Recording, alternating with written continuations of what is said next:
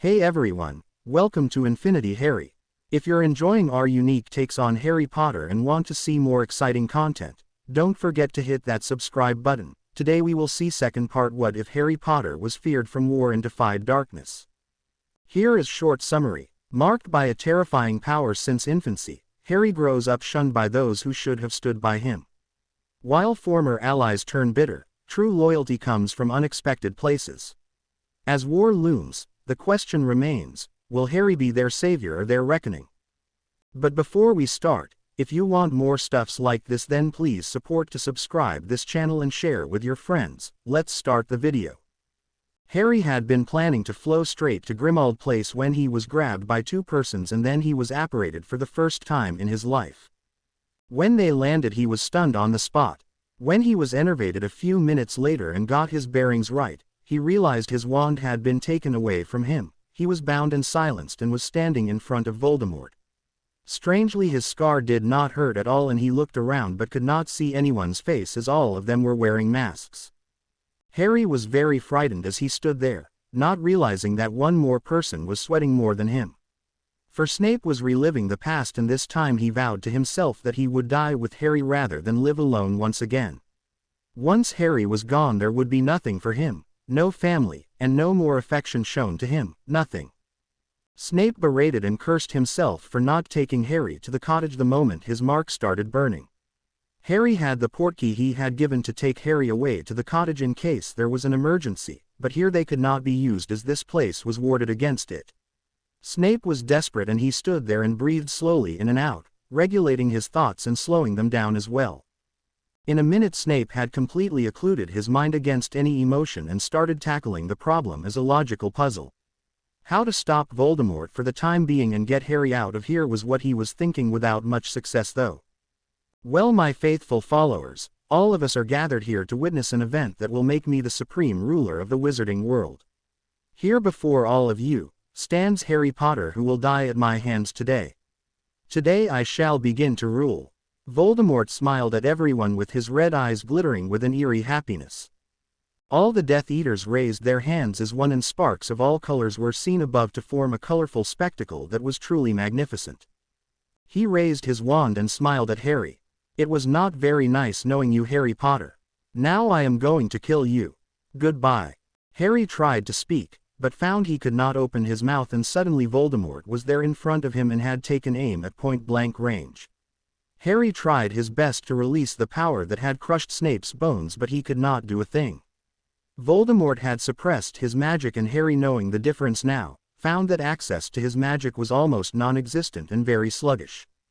At that time a voice spoke with all humility, just when Snape had begun to raise his wand to kill Voldemort from behind, the moment he would kill Harry. He put down his wand sharply. He knew he would not be noticed as he had placed a Notice Me Not charm and an invisibility charm on his wand arm. He did not know how to save Harry, so he was going to do the next best thing. He was going to kill Voldemort and then be killed by the other Death Eaters and give the wizarding world the time to prepare yet again to face this monster. My lord, said a voice humbly. Aaron. The impatient voice came out in a hiss. This had better be good. Voldemort was not pleased, and it showed in the way he glared at the boy or man, whoever it was who had spoken. It is Master. Aaron bowed deeply. Master, you have a link with this wretched boy.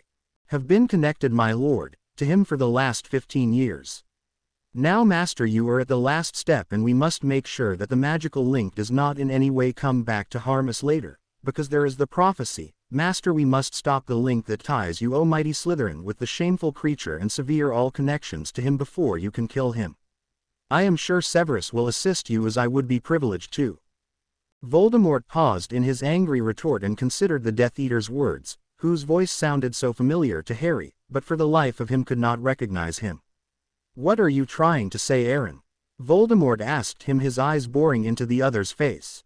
Severus stepped forward. Master, if I may. Harry's heart jumped into his mouth as he recognized that voice and almost choked as he realized what Severus must be going through at this moment. He would have gone back 16 years and he must have relived Regulus Black's death. Only Harry would be killed clean. Harry shuddered as he thought of being at death's door without avenging his parents and Sirius. He had failed, that was that, Harry thought forlornly. He had been struggling continuously, but the binds were placed by Voldemort and they were proving impossible to break. What Aaron says has a lot of merit, Master. What if this blasted ignominy dies and we face some complication that may be caused because of the link?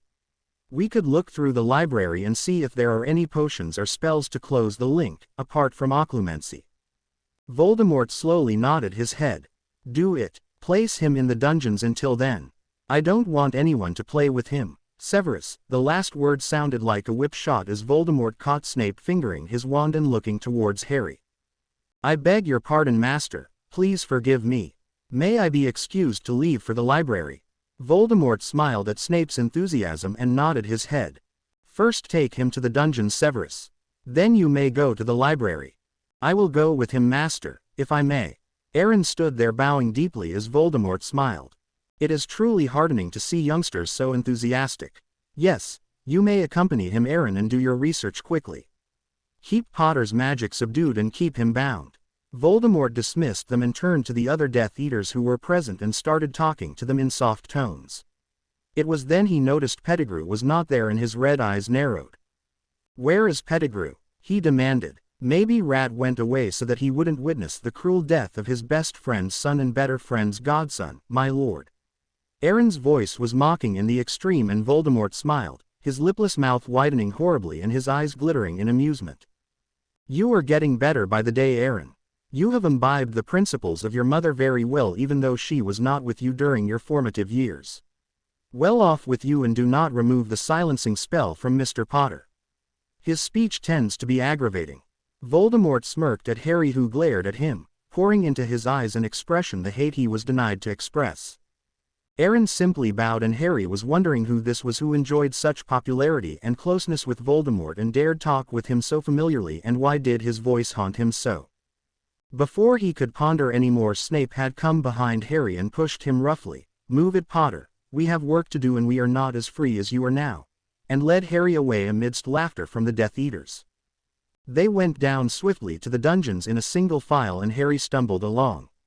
Aaron the Death Eater was in front of him, his face still covered by the mask, and Snape walked behind him, holding on to Harry as he stumbled and held his hands that were tied behind him, squeezing them every other second, trying to comfort him with his touch.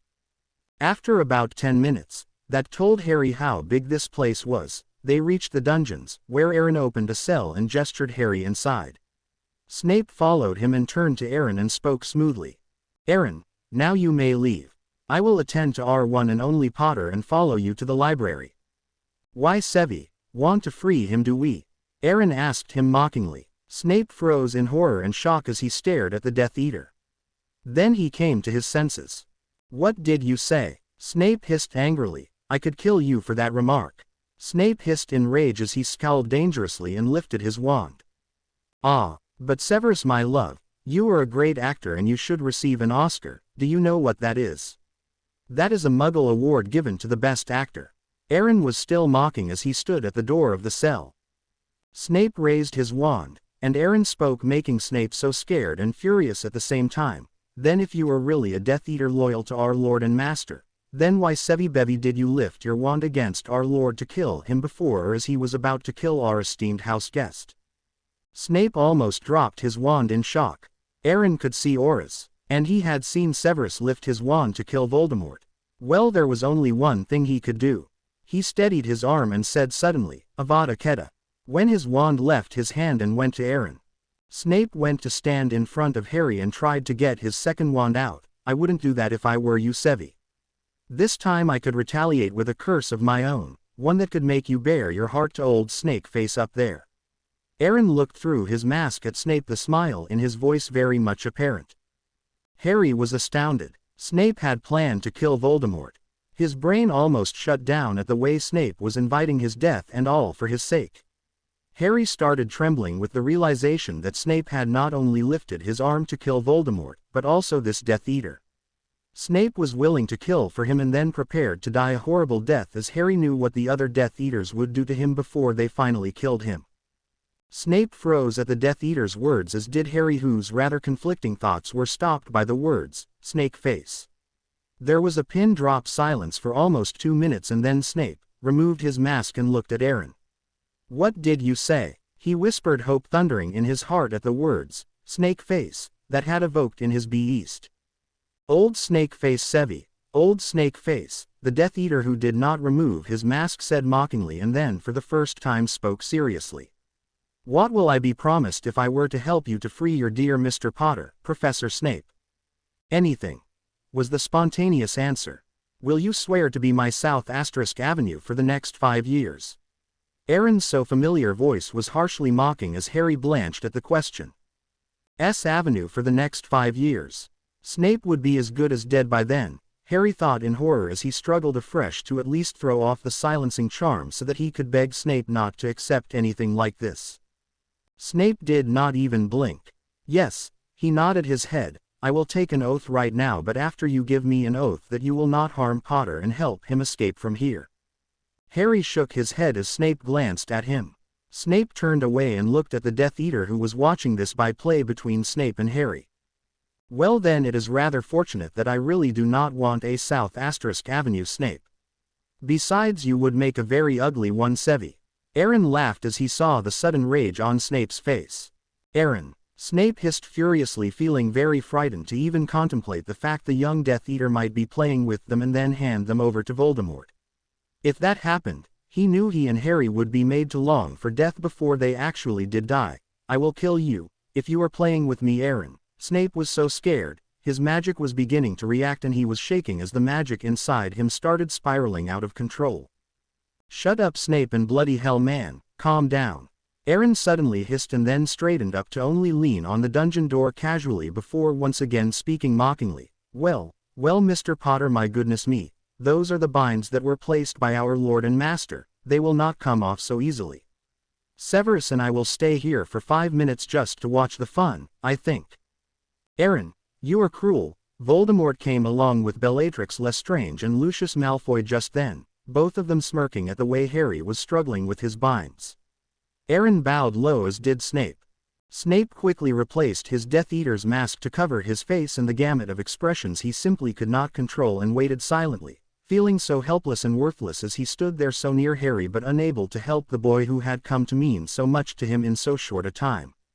Well, yes, Master, one has to be sometimes to get the best out of Avs. Look at him, Aaron said, laughter lacing his voice. He struggles and struggles. It is as quaint to watch as it would be with the Muggles.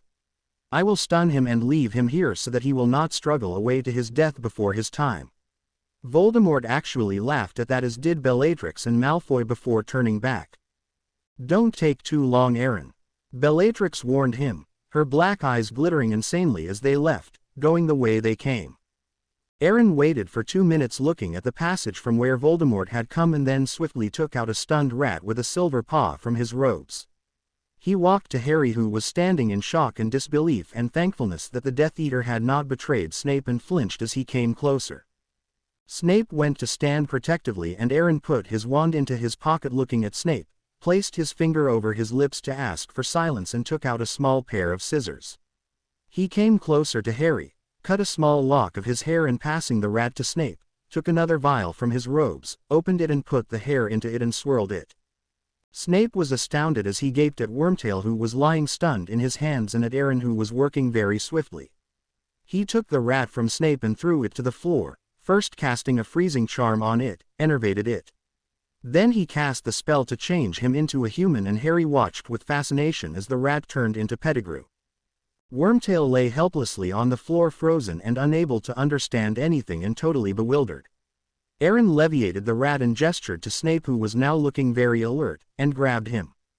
Aaron then removed the freezing charm and poured the vial into Pettigrew and immediately flicked his wand and chanted softly for almost a minute. Snape's eyes widened as he understood the spell Aaron was casting. It was black magic and non-removable, and Wormtail would be in this form from now on. Harry heard his name and frowned, but as Snape had not said a word, he did not say anything either. Aaron had made Wormtail remember the fact he was Harry Potter, but nothing else, and the oblivate he would cast in a few minutes would complement this spell, and it would be virtually unbreakable. In another minute, the rat changed in front of his eyes into Harry James Potter. Snape, wait outside, at the end of the passage to my right. Aaron said softly, all the mocking and laughter gone from his voice and very serious now. Go. I will not do any harm to Mr. Potter, not after I have gone this far to ensure his escape safely. I am going to obliterate the rat, and I really do not want you to be here after that. Snape looked at the Death Eater for a long moment and then hugged Harry, slipping his second wand into his robes, something Aaron did not miss, and grinned to himself, but did not do anything about it, and watched as Snape left quickly and walked swiftly to the end of passage to wait there as per the instructions of the Death Eater. The Death Eater came to Harry, who was no longer scared but thoughtful about what would now be demanded of him and Snape, as the Death Eater had gone to great pains to rescue him and keep Snape's loyalties hidden for the time being. Aaron took out the wand that Snape had placed in Harry's robes and held Harry tightly against him with Snape's wand in his left hand and pushing against Harry's throat. Obliterate. Aaron's voice rang out clearly, but softly, and Pettigrew would forget everything except what Aaron had chanted before. Then Aaron pointed his wand at Harry and chanted softly in a language that Harry did not recognize, and then suddenly he felt woozy and staggered and would have fallen if Aaron had not been holding him. Once the binds had gone, Harry's magic surged and he had felt very light-headed and held on tightly to the Death Eater. I have transferred the binds from you to him. I dare not remove the spells, as Voldemort may have a monitoring charm on them. This way we are safe. The rat knows these spells too. Voldemort, yes, Potter, I can say his name too, will think the rat placed the black magic on himself and transferred the spells to him after instructing you to obliterate him before you escape, so I will not be caught, and nor will Snape. You will be fine as soon as your magic settles and will also be able to speak as well, but take it easy, as you will need some time for the magic to settle. Come, we have to move fast now, and we should not be seen here any longer. Aaron carefully took Peter's wand and gave it to Harry. Harry walked unsteadily beside him, a huge amount of reluctant respect creeping into his mind for this Death Eater who had had the gall to play up Voldemort like this, and so cleverly too. He wondered what Aaron would ask of Snape and him for helping them like this. Snape came running as he saw Harry walking unsteadily. Before you assume I have cursed him or anything, I have transferred his binds to the rat. So he is feeling very light-headed at present, that is all. Snape did not answer him, but took both the wands Aaron had handed over to him and checked Harry thoroughly. He turned to the Death Eater, who shook his head in amusement at the check. Not now, Severus, later, we will discuss later. Now I want Potter to be taken to a safe place that the Order does not know about. Is there a place like that? At Snape's silent nod, Aaron continued, now talking swiftly. Me and a few others wish to talk to him. You will remain right here until Pettigrew is found out, and then when all of us have been dismissed you will take us to meet Mr. Potter. Till we speak with Mr. Potter I want him isolated. You have my assurance that neither Mr. Potter nor you will be harmed. The events of the last 15 minutes should be proof enough. The Death Eater looked at Snape, who nodded at once. Good. Then I will meet with you later, Mr. Potter. Now come along, we have to go. Severus and I will go back to the library and you will be escorted to your freedom, and please remember, Mr. Potter, you are not to make any contact with the Order or with the outer world until I meet with you. I hope I am clear on that. Harry nodded silently. He was still feeling a bit woozy. Suddenly another figure came out of the shadows. Snape was about to fire when Aaron stopped him. She is one of my people, Severus, the ones who will not harm you, he said softly. Aaron moved to her and spoke softly to her, and they came back with her. Now you have a portkey, or can you apparate? Portkey, Snape told him tersely. Good. Rhea. Yes, this is Rhiannon Severus and she will take over from here. Mr. Potter, when she says you may activate your portkey, please do so at once and remember no outside contact. Harry nodded silently and then hugged Snape, who hugged him back and whispered, take care and good luck, to him before he clumsily followed the other Death Eater, who had also a mask on her face. She turned after a minute and silently took his arm and walked faster without saying a word. After 15 minutes of walking through the dungeons, Rhiannon led him into the dark night and told him to activate his portkey. Thank you, Harry told her, and felt her start in surprise. But she did not say anything, and Harry activated the portkey and fell into the living room of the cottage where McGonagall and Hermione were waiting with trepidation, and the moment they saw him, they simply fell on him and crushed him. Harry told them what had happened, and McGonagall and Hermione were suitably horrified and impressed both by Snape's actions and the casual confidence and sheer nerve of the Death Eater. Harry warned McGonagall not to say a word and to scent herself every time she went to Grimmauld Place, and still later after another telling Harry took the healing potions that Hermione poured down his throat went to sleep worrying about Snape and thinking of the Death Eater called Aaron with reluctant admiration. Snape and Aaron walked back to the library, looking on the sleeping Harry Potter aka Peter Pettigrew. Aaron grinned to himself as he saw the rat. This would be a fitting punishment for all his crimes. Now if only they could punish a few others it would make his day.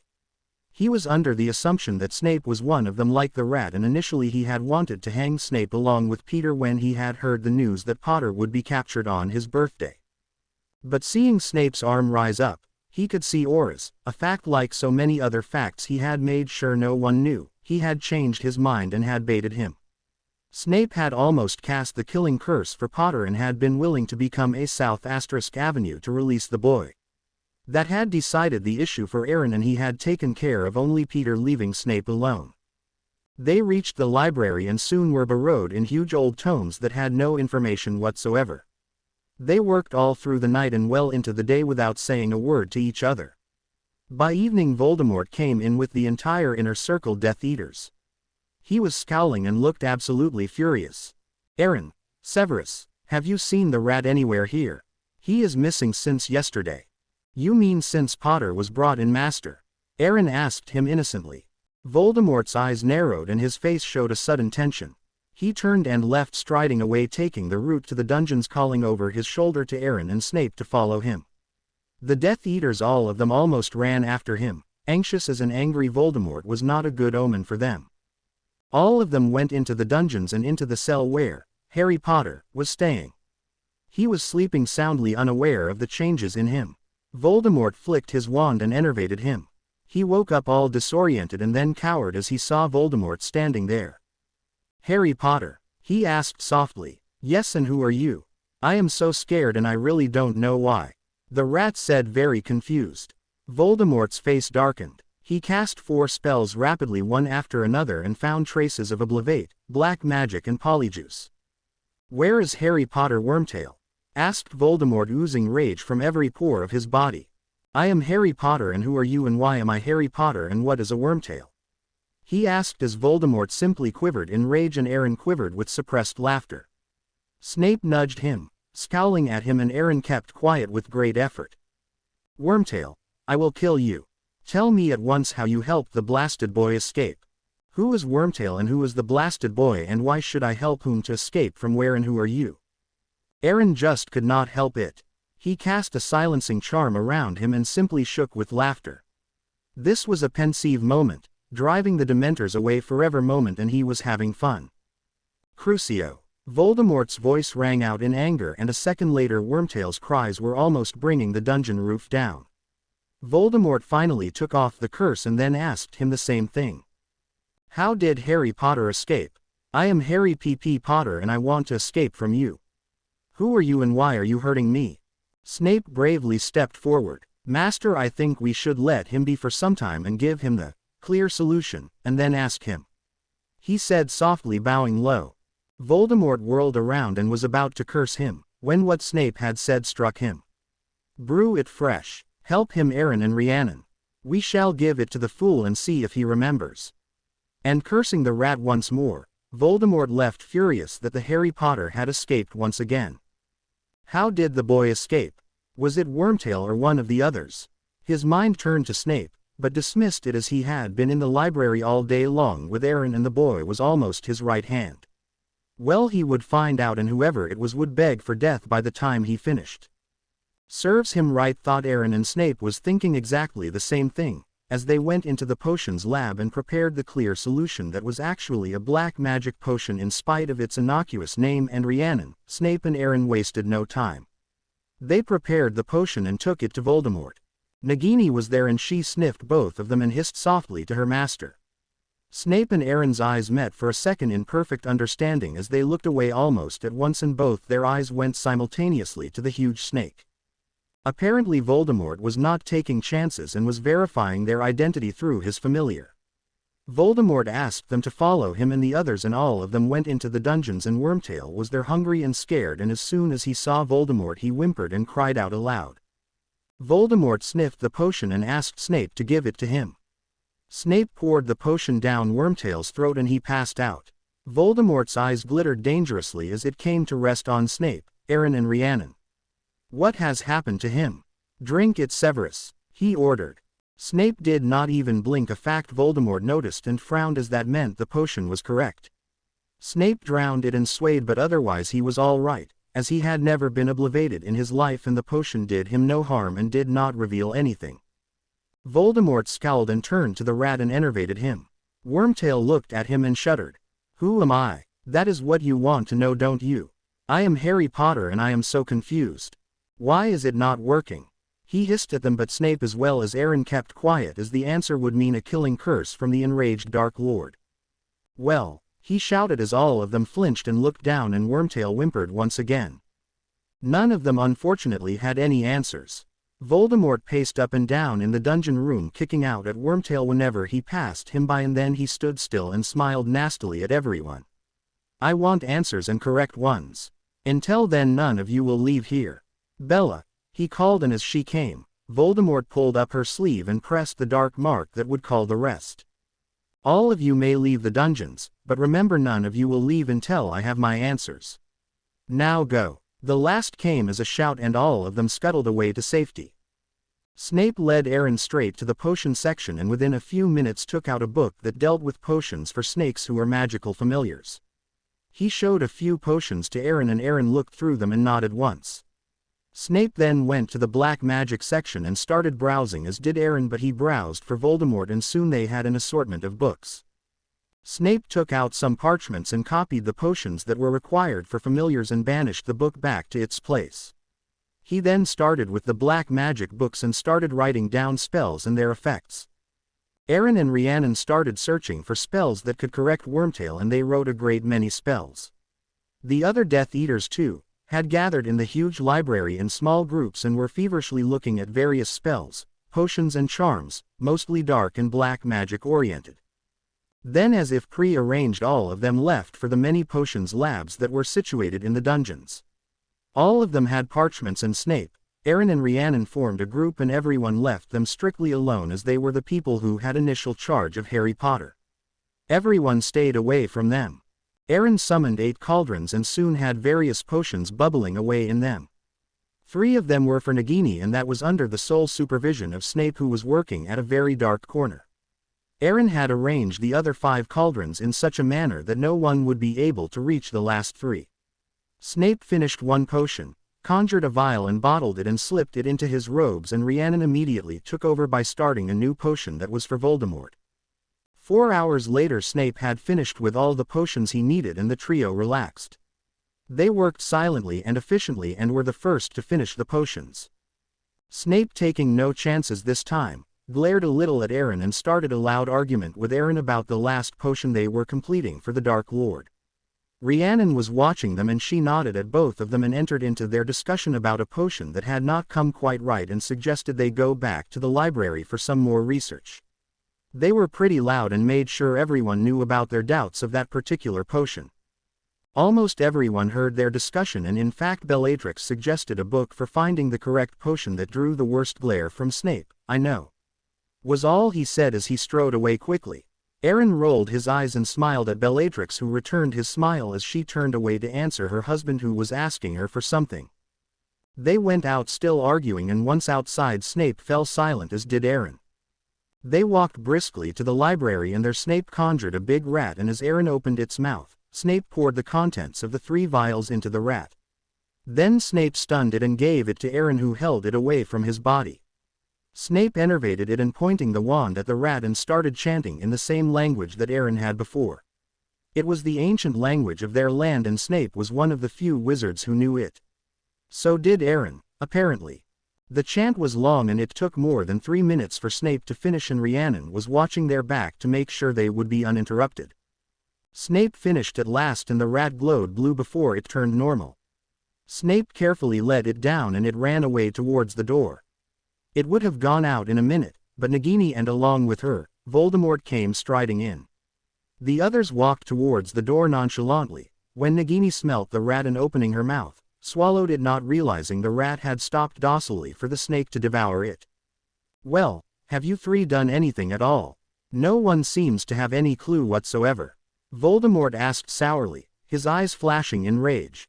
Not showing their jubilation at seeing the rat being swallowed whole, Snape answered for all of them, "We have, Master.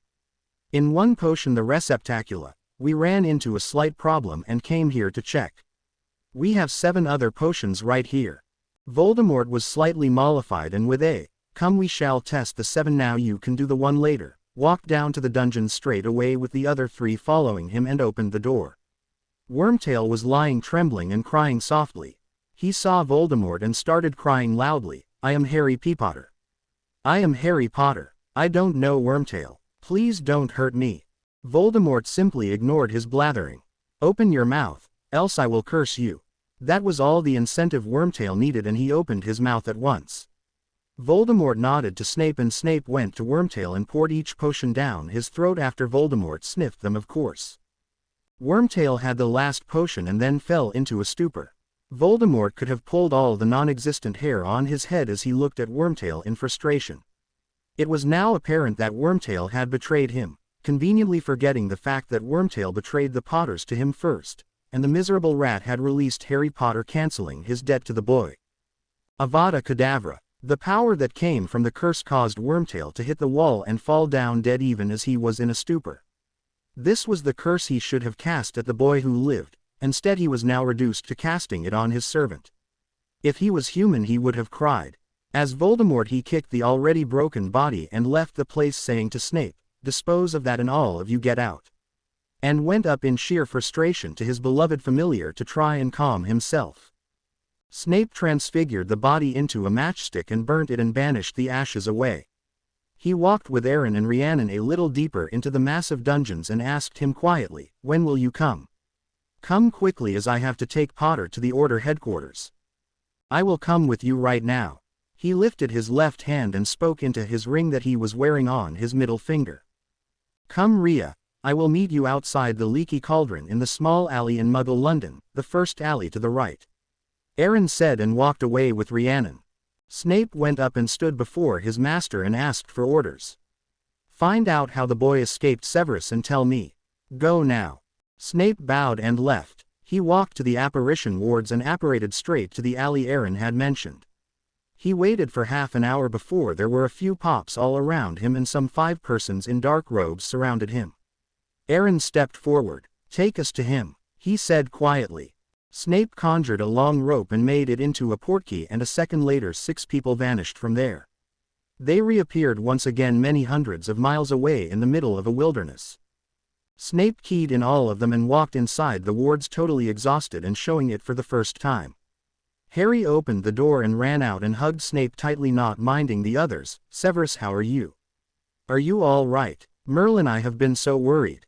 2 other figures also came running out of the cottage and stopped abruptly by the doorway as they saw others with Snape, causing Aaron to scowl in anger as he saw Potter had been in touch with 2 others. That was when Harry saw the Death Eater for the first time, and he stopped in shock. Harry felt his head spin at the young man standing in front of him, and he clung to Snape, whose eyes widened in understanding and almost dragged Harry inside. Harry was walking, no stumbling, as he dragged along behind Snape with his eyes firmly fixed on the Death Eater, who was looking slightly puzzled at Harry's reaction to him. He was just like Sirius, with his hair falling just like Sirius's hat, his eyes the same color as Sirius, his body was just like Sirius, he walked the same way, he looked the same way, and Merlin. He even lifted his eyebrows in the same way. This was Sirius. Harry was almost convinced, and he had come out of the veil looking some 20 years younger, and he had become a Death Eater and had saved Harry and had killed the rat. Poor Harry. His conflicting thoughts went round and round in his head until he felt dizzy with their intensity. Why had Sirius not contacted him? But Sirius was dead, wasn't he? Harry had seen him fall into the veil. Then did Voldemort rescue him from the veil somehow, and was he going to use him to harm Harry? Was that why he had saved Harry? Because he was Sirius. But if he had saved Harry because Harry was his godson, then why did he not call on Harry to let him know he was alive? Did he not realize how Harry would be feeling? Harry's thoughts almost destroyed his mind at that moment as his world spun around him. Harry was shaking with so many emotions and he simply could not take his eyes off the Death Eater, and Harry's face had an expression that was a combination of hope and apology and despair and agony and betrayal. Betrayal that Sirius had not come for him, and then confusion that this simply could not be his Sirius, as his Sirius would have come to him first. All of them had by now trooped tiredly inside, and Hermione and McGonagall had seen the Death Eater and had gasped, putting their hands over their mouths in total surprise and shock. It was very cramped in the cottage, and Snape shrank the sofas and all of them sat on the floor, on which McGonagall hurriedly conjured a thick carpet. No sooner had they sat down than Harry whispered at the Death Eater, "Who are you? Just who are you?" Harry was trembling with shock as he kept looking at the Death Eater, who was he knew by the name of Aaron, and who was looking right back at him in astonishment and a small frown at Harry's behavior as Harry turned in sudden anger. Snape had known, damn him. Severus. Harry almost ruined his throat in his desperation to understand, what is going on here? Who in the name of Merlin is that? Harry's magic started going haywire and the whole cottage started shaking along with Harry. Harry, just calm down. I said calm down. Snape put his hand on Harry's chin and turned it to him. Harry's eyes were wide in his face and he was shaking with the intensity of his feeling. There were 4 other people with Aaron and Harry had not even seen them. He is Aaron Lestrange, Harry, the son of Bellatrix. This is his cousin Rhiannon, the daughter of Rabaston Lestrange. He is 20 years old and she is your age. Harry stared at the Death Eater, who now understood Harry's stares and smiled at him. Harry, though, did not smile back at him as he kept looking. He could have been Sirius all over again. He looked just like Sirius did before Azkaban, the way he had been in Harry's parents' wedding photographs. Aaron Lestrange. He was Aaron Lestrange, not Sirius Black. Harry calmed down slowly and, still shaking, realized with clarity for the first time since he set his eyes at the Death Eater that this man was not Sirius. The first feeling after that realization was total and utter disappointment. A feeling of despondency ripped through Harry as he realized that this man was not Sirius. For 5 sweet minutes he had hoped against hope, and now that hope was crushed. Harry swallowed hard as he tried to look as if he did not mind and had made a mistake, and failed miserably as he just could not take his eyes off that young man. It took a few minutes for Harry to get his bearings, and when he did he blushed in sheer embarrassment at the way he had behaved as he slowly came to his senses. Aaron had the same features, the same eyes, the same everything, and Harry found his eyes straying to him again. That was why his voice had been so familiar. It was like hearing Sirius. As he knew Sirius had gone, his brain had refused to accept or recognize the voice. He saw Aaron looking at him and he reddened and turned away, looking at the others but not really registering them, who had gathered there, and blushed once more as he realized he had acted such a fool in front of so many. This man was the son of Sirius's killer. Harry grimaced at the irony of it. He just wanted to keep looking at the young man on one hand because he was so much like Sirius, like his twin in fact, and yet on the other he was a man whom Harry should just hate on principle because it was his mother who killed Sirius. It was all very confusing to Harry as he sneaked yet another look at the face he had thought he would never see again. Aaron cleared his throat in the silence of the cramped cottage. "We have come here to talk you in detail with you about many things. Now you know Draco, Pansy and Blaise. This is Rhea, my cousin, and both of us are home-schooled. All of us are against Voldemort." At Harry's widening of his eyes, Aaron smiled. "Yes, as I told you before, I can say his name, as can all of them here, and all of us want to help you provided you will help us in return." Harry looked helplessly at Snape, McGonagall and Hermione, who were all silently watching the young and handsome Sirius look-alike Death Eater talk so casually of opposing Voldemort. Harry on his part tried to come to terms that this was a Death Eater and he was here to talk business and demand something from them for helping them. Only his brain refused to work beyond the fact he was looking just like Sirius. He grimaced inside and scolded himself silently. "Harry, you are being as silly as you were in 3rd year when you did not learn the Patronus charm because you wanted to hear your mother's and father's voices. Just like them, Sirius is also." Harry gulped, and shaking he clasped his trembling hands. Also dead. "This is not Sirius, okay?" He swallowed again and, pushing all his wayward emotions and thoughts, compressing them inside, gazing sightlessly at his hands. A minute or two later Harry steadied himself and looked up at the others who had accompanied Aaron Lestrange. Draco Malfoy, Pansy Parkinson, Blaise Zabini and the other girl must be the one who led him out of the dungeons and to safety. What was her name? Yes, Rhiannon. All of them who had until now been known as hardcore Slytherins, who would be worse than their parents, who were already Death Eaters, who were cruel to everyone in school and hated by one and all. Yet all of them were here ready to fight and kill their parents and oppose Voldemort. Harry swept his gaze once over everyone and looked for a moment at Draco, who was steadily gazing at him, no animosity in his gray eyes, but a slight flush that might have been embarrassment or shame or something else that Harry could not discern, filled his cheeks. Harry looked away and turned to Aaron, who was the spokesperson and leader for their group. He was also the eldest and all the others were Harry's age. "What do you want of me?" he asked Aaron in a very low, troubled voice, "and how will I be sure all these?" Harry looked for a second at the Slytherins who were sitting there quietly. "People with you are against Voldemort.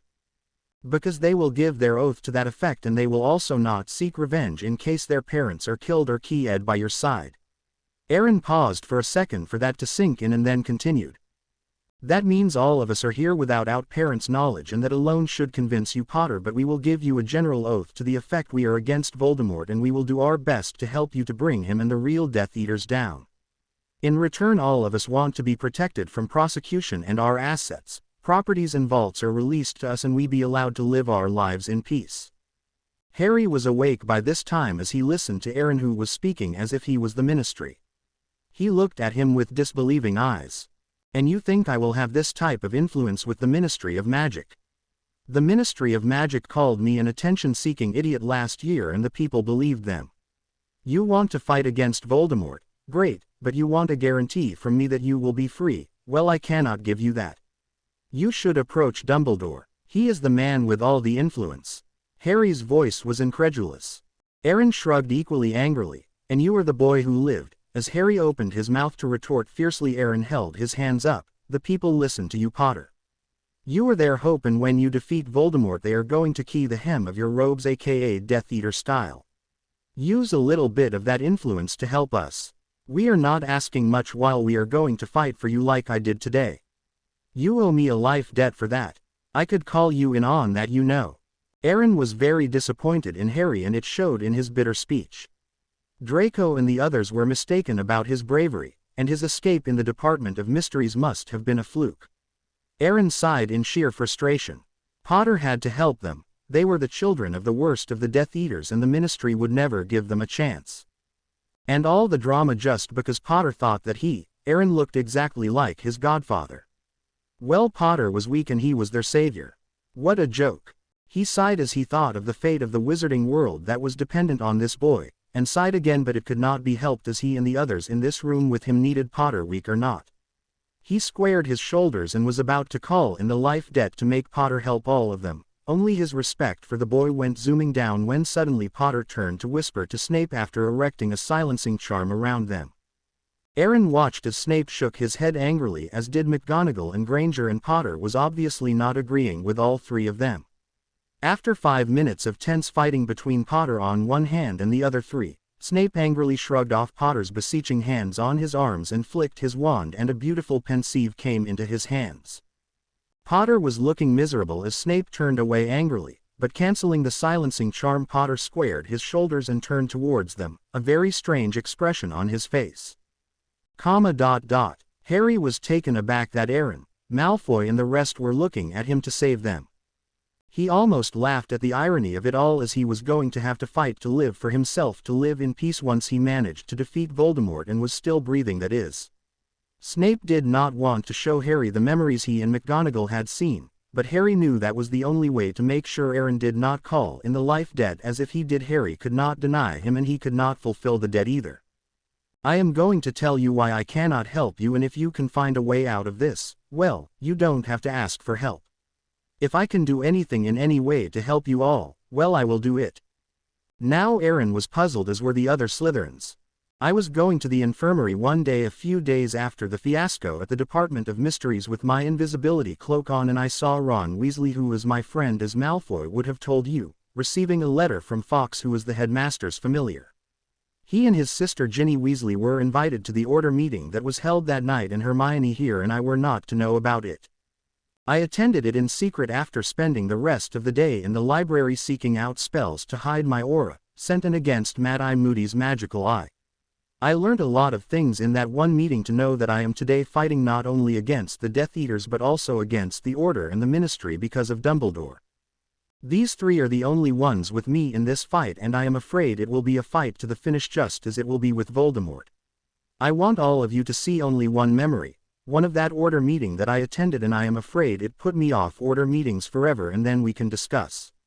The only thing I will want from all of you is an oath that you will give me now that you will never reveal this in any manner to anyone without my consent. All of them immediately raised their wands and said, "So mote it be." Harry counted all the wands much to Aaron's amusement and placed his wand on his temple. Harry removed a strand and placed them into the pensieve and looked steadily at the others. "The memory that I am going to show all of you is true. I swear this on my magic." A golden swirl of magic came out of Harry's wand and surrounded him and went into him. Wasting no time, Harry started the pensieve from where all the regular Order members were leaving. Everyone watched with amazement as the memory played out in Aaron's, and the Slytherins' faces darkened and the others were stunned at what they were seeing. There was a deathly silence as the implications of what Harry had shown them sunk in. Snape slowly extended his hand and placed it on Harry's shoulder and squeezed it softly in an apology, but it was not needed as Harry turned to smile at him, his eyes showing only his happiness at the concern Snape had exhibited for his sake. Snape smiled reluctantly at him and then turned to Aaron. "Seeing this memory, you realize how difficult it is for Harry. This is the cottage I brought him to supposedly break him, and after certain events the four of us have joined hands to do our best to defeat not only the Dark Lord but Dumbledore and Moody and the Weasley brothers and sister. Don't call for the dead now, Aaron. Harry will not be able to fulfill it. Please." He finished softly. "Sir, is it only the three or all of the Weasleys involved?" Draco asked him, glancing swiftly at Harry. "Only those three are involved, Draco, as far as we know." Snape nodded at him. "What is your true aura? Have you seen it and unlocked your powers and gifts?" "I can see only a blue one, though it has the indication that it has been changed," Aaron asked. Harry hesitated and looked at Snape for guidance. "His aura is pure silver, thick shining silver, with strong green and golden lines running through it and a very tiny black dot where his scar is. The green lines are thin while the golden is thick and vibrant. Yes, his magic has been released and his gifts unlocked." There were loud gasps after Snape said that, and Harry also gaped at him at the almost flowery description of his aura. Aaron was very impressed and he looked at Harry and saw Harry's expression and smiled. "And his gifts? I am asking for a reason, Severus, and you know none of us could ever betray him now." Aaron asked him intently. "Parcel magic, blood magic, dark arts, runes, animagus, potions, spell crafting, elemental magic, wandless magic and aura sight," Snape told him softly, watching his expression closely. Aaron was stunned for a second and there were loud gasps once again as Snape recited all of Harry's gifts. Then Aaron spoke briskly. "Okay, I have got all of that except the elemental, and I know so much of black magic. Rhea has runes, dark arts, charms, potions and spell crafting. My aura is green with thick silver lines and big golden dots. I have subdued the golden and the silver and made it green only. Draco's aura is green and pink with many big silver dots, and he has wandless, runes, potions, dark arts and blood magic. Blaze also has a pink and a green aura and his gifts are potions, charms, arithmancy and the dark arts. Pansy has a green aura with pink dots and her gifts are the dark arts, transfiguration, runes and potions. If all of us and Potter and you three who are as good as they come cannot get together and beat the stuffing out of all of them, then I think we deserve to lose and ultimately die. I vote that we give these sanctimonious assess who dare think that they can take decisions for the rest of the world a kick on their butt, and also vote we show them a thing or two. In fact, I vote we show them a great many things." All of them shouted in agreement at that, and Aaron continued, "We take care of old Snake Face first," and his eyes and face became very bitter and pinched. "His loyal Death Eaters, the Lestranges, Lucius Malfoy. His wife is not a Death Eater and I think she should be given a choice later on. Avery, McNair, Amictus, Alecto, Rookwood, Crabbe, Goyle, Knott, Parkinson, Zabini, Greengrass and Bulstrode, and then go after Dumbledore, Moody and the Weasleys. You forgot Wormtail and you are talking about killing your people here. Harry told him hesitantly as he glanced at the others and at Aaron, who was talking about killing their parents and talking just like Sirius would have. His wayward mind told him, and Harry immediately clamped down on that thought. What people are you talking about, Potter? Draco Malfoy asked him before Aaron could reply with the same bitterness Aaron had shown only moments before. What people are they who tell you that killing someone like Granger or your mother is the right way to live, and it is the step that should be taken for the betterment of our world? What blood purity do you think this we will have with this type of narrow-minded attitude and these steps taken? Blaise took off where Draco stopped, unable to continue. Do you have any idea of the how we live, Potter? Draco has to call Granger and the other Muggleborns mudblood as often and as loudly as possible, and all of us, not Slytherins mind you, but us Death Eater kids have to insult, act belligerent and loud to one and all. It is a show of power, we have been told. What power we show, if we show any at all, is debatable, but there you are. Draco stared at him, his face flushing and his eyes sparkling with the rage that was dancing in them. Potter, I love Slytherin, do not doubt it.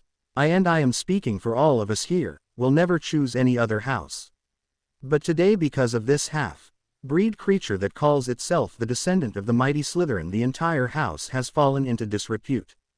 Slytherin was the house for ambition, slyness, achievement and good stature. That's right, Potter, good stature. Today all of us are nothing more than S**avs of not only Voldemort but also our families, who expect us to die for nothing. Giving up our lives for a cause is something, but dying because we are controlled by madman who is just allowing us, no commanding us, throw away our lives after killing as many Muggles and Muggleborns is just not on. Our families are so bent upon the power they will receive when Voldemort wins, they are blind to the atrocities they are committing in the name of purification and cleansing of the wizarding world. Draco Malfoy was quivering with suppressed rage and helplessness about his situation that looked pathetic to Harry as he saw the proud faces that usually looked at everyone in disdain in Hogwarts now anxious and angry about everything. Potter, you have to help us. We never trusted the fool of a headmaster who is primarily responsible for the state of Slytherin House. He has divided the houses and created an almost unmanageable rift within the school that was not there before he came as a professor of transfiguration to Hogwarts. He has never cared for us, and if our head of house Professor Snape were not so protective of us, most of us would not have survived the hostile environment that exists both at our home and school. Pansy Parkinson was looking down as she spoke in a low but a very intense voice. We will do what it takes, Potter, to help you, and if we die in the process, well, we have given our lives for what we believed in, died in a war that we fought for us and our children of tomorrow, just as the four of you are now fighting. Don't say no. Blaise Zabini pleaded with Harry, and all of them nodded at that, and then there was only silence. Wormtail is dead, Potter, Aaron said softly into the silence. Harry looked up at him sharply and glanced at Snape to confirm it, and as Snape nodded, grinning in an altogether happy way that was very disturbing. Well, the Dark Lord was convinced that he had fulfilled his life debt to you. Poor Wormtail, I am afraid he died not knowing who he was and why he was being killed. Snape told him, viciously smiling, and explained to Harry and the others what had happened with the rat. Harry was feeling very contrary, both horrified at the way Pettigrew had been killed and happy the man who had betrayed his parents and sent Sirius to Azkaban for 13 years was no more. That was very cruel of both of you. Aaron and Snape smiled at Harry's innocence, which Snape found amazing. For all that Harry had suffered, he should not have any innocence at all and should have become extremely resentful and turned dark. Yet this boy was like a breath of fresh air. Cruel of them. Harry the rat betrayed your parents and he was responsible for Sirius being in prison for 13 years. Good he went is all I say. McGonagall was very happy. Harry had to agree with her on that point, and they refrained from talking more about Peter Pettigrew. I think we must take them down one by one, Aaron said pensively as he thought about the Death Eaters. Pettigrew was easy to tackle because we took him down alone. What do you guys say? Potter, you, Draco, Snape and I will get around in this 1 month while these Rhea, Pansy, and if you will not mind Miss Granger, you will do research and help us, and also come along with us and help us when we need more people for a hunt. For that is what we will do, hunt these people one by one and leave them with the Ministry for the first time, making sure they are good for nothing after we get to them. Aaron looked around at all of them after he finished and saw what they thought. McGonagall, Hermione and Snape looked pleased, and he knew Draco, Pansy and Rhea agreed, but he could not discern Potter's expression, but slowly he nodded. "What will we do once school starts?" Harry asked him. "We lie low, as we will need the time to plan to act during the holidays." Aaron replied promptly. "So you are saying you divide the time of attacks to 3 times in a year? Now, Yule and Easter?" Harry asked him thoughtfully. Aaron nodded as Draco replied, "Potter, what we need to do is to take care of the really bad Death Eaters, like Avery, Rookwood, Mulciber, McNair. These are in the Ministry, and the Lestranges and my father, and Alecto and Amictus, who kill for fun. That is the core group, apart from Rhea, Aaron and I, who are the most trusted among the younger generations. The second group, or the second circle, consists of Crabbe, Goyle, Parkinson, Knott, Greengrass, Bulstrode, and Davies. Yes, Potter, the whole family is with the Dark Lord, as is Terry Boot's family, Boot, Flint, Zabini's mother and Edgecomb's mother, and all their children." Snape nodded his head at the names and spoke softly to the others. "We should be very careful. The Dark Lord may be a crazy maniac and a snake-faced git, but never forget he is one of the most brilliant wizards and one of the most intelligent ones. One mistake and he would become alert, and once he starts really thinking, he can arrive at correct conclusions most of the time. Even today he was right in thinking I had something to do with Harry's escape. He did not have evidence to back it up, that is all. We must take down the Death Eaters of the inner core circle first, and that will greatly undermine his strength. He will then be forced to do 2 things, one depend more on us, Aaron, Draco, Rhea and me, and the other thing he would be forced to do will be to use the less experienced Death Eaters in his second circle, whom he does not trust as much. Since they are not the Death Eaters of the kind the Lestranges, Lucius Malfoy or the others are, the Dark Lord will be terribly short of the really good men on whom he actually depends upon. And I do not know if you do, Aaron, but the Dark Lord has created Horcruxes, as in plural. Harry has destroyed one and Regulus destroyed another. That was why he was killed. He was seen when he went with Creature to the caves to get the Horcrux." Snape was lost in bitter memories as he looked straight ahead, his eyes seeing the scene nearly 15 years ago. McGonagall gasped as Snape had not told her this. He looked at her inscrutably as he added, "Yes, Minerva, it was I who went with Regulus to bring the locket from the caves by the sea. I was standing to watch his back at one place, and as he went in, another Death Eater saw him from another place far away and went off to tell the Dark Lord. The day he was killed was the day I turned to Dumbledore. I had to avenge his death somehow." Snape finished quietly, looking down as Aaron stared at him, a very strange expression on his face. But all he said was, "Yes, I knew about the Horcruxes, we all did, but what I did not know was 2 were destroyed," Aaron said quietly. Snape looked up. "Then come, give Harry your oath and I will take him to the Order, and I will try and bring him back here, but if I am not able to, then we will start from Yule. And we will have to be careful about Dumbledore as well. Do not forget that," he warned Aaron and the others. Aaron nodded his head in agreement, and then he raised his wand and spoke solemnly, "I, Aaron Lestrange," and at once Draco, Pansy, Blaise and Rhea lifted their wands and said their names, and then Aaron continued, "Swear on my magic to help Harry Potter in his fight with Voldemort, Dumbledore, and if the Ministry of Magic works against him, then the Ministry as well. So mote it be." The others echoed the words as well, and then Aaron, Draco and the others got up to leave. Aaron handed a plain silver ring to Snape and asked him to get in touch with him by saying or thinking the words, "Regulus and Sirius are brothers." Snape scowled at the thought of having to say Sirius's name, let alone think it, but as Harry nudged him, he left it at that and did not say a word more. Aaron smiled at that, and then all of them left. Draco and Pansy looked awkwardly at Harry and Hermione for a second. "If we do not meet before start of term, remember I will continue to be nasty, more nasty, in all those who have taken the mark, and that is almost the entire 6th year, who will also bait you. Watch your back, as I will not be able to help you in the open," Draco told him, looking elsewhere. Harry did not answer until Draco looked at him frowning. That Harry had no response to what he had said, when Harry held out his hand and smiled. Draco flushed, the memory of nearly 5 years coming to the forefront with surprising clarity. Harry did not let his hand down, nor did he say anything. He merely stood there with his hand outstretched. Draco slowly took it and shook it when Harry drew him close and hugged him briefly. Draco was shocked, and before he could say something Harry spoke softly to him. I know you will never consider any other house except Slytherin Malfoy, but what you did today along with Parkinson and Zabini probably qualifies all of you for Gryffindor as well. You said I should not mix with the wrong sort way back then, and I chose wrongly, but if you accept now, Hermione and I will be proud to be your friends. He finished, looking steadily at Draco all the time, and Hermione nodded her head, smiling as she did. Draco's jaw hit the floor and he flushed with so many emotions he could not comprehend any one. He just nodded his head, as did Pansy and Blaise, and smiling very genuinely, Aaron led all of them out of the cottage. Harry sagged after they had left with yet another burden of looking out for these people. Snape was even more exhausted, and Hermione bustled around bringing the dinner and many nutrient and pepper-up potions and alertness potions, as Snape would need all his wits around him. She also asked Harry to take the alertness potion and 1 dose of the pepper-up, and then after rehearsing what they would say, they checked their auras and dissented themselves and took the portkey to Hogsmeade.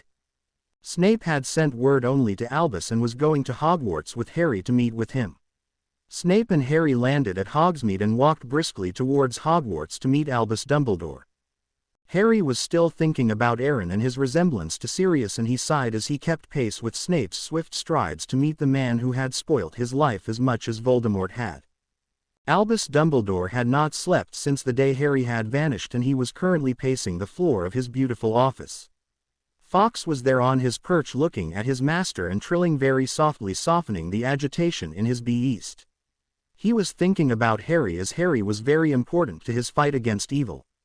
For Dumbledore knew it was his fight and his fight alone.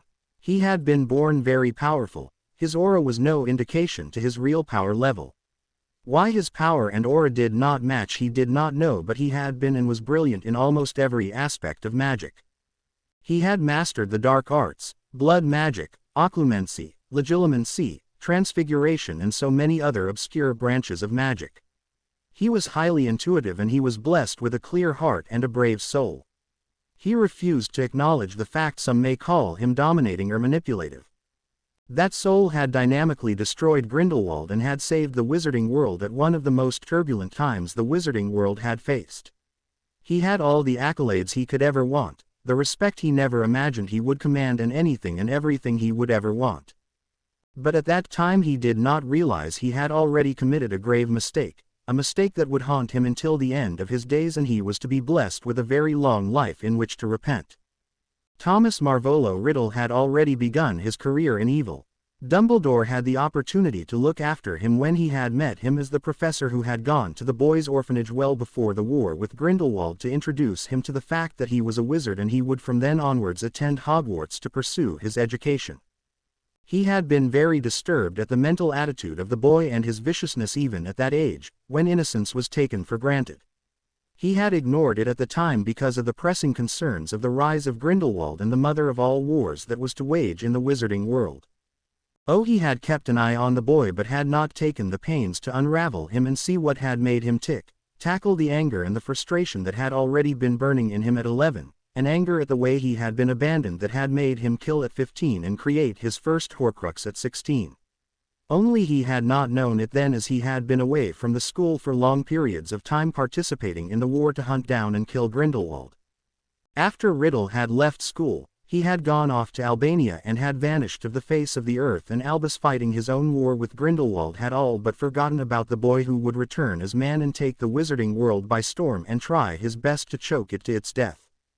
After the death of Grindelwald, the aftermath had been truly frightening, and it had taken many years to build all that he had destroyed.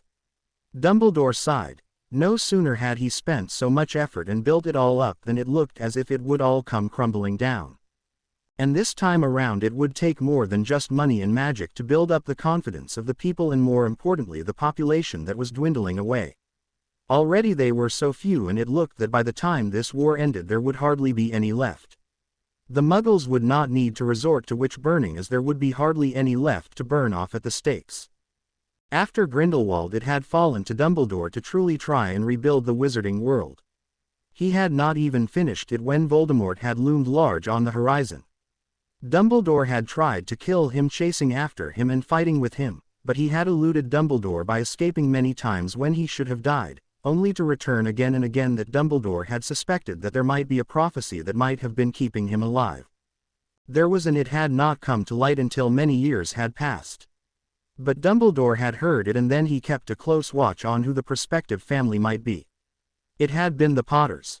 Dumbledore had initially been thrilled, as they were a light family that had no leanings or connections with the dark. When Harry and Neville had been born, Dumbledore had visited with both the families and checked their auras, and found to his satisfaction that the child who had the stronger aura was the child who was born on the last day of the 7th month. He had even taken a little bit of their blood without their parents' knowledge, not caring that he was doing something that the children's respective parents would have not liked, and in fact would have threatened him with dire consequences had they known, defeater of Grindelwald or not, and had tested it for gifts, and their Harry had impressive gifts that would only aid him in his fight against the evil that was threatening their world.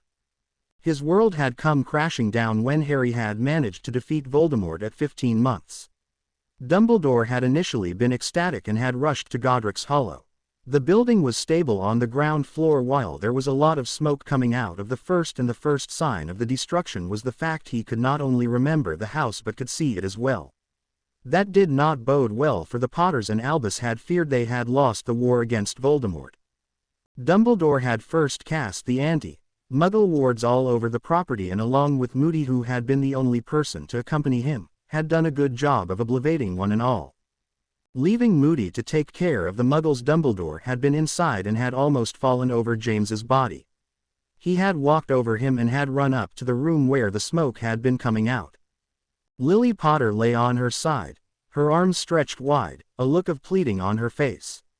The tears had still not dried, and a baby was holding on to her robes and beeping its thumb.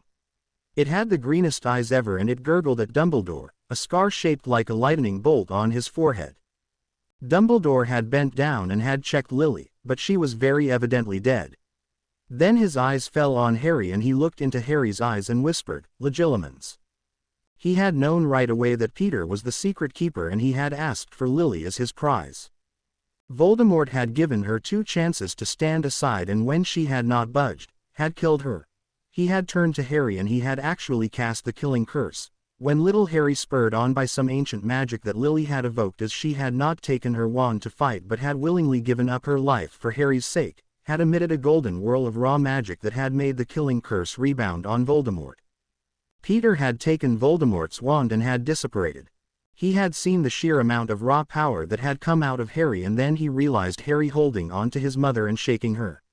He had lifted the boy and looked at him with his aura sight, and that was when Albus Dumbledore had almost dropped him, recoiling in horror as he looked deeply at the scar that reeked of the darkest of magic and was surely a mental link to Voldemort.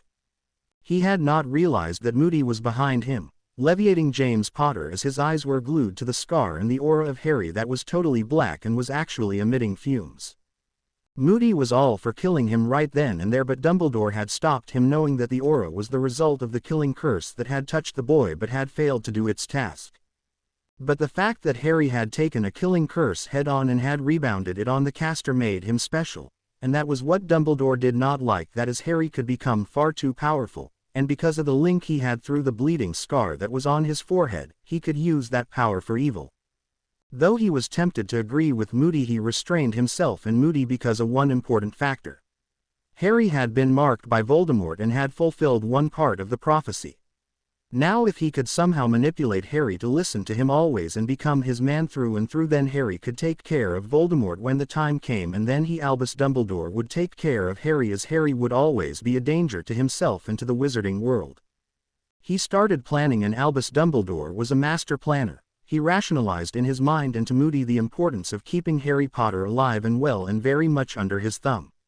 The wizarding world had had a respite, and Dumbledore would take care of it once again and help his world to heal. Harry would be used in the right manner to destroy Voldemort, and then he too would say his farewell to the wizarding world, allowing Dumbledore to heal it and nourish it all over again. He was not an evil man like Voldemort, but he had been shouldering the responsibilities of the wizarding world for far too long, and with his domineering nature and his reluctance to see anything that he did not want to, made him commit mistakes he would never admit to, but ones that cost heavily. His manipulations for his idea of a better world called for sacrifices that he made quite blithely, as they did not call upon him to sacrifice, made him in certain ways as evil as the evil he was fighting against. He always justified everything to himself, as all his actions being a necessary factor for the good of the wizarding world. He did not realize that he made mistakes, and he did not realize he treated people like pawns, and nor did he realize that he had, after Voldemort had risen, shunned Slytherin, as he had never liked that house from the beginning and had been unfair towards that house, and in turn becoming responsible for turning so many of them towards Voldemort, and thus in return making things more difficult for the light.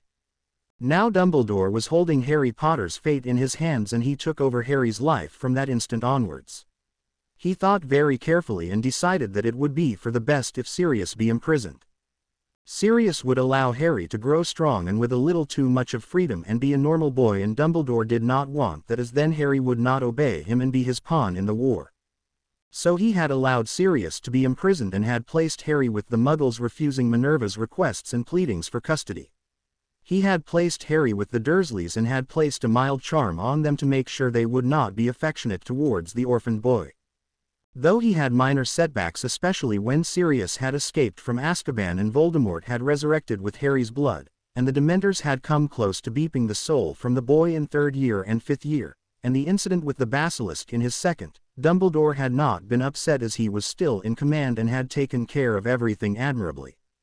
Giving Harry to Snape, who almost broke the boy, was another master stroke. Everything, until now, was going to plan, and Sirius, who had escaped from Azkaban, had also fallen, removing the last of the obstacles that Albus feared might draw Harry away from him. Now, Dumbledore thought as he paced agitatedly in his office, Voldemort had him, and Albus prayed that Snape would, even at the cost of exposing himself as the spy, save the boy, else all that he had strived for would be in vain. At that time the wards alerted him to the entry of 2 persons, and Albus heaved a sigh of relief as he recognized Snape and Harry as they came through the wards, and waited tensely for them to make an appearance. Snape, looking very tired and scowling heavily, and Harry, looking pretty normal, walked into the room. Dumbledore used his aura sight and almost let out a relieved breath. Harry's aura was the same. Voldemort had not tried to tamper with it. "Severus," Dumbledore exclaimed with concern and relief, both lacing his voice, "Harry, my boy, and how are both of you?" "Fine, sir," Harry mumbled, looking at him and then looking down. "Sit down, Severus, child, what happened? I have been so worried all this time." Albus asked them to sit down, and soon there were hot cups of tea from the kitchens. Snape began without fanfare. Albus the Dark Lord got Potter and decided to kill him on the spot. No hysterics and no talks. But at the last moment, when I was just about to summon Potter to me and use the portkey, Bellatrix's son told the Dark Lord that he should try and stop the link before killing Potter. The Dark Lord agreed, and he asked me to make a potion for him. It was a blessing, Albus, as I learned later that the Dark Lord had also warded against portkeys, and had I summoned Potter, both of us would have ended up worse than dead. Snape paused here to have a sip of the hot tea, and Albus nodded in concern, shuddering inwardly about the narrow escape Harry and Snape had had. Snape was invaluable to him, as he was the only Death Eater in the periphery of the inner circle, and it would have been a double disaster. Then he asked the rat to take Potter to the dungeons, and there I went to work. At night, when I was sure all were asleep, and I was supposedly researching for a potion to sever the mind link, I went in search of Pettigrew. He was in the library searching potions, as were many Death Eaters. I stunned him, turned him into a rat, and took him to Potter's cell and force-fed him the polyjuice with Potter's hair. Dumbledore's eyes sparkled with anticipation as Snape went on sourly, "The moment he took the polyjuice, I cast the permanent charm using blood and also an oblivate, telling him he was Harry Potter and he would not know anything else." Dumbledore nodded. It was a mercy Harry had not been tortured. "I took Potter through the dungeons and out of the wards and told him to activate a portkey he already had for the cottage. Then I went back and stayed until Pettigrew was discovered. The Dark Lord was furious and felt that Pettigrew had honored the debt Potter had cleverly called for, and berated him for sending Pettigrew with Potter. He killed Pettigrew today and dismissed all of us. I went to the cottage and have brought Potter here. Now I wish to leave. You have Potter and let me spend the rest of my holidays in peace. You must excuse me, Albus, I am very tired and have not slept since Potter became a guest of the Dark Lord." Harry glared at him and turned hopefully to Dumbledore. "Sir, may I go to the Burrow for the rest of the holidays?"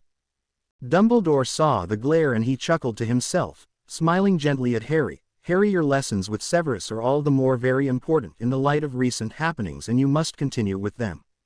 Severus, you may take Harry with you and continue where you left off, and this time I will not disturb you until school starts. I am glad you and Harry have returned to us safely. I too have not slept since Harry was kidnapped, and now I think all of us must hasten to our beds for a well-deserved rest.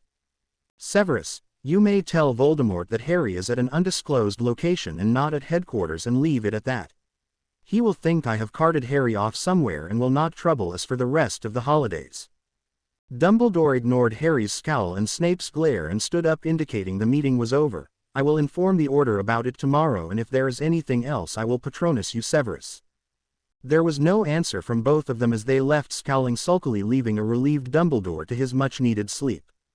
Snape and Harry walked quietly to the gates and, crossing the wards, portkeyed back to the cottage, where McGonagall and Hermione were waiting anxiously. Snape was too tired to speak, and he left Harry to explain everything as he went to sleep. Harry explained all that had happened to both of them, and then all of them went to sleep feeling very relieved about, well, everything. The next morning Harry woke up late only to find a note hovering over him. It was from Snape, who had written that he was going to meet Voldemort and report what Dumbledore had told him to. Harry quickly got up and went to make breakfast and started his studies just as McGonagall and Hermione flooded in. Soon all of them were going about their work and trying not to worry too much about Snape's absence. It was almost lunch when Snape, followed by Aaron, Rhiannon, Draco Malfoy, Blaise Zabini and Pansy Parkinson. All of them looked very tired, and Snape and Draco were trembling slightly, indicating the use of the Cruciatus on them. Harry ran to Snape and, flicking his wand, turned both the sofas into reclining couches and helped Snape, while Rhea helped Draco into another. "What happened?" Harry asked Aaron, who was scowling and looking very grim.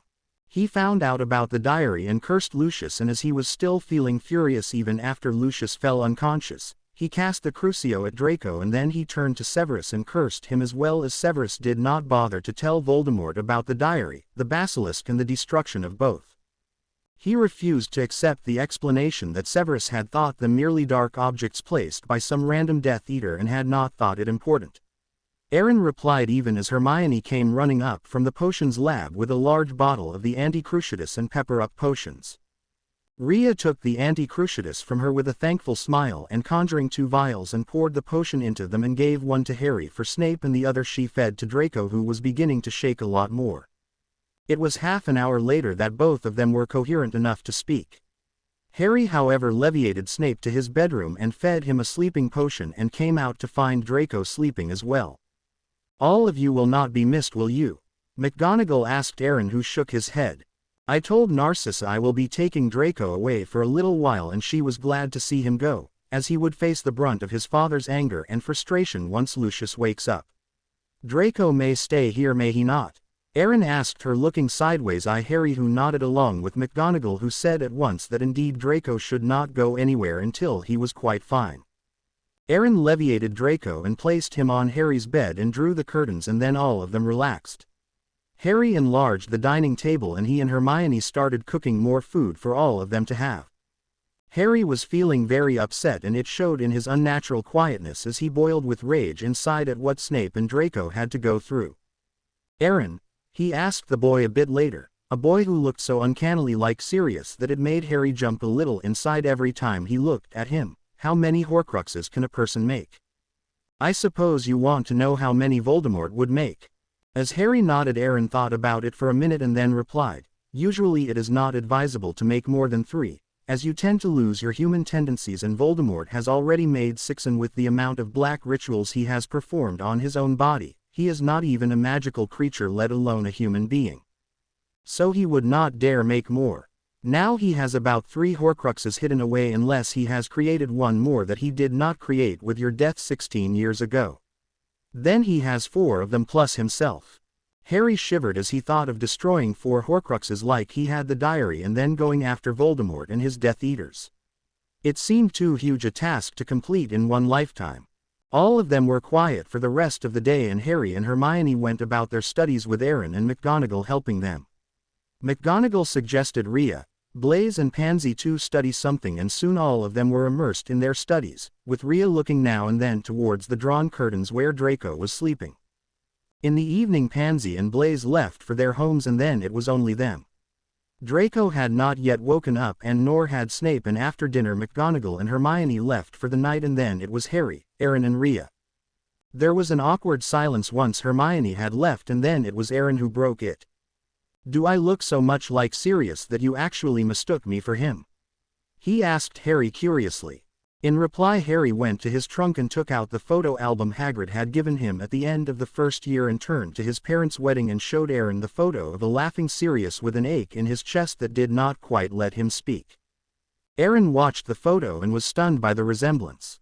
Why, he could pass for Sirius Black. He looked so like him.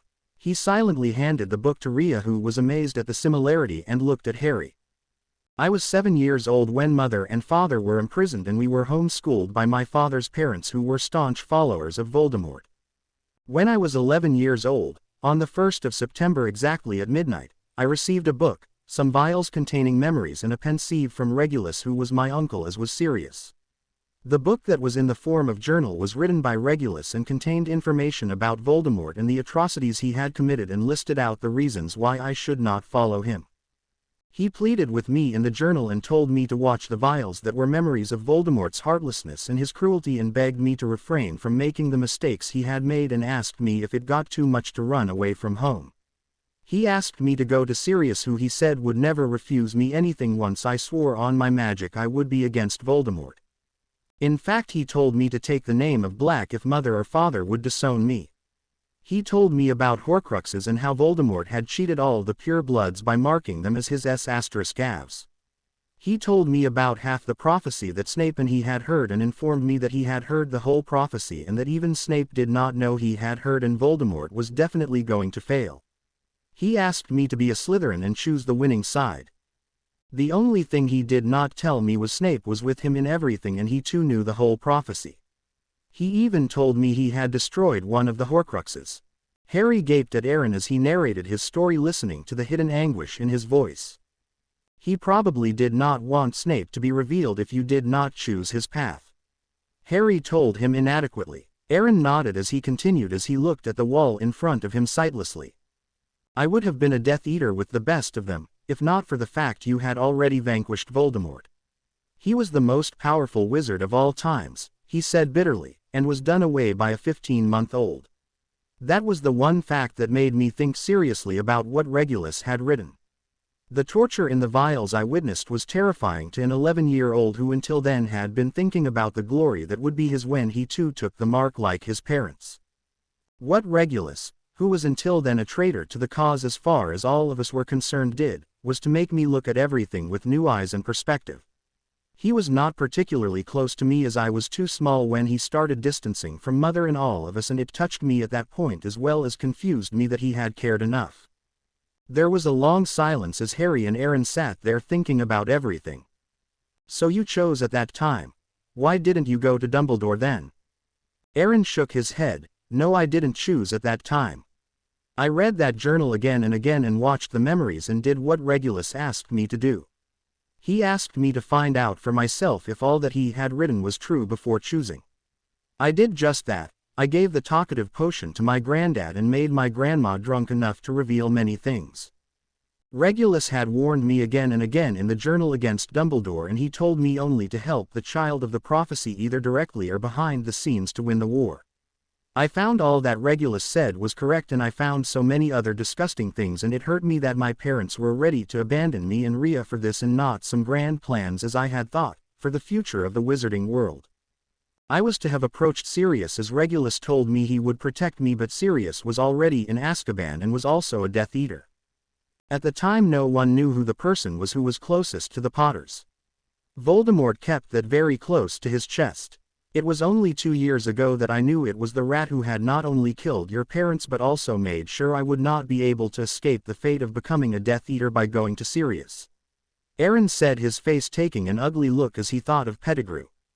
"The rat has so many things to answer for. Good he is gone," Harry told him viciously as he thought of all that Pettigrew had done. Aaron nodded his head as he continued to reminisce about his past. I took Rhea under my wing and slowly extended it to Draco and his friends. Though, among his friends only 2 of them were interested. But it was better than anything, and I trained very hard and also helped train Rhea. I was waiting for an opportunity to meet you and offer my help in assisting you. Now that is done. Aaron was silent after that, and Harry was silent as well, as he sat in a comfortable silence with Aaron and Rhea and thought about all that Aaron had said. Then the 3 of them got up and started making their way to conjure camp beds to sleep for the night. Won't your people, Harry could not say Bellatrix's name, be searching for you? Aaron grinned. Ah, that's the beauty of it. You see, we have created such a bizarre pattern for ourselves, all 5 of us, that no one would even question us if we did not go home for a few days. They would just think we were muggle baiting. We have kind of built up that reputation over the last few years. Harry smiled at him, and then Aaron conjured 3 camp beds and Harry, Rhea and he slept soundly. Draco woke up some time later and seeing all of them were asleep, turned over and went back to sleep again. In the morning Harry, Aaron and Rhea woke up to find Draco and Snape already up and looking quite fine. Harry fussed over Snape and Rhea over Draco. Hermione and McGonagall flooded in and the routine started. Aaron, Draco and Rhea left that afternoon and the other 4 continued their work. Over the next 3 weeks Aaron, Rhea, Draco, Blaise and Pansy were frequent visitors to Rose Cottage. All of them worked very hard and there was not much casual conversation among them, though there was an awkward acceptance of each other. 1 week before school Aaron came early in the morning with a piece of information that would kickstart their hunt and war against Voldemort and his cruel men. Okay folks, I heard Mother and Father speaking of 2 places. One was the old house of the Gounts and the other was the castle of Ravenclaw. I am presuming there are Horcruxes there, as Mother was saying something about guard duty for the next week until Voldemort would reassess them and enhance their protections as, he grinned at Snape, Nagini is dying and Voldemort is very worried about her. Mother whispered saying she was one of those, and if she died and I think she would not survive the next 2 days, that would mean the Dark Lord was down to 3 only. That means he created 1 more after he returned. Snape said thoughtfully as Aaron nodded. If we can take these 2 down, then Voldemort would have only 1 more Horcrux and we can even think of capturing him and finding out the last one. Aaron said, giving Harry a mouth-watering picture of a captured Voldemort with Harry and the others demanding him for information. Let us divide into 2 bands and attack the Horcruxes simultaneously. That way we can be sure that Voldemort will not move them somewhere else. What do you think? Harry asked the room in general. Snape nodded approvingly. That should do it. Aaron also nodded his head. Severus and I will separate into 2 groups as both of us know an extraordinary amount of black magic. Severus, Aaron said turning to Snape, will you take Pansy, Rhea and Hermione and McGonagall, and I will take Harry along with Blaise and Draco. He turned to Harry and told him, I just want us to work together and see if we can pull it off. Harry nodded his head as did the others. We will leave tonight. Minerva, which one will you choose? Rowena's, as I know the place and I have actually visited it once before. Then the wards were friendly to allow a Hogwarts professor inside. Now, she trailed off. Good. We will try and get around the wards if we can. Otherwise we will just break it and be prepared for a fight. Aaron shrugged. Then I will get the others here as quickly as I can. Severus, can you make the portkeys for all of us and also communication rings so that we can wear as an earring so that we can communicate with each other easily? Snape nodded, and asking Hermione and Harry to follow him to the potions lab he quickly strode downstairs. Severus the First will go home and from there to Hogwarts and try and get as much information as I can about Rowena and her castle. McGonagall stepped through the flow and went off to research. They spent the rest of the day making a variety of potions and Harry was excused once Draco and the others came. Hermione, Pansy and Blaise were helping Snape in the potions lab and Harry, Draco and Rhea were brushing up their dark arts and blood magic. Aaron was giving a crash course on Horcruxes and the enchantments surrounding them and the means of their destruction, and all of them were soon practicing the spells. Soon they were joined by the others and Hermione and Blaise were asked to brush up on healing charms and Pansy and Rhea on various offensive hexes and charms in case they were needed to fight Death Eaters when Aaron, Snape, Harry and Draco were searching and diffusing the enchantments around the Horcrux. All of them had a light dinner, too nervous to do anything else, and soon they were armed with portkeys that hung around their necks as a simple chain, earrings that had been pierced into their left ear, and various potions around their waists, all charmed to be feather-light. They had everything from pepper-ups to the anti-cruciatus, from burns-causing potions to potions that would itch all over, and all of them were ready. Snape had made them memorize the order of the potions on their belt so that no one would throw a healing potion at their enemy by mistake. McGonagall had also suggested taking their brooms, and all of them had their broom in their pockets, and with a deep breath all of them moved out of the cottage. Snape, McGonagall, Rhea, Hermione and Pansy apparated to Dundee. Hermione was the only one who did not know apparating, and she was taken along by McGonagall, and from there all of them took out their brooms and went off behind McGonagall, who was riding the broom in a very experienced manner, as was Snape. After about 20 minutes of flying, all of them landed in a small village. Overlooking the village there was a magnificent castle, and all of them flew as close as they could to it. They got off their brooms, shrunk them and put them in their pockets, and casting invisibility charms, started walking towards the gate. Snape had already, as had Aaron, descended and changed the aura of all of them. There was no one there, and Snape and McGonagall slowly sent their magic and found there was a barrier. Snape and McGonagall and Hermione simultaneously recognized the dark mark barrier. Snape turned to where he thought McGonagall would be standing and whispered, "Minerva, there is a dark mark barrier, and that means you and Granger will not be allowed inside. The three of us have the marks on us, and we will go inside, and both of you stay here and watch out for Death Eaters." McGonagall replied in the affirmative, and Snape, Rhea and Pansy went through the barrier, and McGonagall and Hermione took their positions a little further away by flying on to a small hill and started keeping watch. Snape, Rhea and Pansy, all of them who were marked, went inside cautiously. There was no one there, and Snape held his wand in his hands and whispered a few words in Latin, and the wand spun and lay still, facing to the west of the castle and not inside. Snape and the other two walked cautiously, all the while talking to McGonagall about where they were going. McGonagall and Hermione could actually see them from where they were, as McGonagall had asked them to remove their invisibility charms so that they would know exactly where they were, and added to that McGonagall was also scouting the area for anybody else other than them. Hermione and McGonagall saw them at the same moment. "Severus, there are 4 persons at the back and they are approaching rather swiftly. I think they have detected your presence." McGonagall started her running commentary as Hermione whispered something to Pansy, who immediately took out her bag and started rummaging in it. "Got it, Granger," Pansy told her as she took out the Peruvian darkness powder and waited for the other Death Eaters to come around. She leaned over and whispered to Snape and Rhea, and both of them nodded once, and then seeing 4 killing curses fly in their direction, Pansy threw the powder and walked slowly, spreading the powder in front of her. All 3 of them could not be seen, and Hermione and McGonagall kept their commentary to Pansy and Snape respectively. Snape walked towards an old oak tree as his wand indicated, and saw that the 4 intruders had also come there and were looking around, only they were not able to see anything. Suddenly, Snape stepped out and going around the tree went behind and pointing his wand at the Death Eater he recognized as Amicus, who was probably leading the others, and said softly, "Imperio." A glassed look came over the Death Eater, whom Snape called over to his side and pointing his wand said a small chant that sounded like a song, and then gave a few instructions. "You will go to the other side of the castle and wait there for 3 hours with your friends. You will not remember this interlude at all. Go and act as normal as ever. Exactly 3 hours later go alone to the front and re-erect the barrier," he said softly, watching as the huge Death Eater gathered the others and walked off, saying there was no one here and they should not stand there as it would look suspicious. The moment they left and McGonagall confirmed it, Snape went to work, dismantling the wards along with Rhea and Pansy, who were also working furiously. It took Snape the better part of the 3 hours, well versed as he was in the dark arts and black magic, to finish dismantling the wards. In the hollow of the magnificent oak tree that must have been there from the time of the founders, was a book. It looked like an ordinary book, but Snape knew better.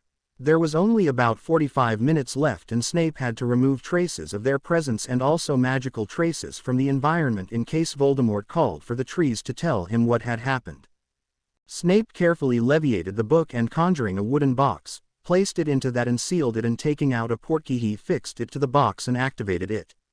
Heaving a sigh of relief, Snape started the process of removing the evidences of their presence and he finished it with 10 minutes to spare.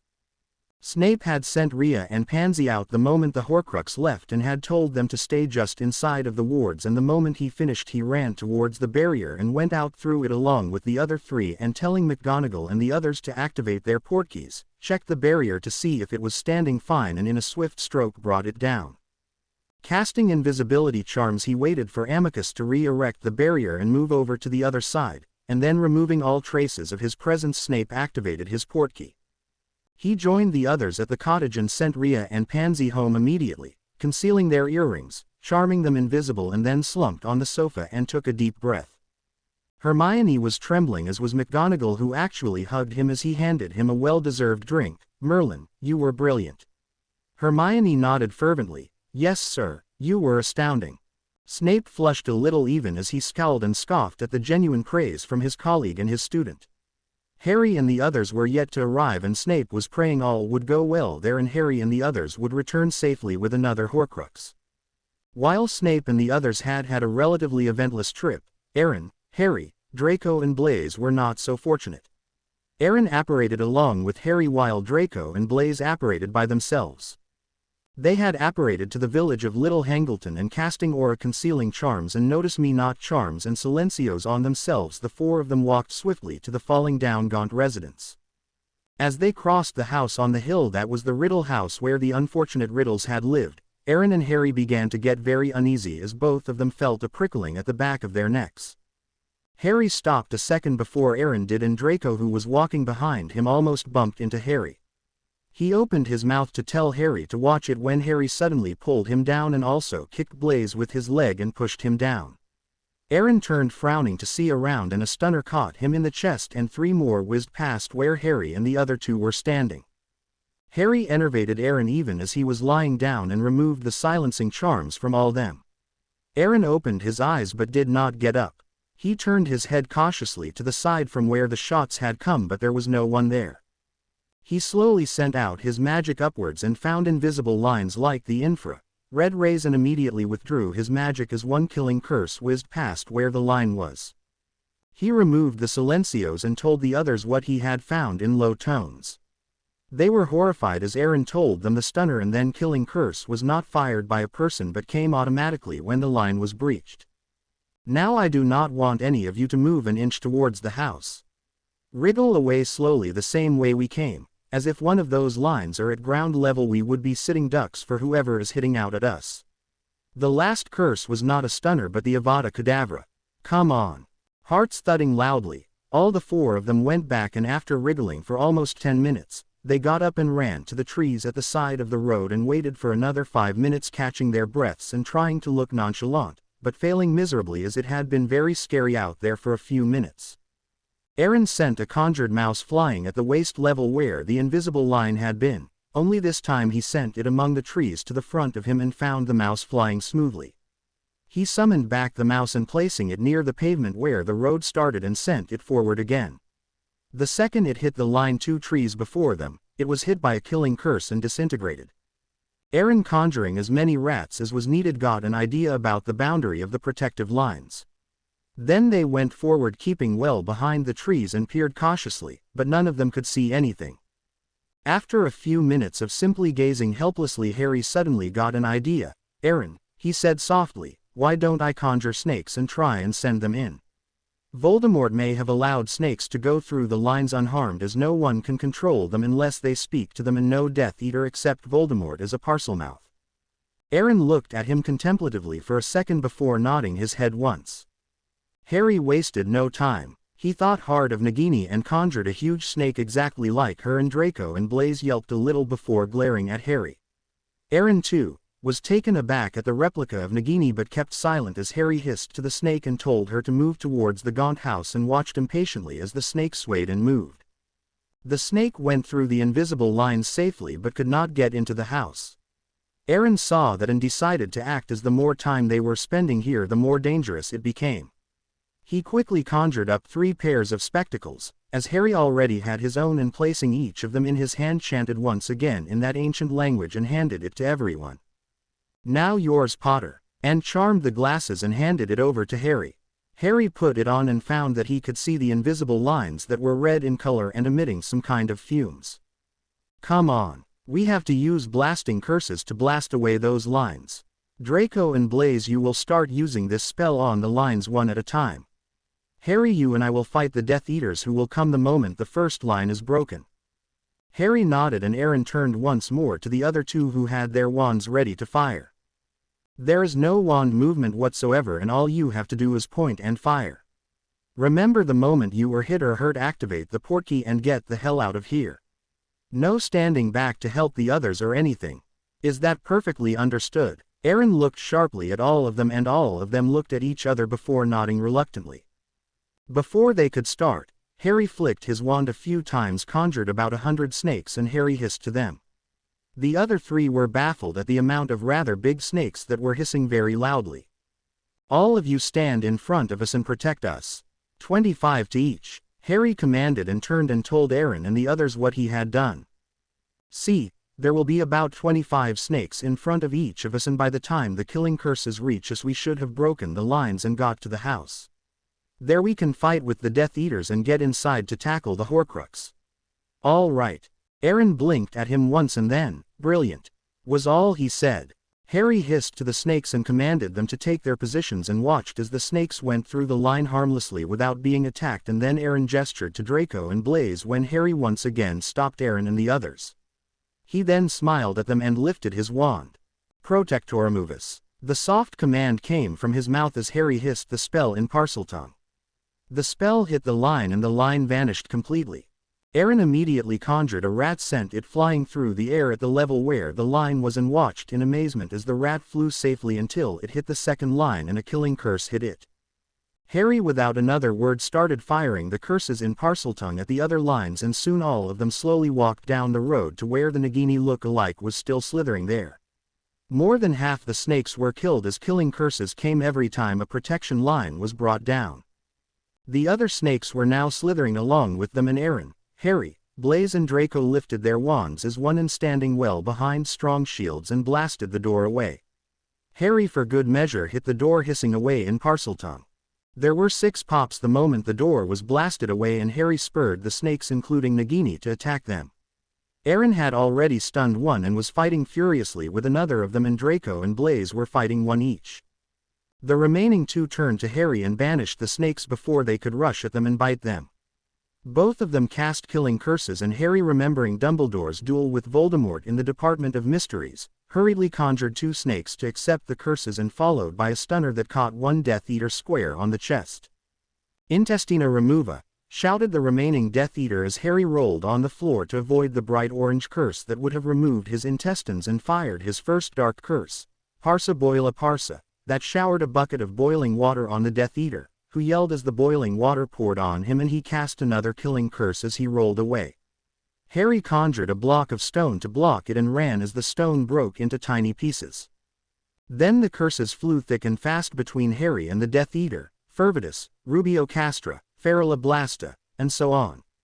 After some time, when both of them showed no signs of giving up, and Aaron, who had just finished with his own duel, was about to interfere, saw Harry hissing as he rolled away from yet another killing curse followed by a Crucio. Harry escaped the Avada Kedavra but was hit by a Crucio and screamed. Aaron lifted his wand to simply kill the Death Eater when the Death Eater slipped on a piece of rock and fell face down, removing the curse from Harry as he yelled in shock at his stumbling. Harry turned over, still shivering at the curse, and to Aaron's amazement, did not pause to take a breath but hissed Confoundus in Parseltongue and followed up by the same spell, and watched as the Death Eater blocked the first as he was getting up but was hit by the next, and immediately hit 3 stunners one after the other, and conjuring ropes, bound him and the other Death Eater who was already stunned. Harry slowly got up, assisted by Draco, who was trying his best not to look too concerned, and hit the other Death Eater with another stunner for good measure, and turned to the others. Aaron and Blaze were standing with the other 4 bound and tied securely, wands at the ready to assist Harry. Aaron took out a vial of the Anti-Cruciatus and poured it down Harry's throat and watched the trembling slowly stop. Aaron stared at Harry for a second, and he was just then beginning to understand the tenacity that Harry possessed, and his respect for the young boy who carried the wizarding world on his shoulders went up a notch as saw how Harry had, without fuss and with a harsh Cruciatus on him, still managed to stun the Death Eater and bind him. Harry smiled at all of them and leaving Blaze with the Death Eaters went inside. Aaron then did what Snape had pretty much at the Ravenclaw castle and giving instructions to Harry and Draco to assist him, started dismantling the enchantments on the Horcrux that was inside an old and dusty cauldron. Once they had finished, Aaron leviated the Horcrux and placed it in a box and went outside and placing a portkey on the Horcrux, sent it to the cottage. Then asking Harry to stay on guard here, Aaron, Draco and Blaze apparated to just outside of the cottage with a Death Eater each on their arm and there leaving Blaze on guard. Aaron and Draco returned to take the other two, requesting Harry to stay hidden there. They came back and as soon as Draco went back with the last Death Eater, Aaron started removing any trace whatsoever of their presence, both magical and otherwise. He had asked Harry to stay as he taught Harry on the job as he was effortlessly casting spell after spell to do so, explaining to Harry all the while. Once they had finished, Aaron took Harry's hand and apparated to the cottage where Draco and Blaze were standing and promptly dismissed them to go back to their homes so that they would not be suspected once the loss of the Horcruxes came to light. The moment they left, Harry ran inside to check if Snape and the others had returned and found Snape restlessly pacing the floor and McGonagall and Hermione sitting in the sofas and sipping hot tea. The Horcrux had come but there was no sign of the others and Snape was beginning to feel very restless and worried. All of them turned as the door opened and Harry peeped inside. Snape strode over to him and hugged him briefly and looked him over. "Severus, you are fine and did you get it?" he asked as Hermione and McGonagall came over to him and Hermione smilingly hugged him hard making him blush just a little. Snape smiled at Harry's blush and he nodded his head. "We had no problems." "Well, we had and we fought our way through and we have got the Death Eaters outside the cottage with Aaron standing guard. He wanted me to call you if you had come back." Snape wrenched the door open and ran out followed by Harry, Hermione and McGonagall. Aaron was waiting there and he was very relieved to see Snape. That meant Snape was successful as well. "You got it." Snape nodded his head looking at the 6 Death Eaters. Aaron had removed their masks and Harry saw their faces. 4 of them he did not recognize but the other 2 were known to him. One was Marcus Flint and the other Death Eater who had crucioed Harry was none other than Rabaston Lestrange. Harry looked at him shocked. He was Rhea's father and Aaron's uncle. Snape was enervating the Death Eaters and all of them shook their heads bemusedly as they found themselves tied down in the middle of nowhere. Rabaston looked around for a second before his eyes fell on Harry and he spat at him, before turning to see who else was there. He almost fainted in shock as he saw Aaron standing by Snape and glaring at him. "Aaron, did this half-blood put you through the Imperio? Child, what are you doing with Potter, who is the greatest enemy of our Lord, and this traitor Snape whom our Lord will surely kill for his betrayal?" Aaron did not answer him, but went a little away and spoke into his ring to Rhea. A minute later he came back and nodded at Snape. Snape obliterated all the 4 Death Eaters and Aaron chanted in the ancient language of the Celts and locked the charm and also removed any trace of their magic from them. Aaron then stunned them and turned to his uncle. "Your daughter has given me permission to kill you, uncle," he said softly as Rabaston looked at him with wide eyes and open mouth. "Impossible," Rabaston spluttered as his face took on a pleading look. "Aaron, our master trusts you the most, and for Merlin's sake do not betray him. You have the world at your feet and he has already hinted to Bella and Rudolphus that you will be his heir. Do not throw all the power and the glory that is at arm's length away." As Aaron stood there impassive, Rabaston's face took on an ugly look as he continued, "You know firsthand what the consequences for such betrayal would be, and I know personally that Rhea would never say that. Aaron, you know it as well. I love her as I do you and she knows that. In the name of Mordred, please Aaron, come to your senses, come back to where you belong." "You don't know me well then, do you, father?" came a voice from the darkness as Rhea walked out of the cottage to where she had portkeyed in. "Rhea." Rabaston was astounded as he looked at his daughter, and for the first time there was a look of fear in his face as he looked at Aaron and Rhea alternatively. "I do not mind dying for a cause, Daddy, but you are asking for my life because of a madman's personal revenge against a 16-year-old boy." After the Horcruxes, Rabaston drew a sharp breath, but she continued as though she had not seen that. "That thing you call Lord and Master is not even human, and what is he doing for our world, Daddy? To save it from many evils that is surrounding it today? Nothing, Daddy, as he is the one who is contributing to most of it." "Rhea," Rabaston bellowed in fear, What has happened to you that both you and Aaron that you are speaking like this? Struggling with the binds, Rabastan turned to Snape and Harry as he snarled, You, what have you done to my children? Daddy, they have not done a single thing. All that has been done, all of you have done it. You will never understand, Daddy. Goodbye. Rhea turned away, tears in her eyes as Rabastan gaped at her. You have gone mad. Our master will kill you, Rhea. Aaron, you will die as well. This is how you want to live, so be it, but remember, before you even plan to live, my master will kill you both, and, you Snape. You will die a most horrible death for your part in all this. Rabastan shouted at them. Aaron, who had been standing silently until now, came forward, sneering at Rabastan. My dear uncle, it is not us who have chosen wrongly, but it is you and your Death Eaters. You wish your daughter and nephew dead because we do not agree to bow down to a madman. And what a madman he is, uncle. Aaron's voice turned very bitter as he glared at Rabastan, pulling Rhea, who was now weeping openly, to him, hugging her tightly. What a shame he is, and what a shame you are, Rabastan. Your master died at the hands of a 15-month-old child and could not, even with 6 Horcruxes, regain his body for 13 years, and now, all his energies are spent only on one thing. Capture Harry Potter. Kill him while he is bound and magic subdued, because in a duel the blasted boy might just get away like he did in the graveyard, and after killing the boy who lived, become the undisputed ruler of the wizarding world. Rabastan gaped at Aaron as though he did not understand what the boy who was deemed to become Voldemort's heir was speaking. Well, I do not work that way. I am Slytherin, uncle dear, as mother told me that the Slytherin house was the house I would have been sorted in if I had gone to Hogwarts, and I am afraid as a Slytherin I chose the winning side. That is definitely not Voldemort's side or even Dumbledore's.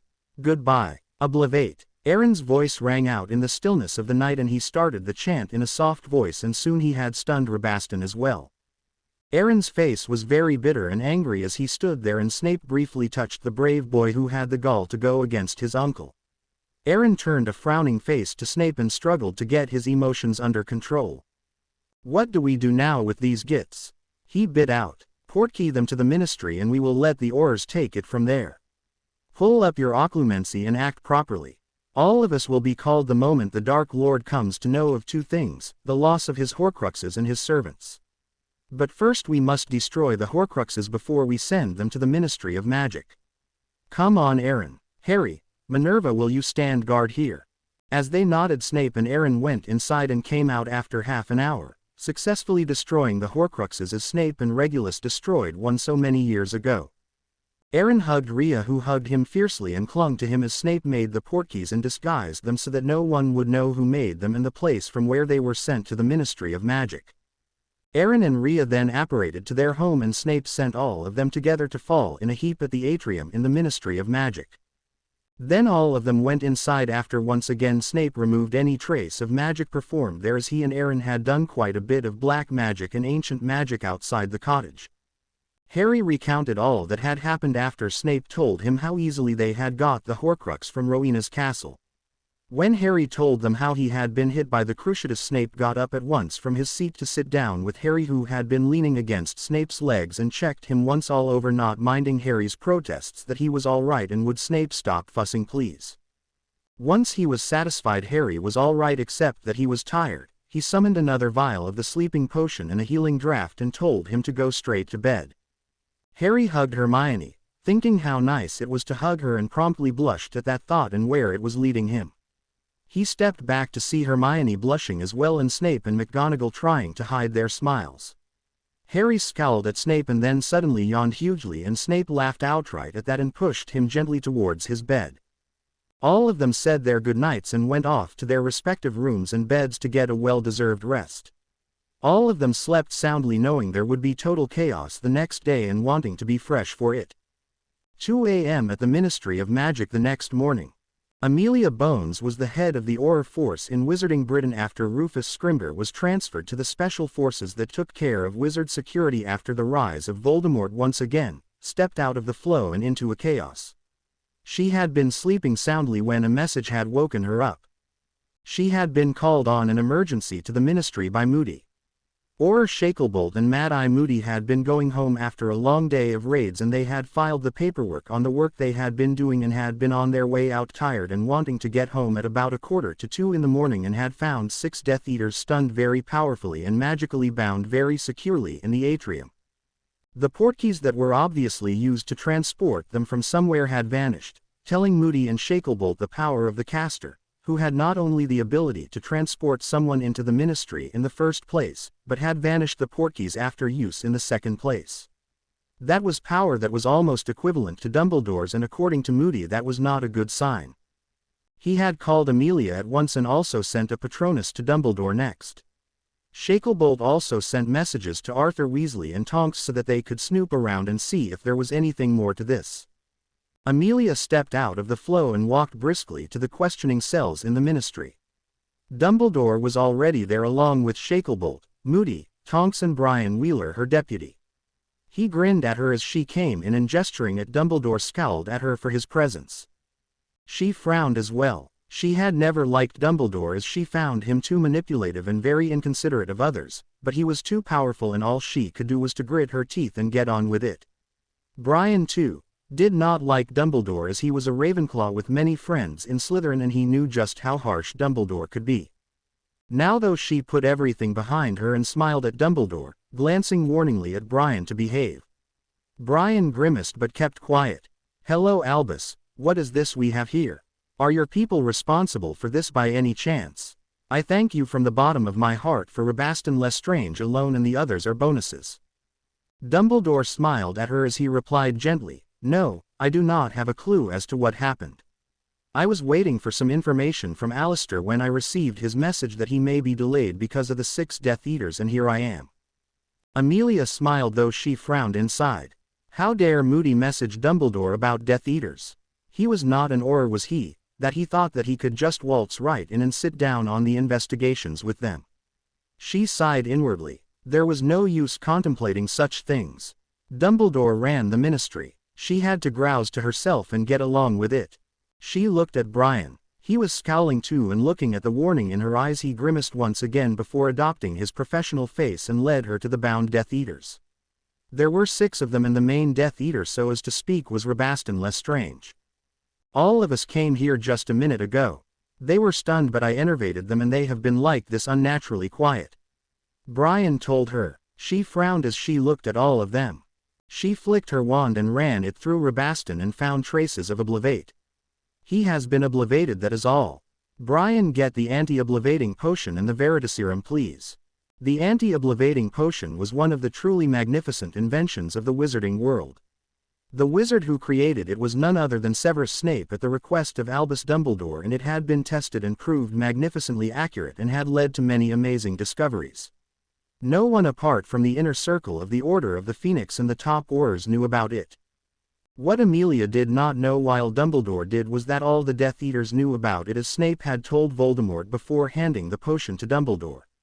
Dumbledore had been angry at first but had to back off when Snape had pointed out the fact that if any Death Eater in the Ministry went to Voldemort with it, the Order would lose its only spy, who was almost in the inner circle. Brian Wheeler went swiftly to get the potions and returned in a minute with a big vial of each. He poured them into smaller vials that Shacklebolt conjured, and Tonks and he poured it down the throats of all the 6 Death Eaters. They drank it without any objections or struggles and kept silent. There was absolutely no reaction whatsoever. All of them sat like they had before the potions. This was the first time the potion had not worked, and Dumbledore was scared that Voldemort may have brewed an antidote without Snape's knowledge. Amelia frowned as the implications of the failed antidote to the oblivate charm, but also the Veritaserum, was not working. The eyes of the Death Eaters had not glassed over, nor had they any other sign of being under any type of curse or spell other than the oblivate, and even that was not very strong. She turned to the others and sat down in her chair, gesturing the others to sit down as well. "Well, what do you think? Who has the power today to do something like this?" she asked baldly. "Voldemort, Bellatrix Lestrange, Rudolphus, Rabaston himself, Lucius Malfoy, and I are the ones truly capable of casting the charm today. Draco's aura is powerful, no doubt, but whether he has the will or the temperament is debatable."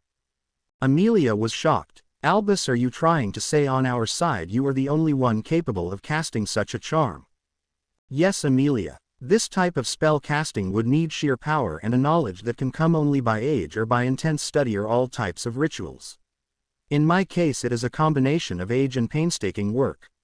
He smiled at her astounded expression. You must not take the Death Eaters lightly just because they indulge in torture, my dear. They are truly fearful because they have the knowledge and the power that is extraordinary.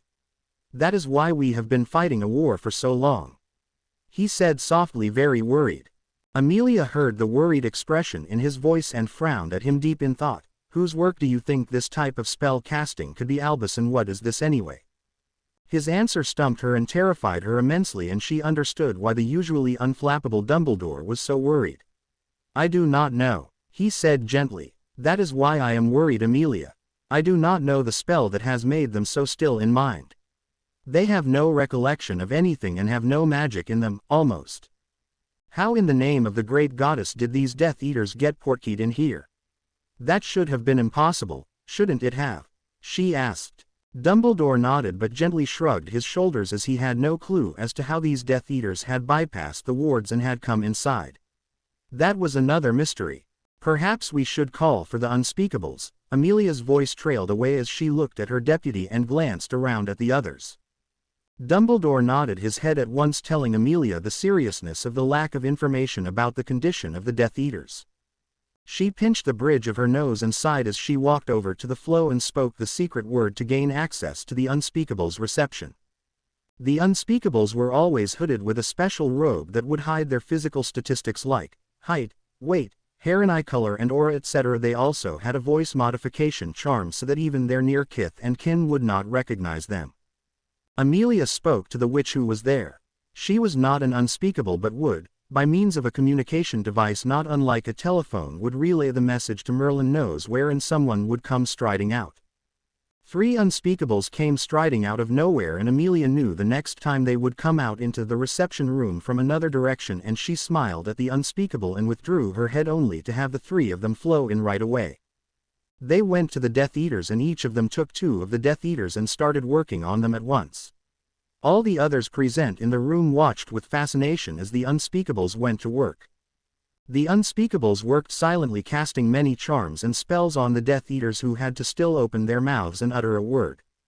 2 hours later they admitted defeat, as nothing they did had any effect whatsoever, and they had called in reinforcements as well, and 4 more unspeakables had joined them, and there was no change, nothing. All the unspeakables save 1 went through the flow to their offices. The lone unspeakable cleared his throat and spoke directly to Amelia Bones. They have been removed of almost all the magic in them. They have been obliviated and then they have been spelled to lock the charm in place. We think it was a Death Eater squabble, as far as we know there is no one on this side who is capable of magic like this. Is it black magic? Amelia asked the unspeakable who was already turning to leave. No, it is the ancient magic of our land, and it is not an ordinary witch or wizard who has done this. We have no records of anyone who knows ancient magic. That is why we could not reverse it, as this type of magic is almost impossible to reverse without the right knowledge or power. Dumbledore was astounded. Ancient magic was one branch he did not know. That was why he could not do anything. But he also did not know who could. That was alarming, as whoever did was a fount of power that should by right be harnessed by him, Albus Dumbledore. He was very worried indeed. What is their condition now? Dumbledore asked the unspeakable who already had 1 foot in the flow. They are good for nothing and have no working mind left, and they are as good as dead. And the unspeakable stepped inside. Amelia Bones turned in shock to the Death Eaters who were simply sitting there. Their souls were not beeped, but they had almost no magic and no working brain. The merciful thing to do with these people, Amelia, would be to kill them off. They will be of no use to us or anyone else, as without their magic they will die most painfully. Dumbledore told her, his mind racing with so many thoughts, the prime one being who was the person responsible for this type of magic. He or she had removed the magic and started the process of slow death that was a tortuous thing and could not be reversed. The best thing would be to spare them the pain and kill them in mercy. She nodded. I will get the orders from the minister and do it. Until then, Brian, Moody, Kingsley and you Tonks please guard over them. She smiled at them. "I know you are tired, but you may go home for the day after we finish this." All of them nodded in agreement and waited for Amelia to come with the order from the minister. She came back with Fudge and Malfoy half an hour later. "Dumbledore, what are you doing here?" Fudge spluttered as he saw the man he hated on the light side, and on the dark it was Voldemort, and both of them were always giving him huge headaches. "What do we have here?" Lucius Malfoy drawled even as he shriveled inside at seeing the group that was meant to guard a Horcrux. And Rabaston Lestrange. Merlin. How had he been captured and found like this here? No one answered him, and Lucius Malfoy really did not need any. He knew what they had there, and the only thing in doubt was who had done this. Malfoy shivered slightly. Whoever had was so powerful it was going to be yet another problem for his lord. He shivered a bit more noticeably when he realized he would have to give this information to his lord. Fudge asked Amelia many questions, and Malfoy noted carefully both the questions and the answers, and then Fudge finally gave the order for their execution. Sending the 6 Death Eaters to their deaths, all those present in the room went to their respective homes deeply disturbed, worried and alarmed at what had happened. Dumbledore called for a top-level order meeting, and he sent a Patronus to Snape as well, asking all of them to come over at lunchtime. Amelia Bones called for a high-level meeting with all the top Aurors to discuss the capture and the state of the 6 Death Eaters. Fudge went to his home smiling, as he could now proudly say 6 Death Eaters were captured by his ministry, who was fiercely fighting this war for the people and become their hero. Lucius Malfoy went home to take an alertness potion and 2 doses of a calming draught, and to pray to the ancient goddess Hecate to save him from the wrath of his lord. At Voldemort's mansion, it was about 3 days after the escape of Harry Potter, but Voldemort was not thinking of him. He was very worried about Nagini, as she had been unwell for the last few days. The last 3 days to be precise. She was not eating properly, and she was beginning to reek of rotten and dead flesh. Voldemort, not trusting anyone, had brewed the necessary potions to heal his beloved familiar, but to no avail.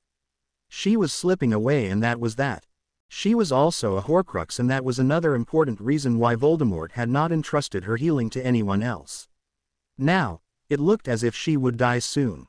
The last week had been terrible for Voldemort. He brewed as many potions as he thought would be necessary for Nagini, but to no avail. Another week later, the room where she was began to smell so badly that even Voldemort had to protect his head before entering to feed her potions and stuff. The next week after that, Nagini stopped eating, and she could not even swallow the potions that Voldemort force-fed her. His temper was short, and many Death Eaters suffered the brunt of his anger and worry. The night Rabaston had been captured, Nagini stopped breathing. Voldemort did not know of it, as she died very, very early in the morning. The Horcrux also died, as it could not survive after the host had died. So the Horcrux died with Nagini. One of the Unspeakables who had questioned the Death Eaters had been Rookwood, who worked at the Department of Mysteries as an Unspeakable. The other who knew about the losses that Voldemort had suffered was Lucius Malfoy. Both of them knew about the fact that Rabaston was guarding a Horcrux of Voldemort. Lucius especially was terrified, as he had without his knowledge destroyed a Horcrux when he had placed the diary into the Transfiguration book of Ginny Weasley, and had almost been killed for it. While he did not care a whit about Ginny Weasley, the destruction of the Horcrux landed him in so much trouble with his master. Now to go and tell his lord about the capture of all the 6 persons who were in charge of protecting another Horcrux was bad.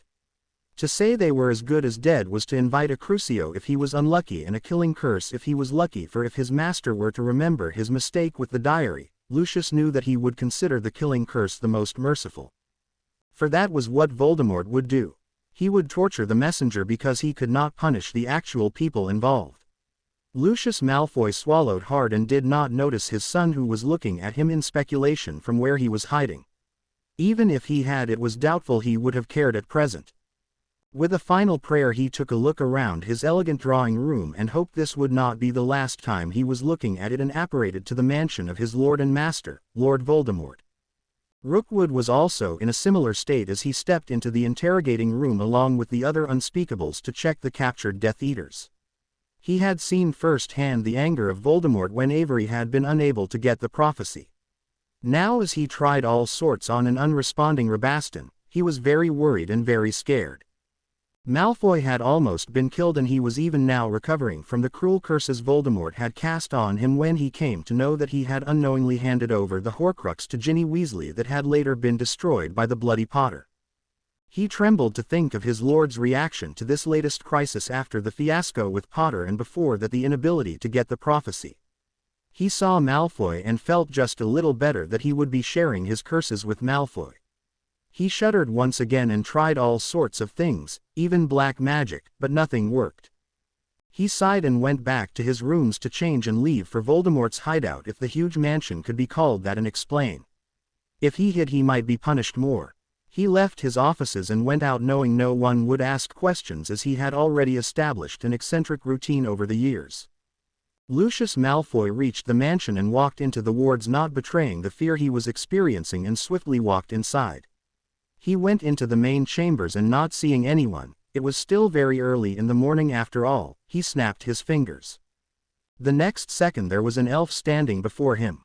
"Go and tell our Lord that I have come, and I have some news of importance that our Lord should know. I will wait here for him." The elf popped out and left Lucius standing there. In other circumstances he would have sat down, but not now. He stood there as if carved out of ice, like a statue waiting for Voldemort to appear. Voldemort came striding in, and he was not pleased to see Lucius Malfoy so early in the morning. He glared at him. Nagini was dying and he was totally frustrated. He did not know she was dead already. If he had the anger he would have unleashed would have killed Malfoy. "What is it, Lucius? Why have you come so early in the morning?" Lucius Malfoy bowed deep and stood up straight and proud. Sniveling in front of the Dark Lord or showing fear was one sure way to get the Crucio on you for at least 3 minutes. "I have been up even earlier, Master. At around 3 in the morning Fudge called me at my manor telling me that some Death Eaters were captured. As you know, Master, I have paid him enough money and have made him promise me that he would call on me day and night if any Death Eater were captured, as I wanted to see them bound to make up for the ignominy I suffered at their supposed hands." Voldemort nodded impatiently, fingering his wand threateningly, and Lucius Malfoy continued hurriedly.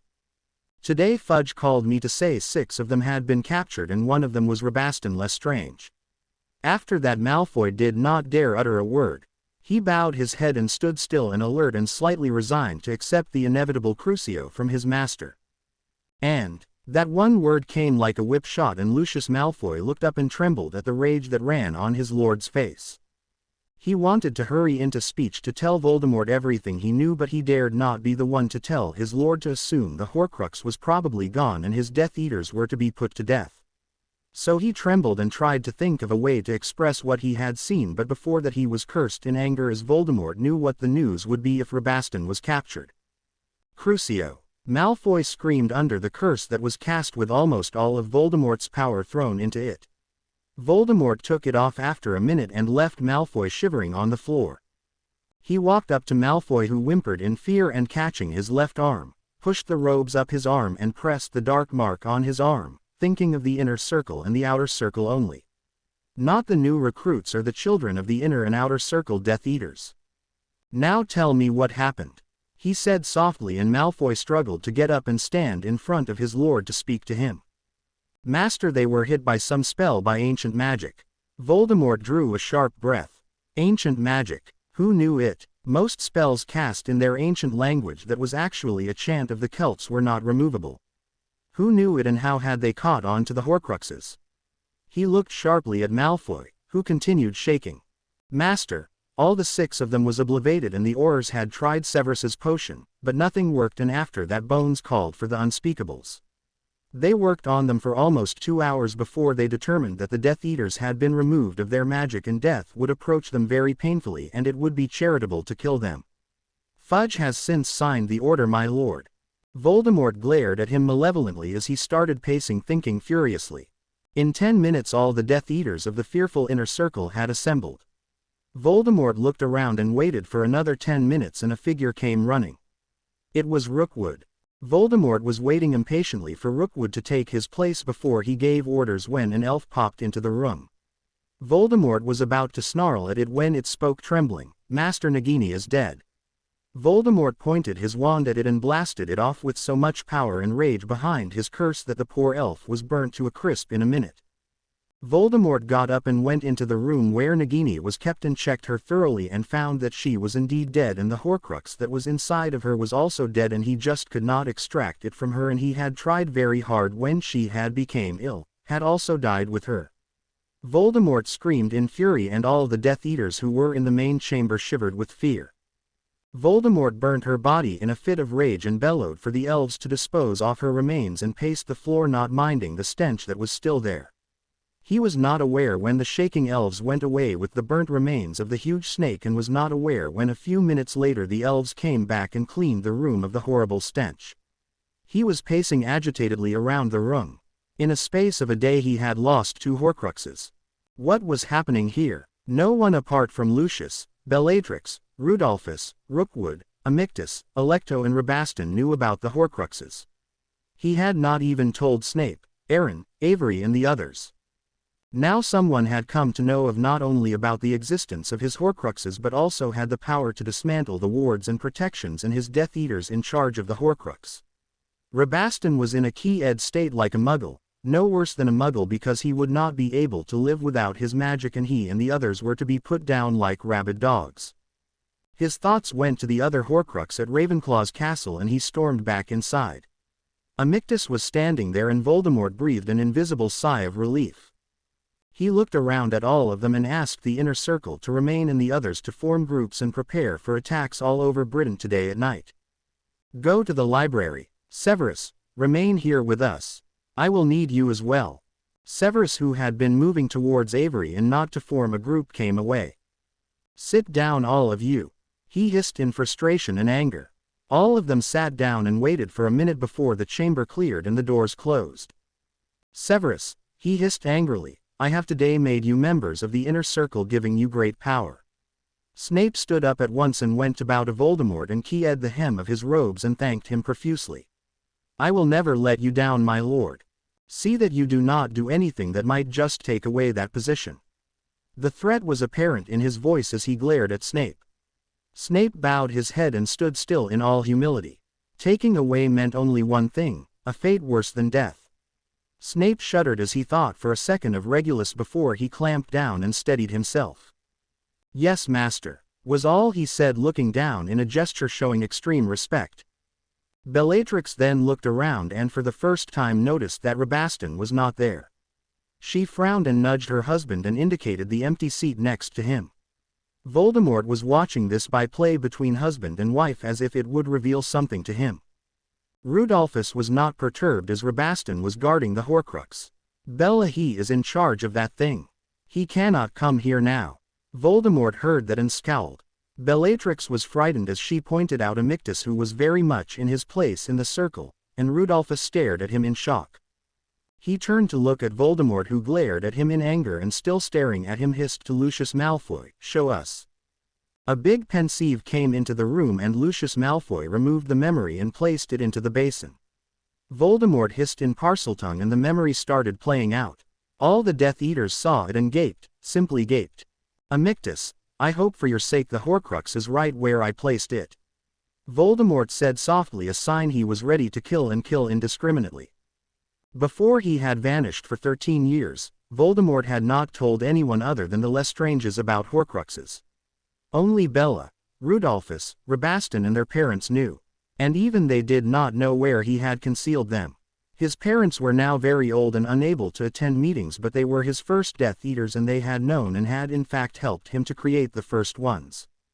But after Lucius without his knowledge had destroyed one and Regulus had already destroyed another, Voldemort had decided to take his inner circle into confidence and had revealed to them about the existence of the remaining Horcruxes so that if anything happened he would be resurrected with haste. Now it looked that 4 of his Horcruxes were already destroyed. Only 2 more were left and he dared not make some more as it would leave him even less of a human than he was now. I want all of us to go to the castle of Ravenclaw and the island and check on the other 2 Horcruxes and bring it back here with me until I can find a suitable hiding place for them. Come on. Snape stared for a second until Bellatrix hissed to him saying she would explain later, and now would he move it? He moved it and soon all of them were gathered together. Voldemort was watching Amictus, who was not worried as he conjured a long length of rope.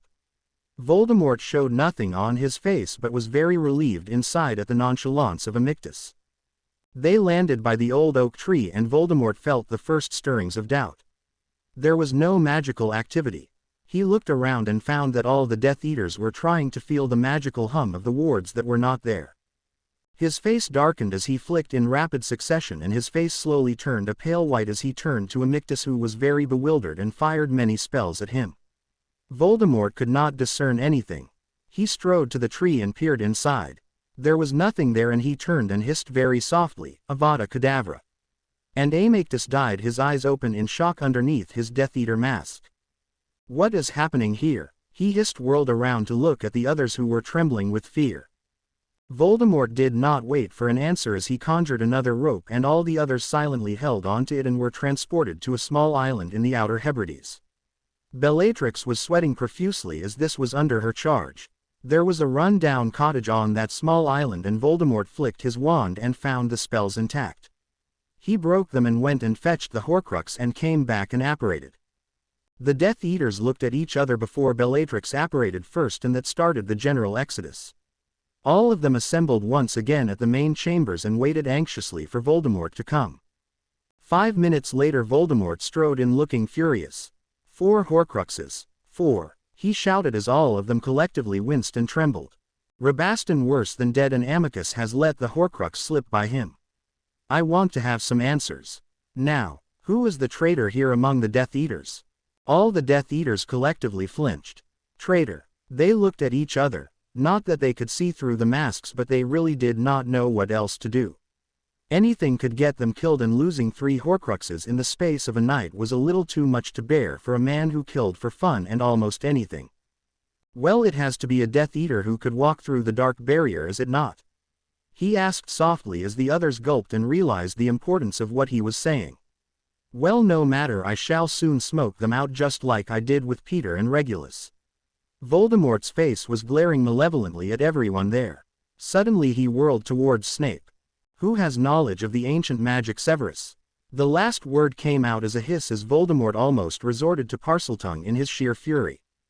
Master. Snape trembled and Voldemort's anger diminished just a little once he saw the fear he could induce in his followers. Does anyone in the Order know the ancient language of our lands and the magic it teaches? No, my lord. I can find out today, as the old fool has called for an Order meeting at lunch. It is probably to discuss about what happened in the morning.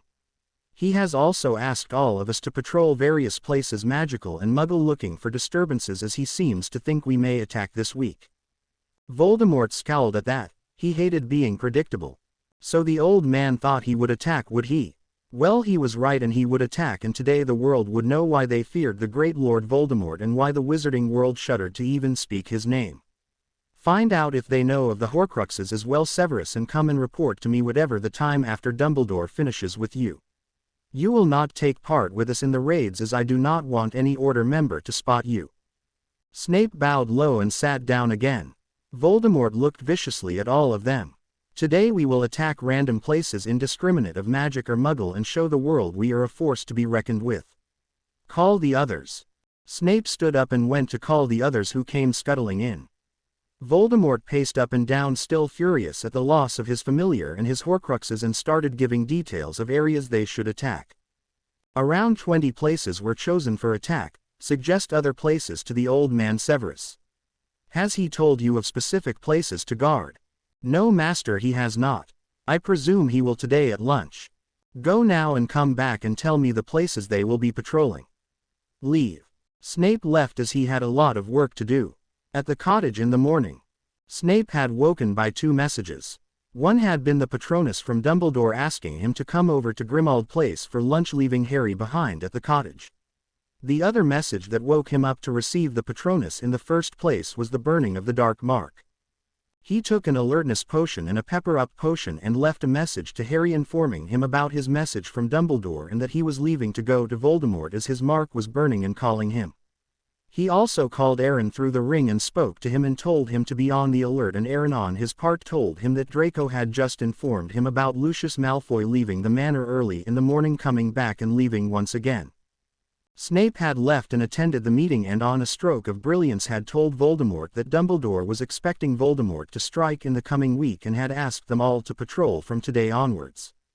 Dumbledore had not told him any such thing, but Snape had said that to Voldemort to be able to inform Dumbledore about the raids. This way, if attacked, Voldemort would not be able to suspect him. Snape had to be very careful now, especially as he was in the inner circle. He would be privy to so much information and passing on all that would definitely make Voldemort suspicious of him, as until now such information had not leaked out and he was the spy after all. Snape opened the door of the cottage to see Harry and Hermione studying together. They were reading from Canagon's books and Harry jumped up as he saw Snape and rushed to him. "What happened? McGonagall has not come as yet. She would be at Grimmauld Place, Harry, and I have come from the Dark Lord who has chosen 20 places to attack today, both magical and muggle." And he proceeded to explain all that had happened there. "Severus, that's great." Harry was delighted at the attacks that had Snape and Hermione frowning for a second until they heard him out and then they were all smiles. "We could reduce Voldemort's supporters as much as we can today. What do you think?" Snape looked at him for a long moment. "How did you escape Slytherin, my boy? You were one through and through." And smiled very disturbingly, wholly unconvinced as Harry huffed and puffed and insisted he was pure Gryffindor. Harry activated his earring and spoke into it, calling all of them at one go. "Hey, are all of you where you can talk?" he asked softly. Aaron, Rhea, Draco, Pansy and Blaise replied in the affirmative while there was no answer except an hem from McGonagall. That meant she was with the others. The beauty of these earrings was that not only were they invisible, but even if Harry shrieked into them, no one other than those who were wearing it and whose names among those who were wearing it he had called. They had been charmed with ancient magic and were very powerful. So Snape and Hermione were hearing Harry directly and not through the earrings, as he had not called their names along with the password, that was, Slytherin rules, in retaliation for saying Sirius's name when he had to use the ring to talk to Aaron. Though now Snape mostly used only the earring, which Harry thought was not fair. But that was Snape, and fair was a word not in his vocabulary when it came to Gryffindors. Harry had thought rather sulkily when Snape had smirked and told him the password and refused to change it. Even McGonagall had tried, but Snape had only smirked more. As it had some ancient magic woven into it, McGonagall could not even tell him she would do the damn things. Harry had been so impressed by the ancient magic that seemed so powerful that he had wanted to learn it, and Snape and Aaron had promised to teach him once he had advanced a bit in the dark arts and blood magic. Aaron had also promised to teach him black magic, as that would help Harry not only to recognize it if it were cast but also remove it by knowing the counter spells as well. But as that would come only later, Harry was now studying the ancient magic from Canagon's books. The magic was very simple though very powerful, and it needed knowledge of the language of their forefathers and the chance for specifics as well. But the most important aspect was the ability to control one's magic to such an extent that one could with the ancient language almost cast anything and lock it into place. As ancient magic recognized only the magical signature of the person who cast the spell or chant, it could never be removed by anyone else, as there were no known counters, unlike in the case of later spells. If ancient magic was to be removed by another person, he would simply have to have the knowledge and power and strength of mind that was very much stronger than the caster who had originally cast the spells. This was what Harry had understood, and it exited him greatly. Only the most powerful could even think of casting spells, and Harry thought that that alone said so much about Aaron and Snape. Not even Dumbledore or Voldemort could do this. That made Harry even more determined to learn, as this could be the power the Dark Lord knows not. Aaron, Draco, Blaise, Pansy and Rhea came in almost at once. They had not been called today, and Rhea was looking very pale and her eyes were red as if she had been crying hard, which she probably had been, as her father was now dead. Harry thought uncomfortably as he looked at her. He did not know if he should offer condolences, as that would look hypocritical, or as if he was making fun of her. The other Slytherins, and Aaron too, looked a tad angry. Helplessly angry, as they did not even have the luxury of grieving, Harry realized belatedly. He looked at Rhea, who was being held very protectively by Draco. Something there, Harry thought, as Rhea leaned into him and smiled a little. "Do not worry, Harry. We made up our minds and were sure about what we wanted, and Rhea feels for her father, not the Death Eater whom all of us have sworn to destroy." And do not forget it was I who obliterated him along with Severus, and Rhea agreed to send him to the ministry to die, as we all knew what the implications of such a spell would be. Rhea also nodded her head sadly. Yes, Harry, you saw the way he spoke. She trembled as Draco held her more protectively. He had no remorse and he was not willing to listen to me and Aaron, and on top of that he was shouting that his blood would be killed and destroyed. What kind of a living is that when you can wish for your closest blood to die a horrible death because we chose differently? She turned away as tears broke her self-control and poured down her cheeks. And what kind of a man is he whom we following, who does not even want to acknowledge her father's contribution? And it had been a lot, Potter. Spending 13 years in Azkaban for the sake of the insane maniac and cursing his only daughter and nephew to die by Voldemort's hands the moment he realized they had chosen a different path. Draco asked furiously as he hugged her even closer, as his shoulders shook and he led her to Harry's bed and looked for a moment at Harry, asking permission with his eyes. The moment Harry nodded, he drew the curtains around them. Snape had been watching all this silently until now came forward. Aaron, I do not think Rhea should be out today, and nor should Hermione. As she started to protest, he held up a hand as he continued, No, hear me fully before you object. This time today I will not be with you, and Aaron will apparate the moment the Dark Lord calls him, and that could be at any point tonight. You are not well versed in the dark arts, Hermione, and I was planning to put you, Pansy, and Rhea together.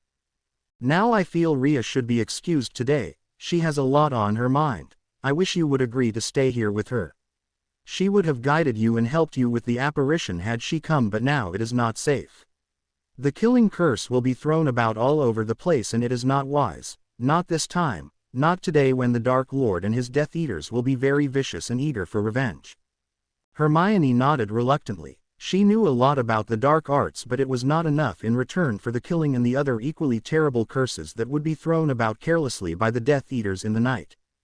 That decided, Snape turned to Harry. Harry, Draco, Pansy and you will be at two places that have the secondary Death Eaters, and you will try and take them down. He paused here and looked at Harry deeply before continuing. I want you to use as many dark curses as you can to make sure the Death Eaters will never harm anyone else ever again. He looked at Harry with hidden meaning in his eyes. Harry gaped at him. You meant try my best to kill them without actually using the Avada Kedavra. Oh, Severus the First couldn't. He said, horrified. So you do think less of us, Severus and I, because we killed, though in a different manner yesterday, the Death Eaters we had captures, is it not? Aaron asked him, his expression unreadable. Harry was taken aback and he did not answer at once.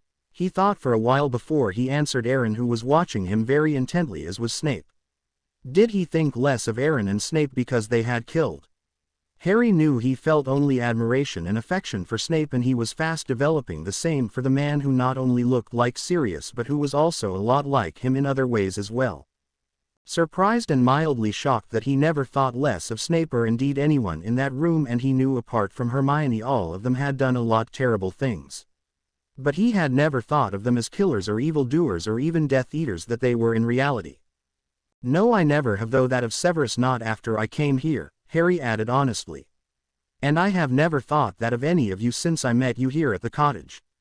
But all of us, and that includes Severus and even Draco and Pansy, have killed Harry. Aaron said softly, still watching him, not taking his eyes of Harry. Yeah, but you did not have a choice, it was either you or them. Oh. Harry's eyes widened as Aaron smiled and nodded his head. You have to look at it in this way, Harry, Snape told him softly. You are not killing anyone, and all you are doing is making sure that those excuses for human beings will never harm anyone magical or muggle just because they can cast the killing curse. They are bullies, Harry, and they want to rule the wizarding world through terror and kill indiscriminately and also indulge in all kinds of orgies just because they can. While yes, to take the law into our hands and tackle the killers is wrong, to sit back and allow the ministry to continue its laid-back approach to this war is equally wrong in my eyes. Aaron told him, and Harry nodded his head as that was what the Order of the Phoenix also doing. As if Snape knew exactly what he was thinking, he said, while yes, that is what the Order is doing, they don't solve the problem, Harry, as they only defend when they are pressed. Otherwise they are happy to let it be. Dumbledore knows about Horcruxes, that was why he did not kill the Dark Lord in the Department of Mysteries, but what steps have been taken to remove them in the 13 years the Dark Lord has been absent? He could have done so many things, Harry growled. But he didn't, Pansy answered. He is responsible for so much, the way Slytherin is treated today, for allowing Voldemort to rise from the dead once again, for taking control of people who are not his to command, taking unilateral decisions and sacrificing anyone he thinks for the greater cause. What greater cause? His. Pansy was scathing as she continued in the same vein. It must be, for it certainly is not ours, Voldemort's or even the Wizarding World's. He sacrificed your parents, Black, the Longbottoms, Slytherin House, someone here and someone there, all for the greater good. Nothing good has really come out of that. On the other hand, what we are doing is the greater good, Harry. We have killed 6 persons yesterday, but we have probably saved 100 or more lives by that one act, and I am not even talking about the Horcruxes. Breathe, Parkinson, breathe, Hermione said smilingly, and the mood was broken, though it gave Harry and Hermione a lot to think about. Snape fell silent as he knew this was something Harry should work out on his own, and soon Aaron was talking to Pansy, Harry and Hermione about the dark arts, waiting for Draco to come and joining them to plan out a strategy for the night. Dumbledore and Moody had gone to Hogwarts, and from there Dumbledore had messaged everyone and had once again paced the floor to and fro, worried as he discussed the latest with Moody. Who can it be? Alistair. Who knows the ancient magic of our forefathers so well that they were able to deploy it against the Death Eaters so efficiently? Who are they? For it has to be more than one, and if this or these persons are coming into our fight, Alistair, I do not like it. What does it matter, Albus? Alistair's voice was gruff. Thanks to them today we are 6 Death Eaters short, and one of them is Rabaston Lestrange. That alone shows that this is not a petty fight between the Death Eaters, but a war against them. Whoever it is should have our gratitude, they are fighting for us. But who? Asked Dumbledore as he paced the floor sipping his hot spiced tea. Who has the knowledge of the forgotten arts? We must know that and use them to our advantage. I think you should simply sit tight on this one, Albus. These persons are doing only too well, and until they do something that warrants this agitation from you, I think we should be calm. Moody watched as his friend paced the floor, trying to comprehend all that had happened. While it had baffled him as well, he was not perturbed, as only Death Eaters had been apprehended, and so what if they did die? The Wizarding World would be a better place for it.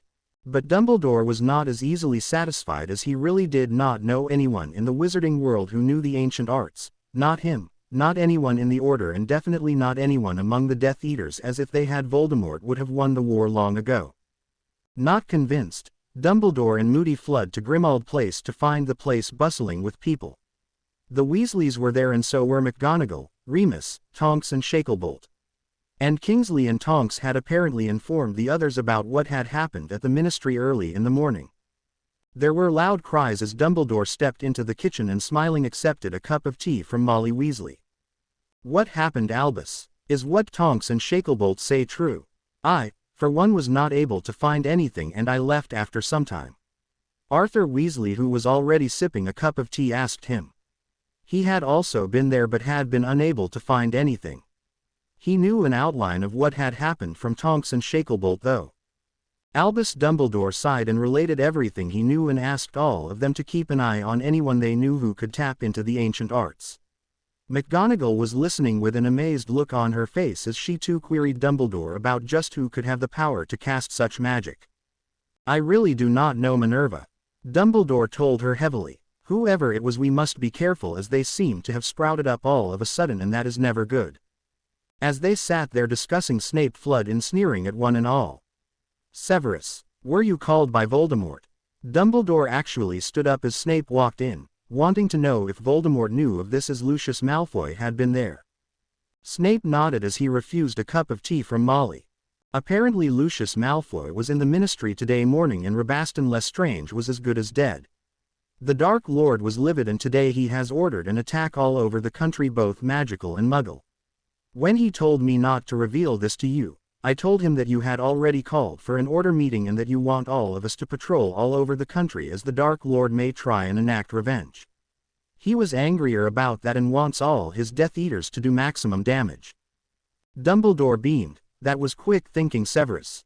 Snape inclined his head sharply. Yes, it was. You see, the Dark Lord has seen it fit to include me in his inner circle to replace Rabaston. Well, that is one good thing that has come out of the capture. Dumbledore sighed in relief, as this would mean that Snape would have more access to information that would do a world of good. In fact, it had already started, as Severus had come with not only valuable information, but had improvised so well that the Order could actually do something about it. The Dark Lord has asked me not to participate in the raids today, as that would raise suspicions, and Albus, I think it would be wise if I refrained from being seen with the Order as well. Dumbledore nodded. Yes, you may go back to the cottage, Severus, but be alert. How is Harry Severus? Remus asked him softly, something no one else had asked, not even Molly, Snape noted bitterly as he sneered at Remus. He is as disobedient and disrespectful as ever. What else would you expect of Gryffindor's golden boy Lupin? He remarked scathingly as he studied Remus. He seemed to have shriveled inside. Good, Snape thought with satisfaction. The bloody wolf deserved it for his cruel remarks about Harry. He must be thankful the dog wasn't there, else, friend or not, Black would have killed this man for isolating and ignoring Harry. Remus snarled and then subsided guiltily as Snape raised an eyebrow, feeling very affectionate. Are we? Then why, Lupin, did you not take Boy with you? He must surely prefer your training to mine. Dumbledore clapped his hands to diffuse the situation.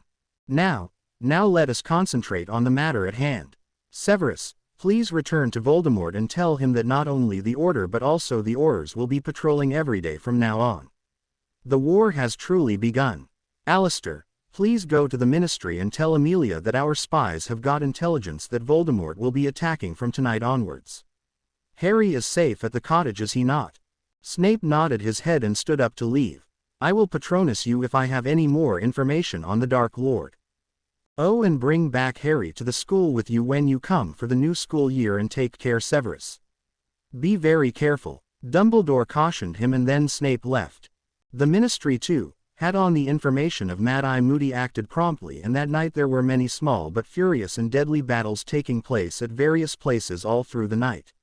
Many flashes of light were reported from the Muggles as an extraordinary phenomenon, except those Muggles who were involved in the Muggle baiting and had only terror in their eyes until they died or were mercifully obliterated by the Ministry wizards. 2 Aurors lost their lives in action against the Death Eaters, and 3 more were seriously injured. About 20 Muggles, too, lost their lives, very few compared to the number that would have been lost if it weren't for Snape's actions. The Death Eaters lost heavily, as both boot and not thanks to the dark curses thrown by Pansy, Harry and Draco, who had fought 4 Death Eaters and had managed to kill the 2 who succumbed to their injuries, infuriating Voldemort. An invisible Snape had killed yet another Death Eater, while a heavily disguised Aaron had made sure that the 4 he had met head-on would take a good while before they could be involved in active combat. While the Order had not managed to capture any Death Eater, the Aurors managed to get 3 of them, 2 wizards and 1 witch from the outer ranks. Voldemort did not attack after that night, though he was raging at his recent losses and was reeling under them. He had lost more than 10 Death Eaters in the last 2 days and 3 Horcruxes and 1 familiar. He was now recuperating and would not try anything for at least some time. He more than anything wanted to find out the identity of the man who had taken the Horcruxes and had infiltrated into his hideout to kill Nagini. Fortunately, he came to a wrong decision that Peter Pettigrew must have given some black magic potion to Nagini before he died, though it sat very uneasy on his mind. He kept brooding over the loss of Horcruxes and his Death Eaters. What was to be a night of terror for the Muggles and the Ministry became a night of horror for Voldemort.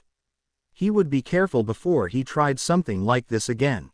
Harry, Draco and Pansy portkeyed back to the cottage exhausted and with many cuts and bruises, and after healing them, Draco and Pansy left for their homes and came back the next day with almost no information about all those who had died or suffered massive injuries. Their parents had been summoned, and there was no news except bad news from the Death Eaters' point of view.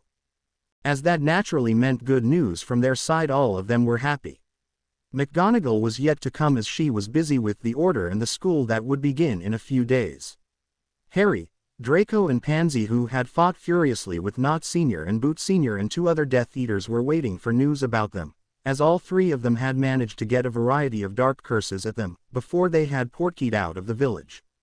Harry was still in 2 minds about cursing to bring death, and though he had cast dark curses, the curses that killed came from Draco and Pansy. They did not tell Harry anything as this was something Harry had to work out on his own. Snape did not come until evening as he had to attend an inner circle meeting and after that talk to Dumbledore in the Order, and so it was nearly night before he came to give the news that the Boot and the Knot families had new heads and he had killed a Death Eater who had an Imperius on a Muggle lady and was forcing her to be her son. Harry was horrified. I hope they are all right, Severus. What must she be feeling now and how will she be able to look at her son in the face after this? Good you killed him, he said viciously, feeling for the poor Muggle, unconsciously deciding his thoughts on killing those who killed or hurt for fun or just because they could. Snape smiled sadly at that. No, she will not remember and nor will he. I obliterated her and her small son. He would not have been more than 6, Harry, after I killed Tucson. He said maliciously as he thought of the Death Eater he had killed without any remorse whatsoever. Harry and Hermione shuddered as Snape told the small boy's age. And to make his mother beep him, Harry gritted his teeth at the Muggle baiting games that the Death Eaters indulged in. You are right, Severus, you and Aaron. It is not wrong to kill such horrible persons who spoil families for fun. He said sadly. Snape nodded briskly and then they turned their attention to other things as in 3 days' time Harry and Snape would be leaving for Hogwarts. Hermione would meet Harry only on the 1st of September. Harry, Hermione and the others stopped work and for the next 3 days just lazed around and had fun. Aaron, Draco and the others were at the cottage almost full-time, not even going to their homes at night, and McGonagall arranged for the girls to spend their nights with Hermione in her room. Their parents were furious and had suffered at Voldemort's hand about the losses they had suffered, and it was safer to stay away from their homes. They went to Diagon Alley and walked into Gringotts, all in various disguises, and their Pansy, Blaise and Draco opened new accounts and transferred some money into the personal vaults they opened, though not in their original names. They took 2 secure pouches from Gringotts, one to periodically remove money from their vaults and the other to send it to their new accounts. They spent the rest of the day lazing around the alley and buying last-minute stuff they needed. The next day saw Harry packing with a long face as he had to leave for Hogwarts, and for the first time since he started school, he did not wish to leave the cottage and the new friends and Hermione to go to his beloved school that until now was a home away from his home with the Dursleys. They were all watching Harry pack, flicking his wand here and there, and were discussing, as was usual these days, the war that had already started. The Slytherins, Harry, Hermione and Aaron and Rhea had developed a friendship that had the capacity to deepen, a friendship that had developed after fighting together against Death Eaters and recovering Horcruxes. You know, we have to get at the root of our problems instead of just fighting against those who oppose us. Harry told them as he was shrinking his luggage, after applying various charms textbook by textbook to make it look different from the dark arts, blood magic he had with him, and also disguised the books he had received from Canagon. How so? And what problems, Potter? If you mean the house elves, with a grin at Hermione, who responded with an indignant glare, they want to be ends *avenued. Pay them and treat them well is fine, that is personal, but don't say they should not be bound. You will be making a whole race unhappy. Draco laughed out aloud as Hermione took a deep breath to launch into the defense of one of her pet projects. Before she could start and take the conversation away from the point Harry was trying to make, Harry hastily put up a hand and a pleading expression. Wait, Hermione, and turning to glare slightly at Draco, who was still chuckling, I was thinking about the after effects of the war once Voldemort is gone. I am assuming, of course, that he will be gone. Draco sobered up at once, as did the others, who were until then smiling at the arguments that Hermione and Draco would have endlessly on elves. It would be horrible, Potter. Our population is at an all-time low, as you know, and to rebuild a world that is on the brink of shattering completely is not going to be just difficult but near impossible. There are so few of us, and out of all of us, still fewer come forward for formal education. Hogwarts is the only school in all of Britain, and that should tell you just how many of us are literate. Aaron told him. Harry was horrified, and so was Hermione, surprisingly. But Aaron, I thought those who did not come to Hogwarts were homeschooled like you and Rhea. She protested as she thought of so many students who were not educated. Not persons like Stan Shonpike, Hermione, Harry told her deep in thought, and you know there is no wizarding university. I wonder how Bill Weasley, you know, he said, looking at the others, and added for Aaron's and Rhea's benefit, Ron Weasley's eldest brother Aaron, I wonder how he became a curse breaker. I mean, where did he study for it, and who gave him the necessary certificate that said he was a good curse breaker? Nothing. He probably studied a few texts and answered a few questions at his interview and got the job when the goblins decided he had a natural aptitude for it. That is all, Draco told him. Harry was stunned, though Hermione was not surprised, as she probably knew all about it. Then Snape came to Harry and sped up the packing process by packing almost everything else for him as he was standing by his trunk and pondering deeply. What happens to kids whose parents have died and have no other relations to be foisted on? He asked Snape softly. They are put in Muggle orphanages, Harry, until they receive their letter. There is no wizarding orphanage. But usually it is the Muggle-born children or those who are squibs that are shunned, the former because they are magical and their Muggle parents don't want them, the latter because they don't have magic and the magical parents are ashamed of them. Snape told him, packing and shrinking everything.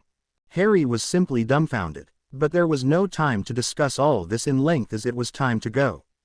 Harry decided to research more on these subjects once he got to Hogwarts. Then there were a flurry of goodbyes and a lot of "be careful and don't do anything dumb," and hugs from Hermione, Pansy and Rhea and Aaron. Draco and Blaise patted him, and then Harry was off with Snape to Hogwarts. They portkeyed to Hogsmeade and from there walked briskly to the school and went to the headmaster's office.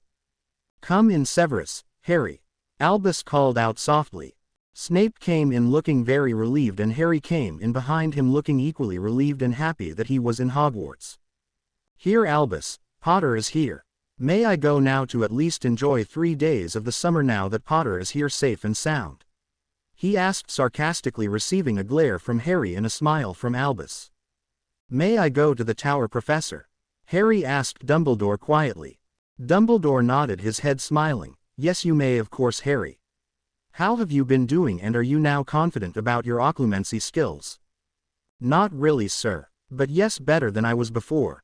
Snape snarled at him and muttered something that sounded like "no application of brains whatsoever," and earned a glare from Harry, who had heard it, as had Dumbledore, who smiled at Harry, his eyes twinkling.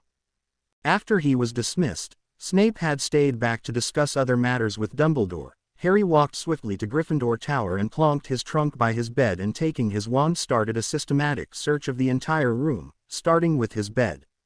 There was nothing by his bed or his desk that was by his bed, but at the extreme corner of the room showed a disturbance. Harry slowly chanted non-verbally in the ancient magic he had memorized from Canagon's books and had also verified with Snape, and saw the spells that were there at that corner. There were about 4 spells. Harry knew all of them.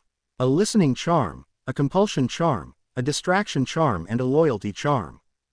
To say Harry was mad was an understatement. He cast a silencing charm around him and spoke into his earring. "Sev, call me as soon as you are alone and make sure that no one hears." He waited for a moment and Snape just said a soft hum, just like McGonagall the other day, and Harry cut that connection off and activated his earring once more. Then Harry called Aaron and all the others except Snape and spoke directly to Aaron after saying hi to everyone. "Aaron, can I ask you something?" "Of course, Harry. Severus is fine, is he not?" Aaron's voice sounded worried. "Yeah, he is with Dumbledore. That's why I called you guys." "Oh." Aaron sounded relieved. "What is it, Harry?" Harry told him what he had found, and there were indignant cries, and Hermione and Draco simultaneously wondered if they would find the same spells in their dorms. "Harry, search your common room as well, especially if you have a place where you sit all the time," Draco told him. "Yeah, I was going to, but you see, I need something to make these spells ineffective and at the same time make sure Dumbledore does not find out." "Is there something like that in the dark arts?" "I don't want you to tell me to do it by ancient magic, Aaron, as then Dumbledore would know in a jiffy that all this ancient magic is connected to me." There was a pause as Aaron tried to think if he could find a way out of it without the headmaster's knowledge. He could not come up with anything that he could hide from Dumbledore. "Harry, anything you do will be detected by Dumbledore. So be careful and don't say anything that could give you away, and if you want to speak to us or to Hermione once school starts, make sure you place a silencing charm before you speak. I will try and think of something that you can do in the meantime, and I will speak to Severus as well." "Be careful, Harry," came a chorus of voices after that, and Harry turned off the connection and started unpacking. He soon finished and went down, meaning to go to the library, but on a sudden thought went up to the dorm again and armed with a lot of parchment went up to the 7th floor to the room of requirement and walked swiftly 3 times, thinking intently. Soon a door appeared and Harry walked in to find a table with a chair set in the middle and bookshelves all around. He placed his parchment, ink and quill on the table and walked around the shelves. There were books on squibs and their position today, orphans, wizarding studies and how one could become the most accomplished in any magical subject, books to find your aptitude, ministry rules and regulations regarding orphans and last of all ancient magic. Harry went to work. He first set charms that would tell him if anyone came into the corridor and he requested the room to change all the books to his 6th-year curriculum if anyone did. He included witches, wizards, elves and anyone in short. Then Harry started looking through the shelves and taking down books. Soon he was immersed in his studies. Once and only once did the room change the books and Harry stretching at the moment the room changed the books saw quite clearly the aura of his headmaster. Dumbledore ambled into the room and as Harry bent down frowning to seemingly check something, he peered at the books on the shelves and went away satisfied. Harry was not disturbed after that. The next 3 days went in the same fashion. At dinner the first day Harry walked in a little late. He rushed into the great hall to find all the others seated and about to begin. Snape glowered at him and McGonagall glared at Snape and smiled at Harry.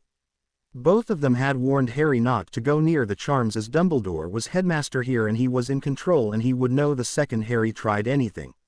So Harry had let that place alone and anyway until Ron came Harry would not be talking to anyone in the dorm. He had also scanned the common room but was relieved when there were no spells there. Albus would have gone mad with the noise and the chatter that he would be privy to had he tried that.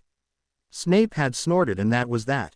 Now Harry came and awkwardly sat down among his professors and his headmaster. Albus smiled kindly at him. "Why Harry, you seem busy already. Where have you been?" "To the room of requirement, sir.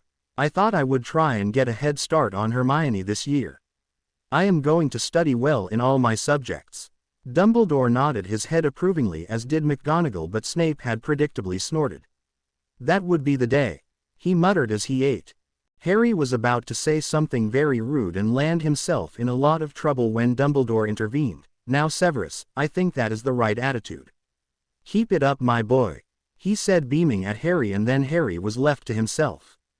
He ate and he kept a watch on everyone and tried to notice everything. He also amused himself by seeing their auras and telling himself about what they could mean. As soon as dinner was over Harry excused himself and went back to the room of requirement and started working again after casting pretty much the same spells. He spent the rest of his time until the school carriages arrived, reading and taking copious notes of anything that he felt important except ancient magic. That one subject Harry studied right there. He started with the very basics and went very slowly. He finished his studied in all other subjects of interest by then and had a fair idea of how things worked. Harry walked out of the room of requirement and went to his dorm and put the papers in his trunk and locked it and went down, mask firmly in place.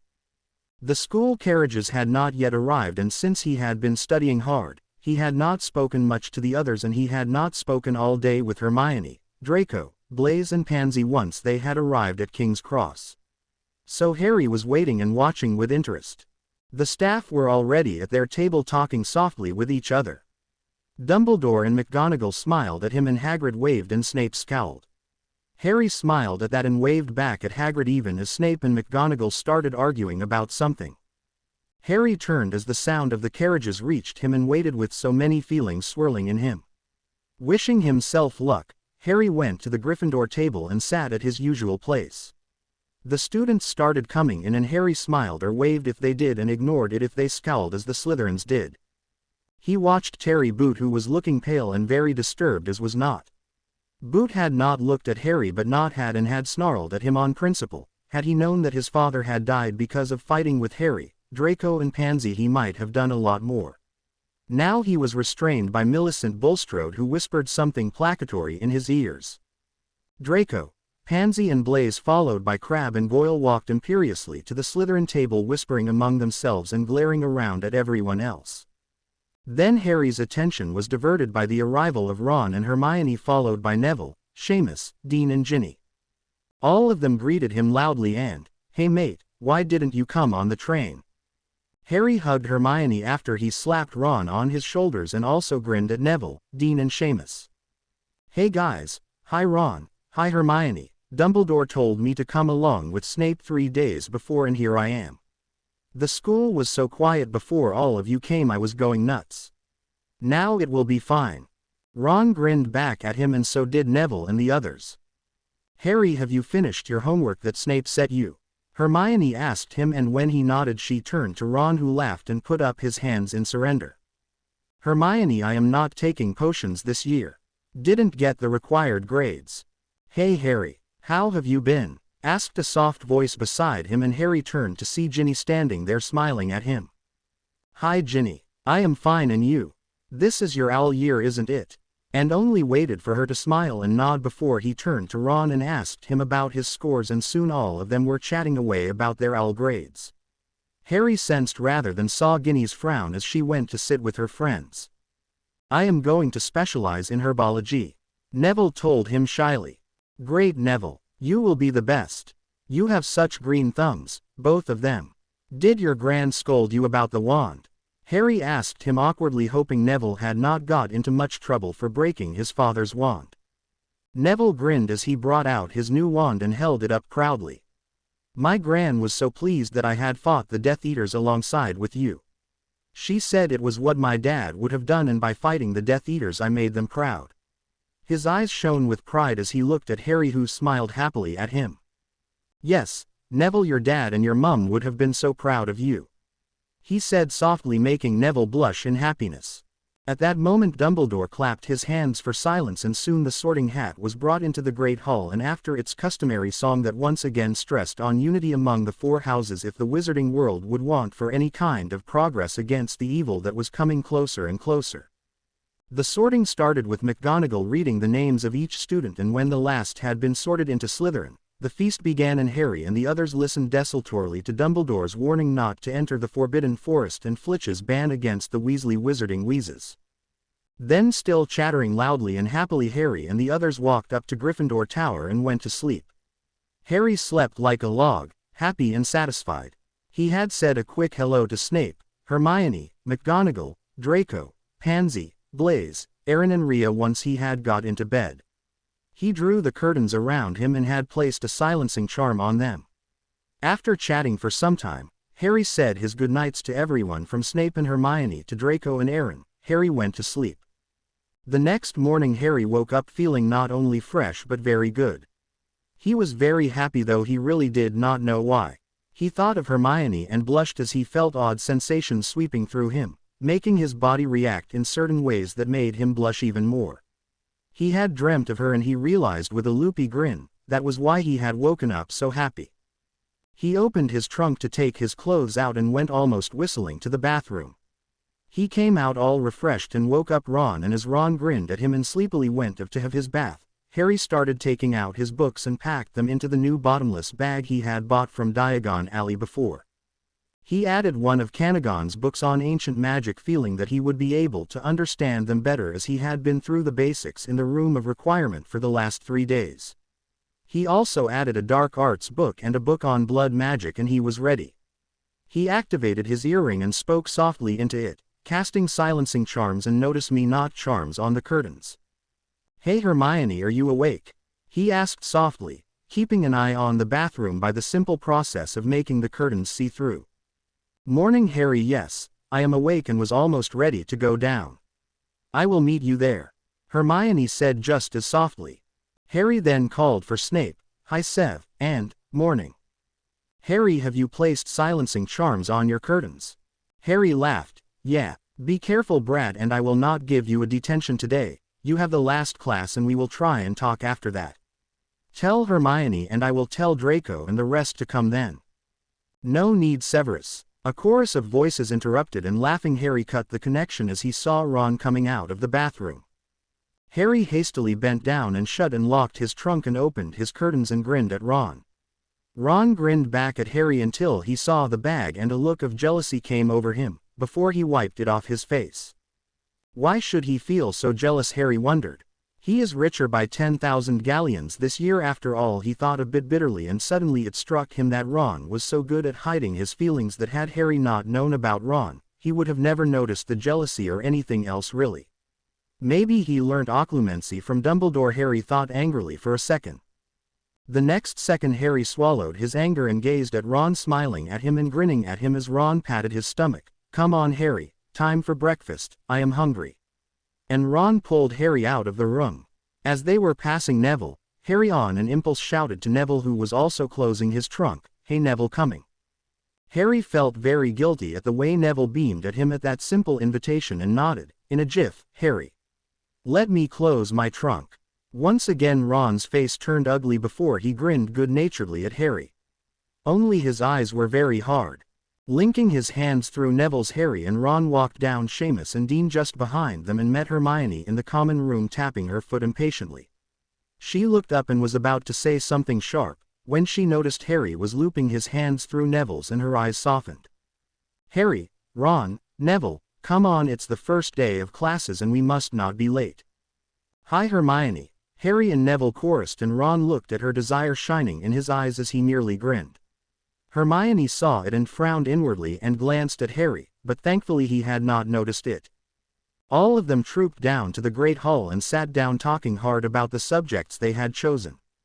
"Well, I am going to take charms, transfiguration, defense against the dark arts, potions and runes," Harry told all of them. Ron's jaw hit the floor at the mention of runes and he was going to say something when Hermione stepped in. "Good Harry, you are finally choosing good subjects instead of things like divination and the like. You Ron and Nev, what are you taking?" "Well, herbology, defense, charms and transfiguration. No potions," Neville said with a shudder as he thought of potions and Snape. "Well, I am taking the same as you Harry, except potions, and I am also taking care of magical creatures," Ron told him, and then asked him, "Why runes Harry?" "I read an interesting book that I got from Flourish and Blots this summer and it was fascinating. Ron, why don't you try it along with me? I am planning to write my owls in runes this year. If I pass, I will take my newts next year." "Don't worry Harry, I will teach you. It will be easy, especially if you will work hard. In fact Ron, you and even you Neville should do this, as this will help in understanding spells in Dada better," Hermione told him, smiling at him. Neville looked thoughtful. "I will write my Gran, and if she allows, will you help me as well?" he asked, looking at Hermione shyly. Hermione nodded. "Of course I will Neville. Give your name for it to McGonagall today before she draws your schedule, and you can always withdraw if your Gran does not allow," Harry advised him, and Neville trotted off to McGonagall to tell her that he would be taking runes that year. Harry turned to tackle Ron about it, who agreed very reluctantly, trying his best to dissuade Harry from taking a new subject. "Aw, come on Harry, why do you have to take on a new subject this year? I thought we could relax this year." Harry nodded his head. "Yeah, we will Ron, but I badly want to try this. Come on, this will be helpful in our defense class." Ron scowled and grunted but did not say anything more and went off to McGonagall. Neville was already there and she looked at Ron. "Mr. Weasley, have you also come for the same purpose as Mr. Longbottom, to enroll in runes?" Ron nodded. "Yes, Professor." "Well," she said briskly, "you may, but make sure you get not less than an acceptable in your assignments for the next 3 months, or else you will have to leave the class." Ron brightened as he heard that and nodded his head and went away with Neville carrying his new schedule. McGonagall came behind him and handed out the schedules for the others. Ron grimaced and glanced at his schedules and found to his dismay that there was hardly any free time. He pulled Harry's schedule and saw that Harry had even less time. "Okay now, I think all of us should go to our classes. I have transfiguration," and she peeped into Harry's and saw that he had it too. "You have it too. Now we will meet in the library in the evening after dinner and we can start straight away on runes. I will give you my book Neville until your Gran okays it for you. Ron, you will write your mother and ask her to send the books to you, won't you?" She finished and started walking towards the doors. Ron sulked all the way to the Transfiguration classroom and sat there scowling all through the class. Harry and Hermione did not mind though. Hermione sat with Neville and Harry and Ron sat together. McGonagall was starting with human transfigurations and soon all of them were listening attentively to her explanations. It all seemed very complicated and Harry groaned along with Ron and indeed the others when she set an assignment for them. The same was repeated in all classes and then Ron finally had the last period free. Harry and Hermione had potions for their last class. Harry and Hermione went to the potions class and found that they were the only Gryffindors: Draco, Blaise, Pansy and Bulstrode from the Slytherins, Padma Patil and Terry Boot from Ravenclaw and Justin Finchley and Michael Corner from Hufflepuff. Now, not all of you who are here because you are well versed in the art of potion making. Snape started speaking softly, staring straight at Harry and waited for the Slytherins to snicker and then continued. However, if anyone, and I do not care for titles or names, will fall below the standards set by me, then you will be removed from my class for good. He looked around and sneered at everyone and looking straight at Harry. Is that clear? He asked, his voice suddenly sharp and like a whiplash. Harry was about to pair with Hermione when Snape clapped his hands. I will decide the pairing for the rest of the year. Malfoy sit with Granger, Boot with Bulstrode, Patil with Finchley, Potter with Parkinson and Zabini with Corner. Begin. Harry scowled at Snape and went to sit with Pansy, winking at her as he sat next to her. Draco sat away from Hermione looking as if he just managed not to hold his nose. Pansy was being less subtle. Potter, don't sit too close to me for Merlin's sake.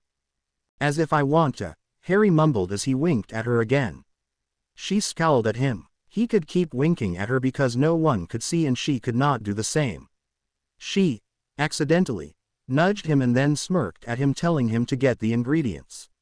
Harry turned once more and smiled at her, making her flush in anger before leaving to get the ingredients. They were doing a complex potion and soon all of them went to work. The whole class worked silently and efficiently because of the man prowling around glaring at them and their cauldrons.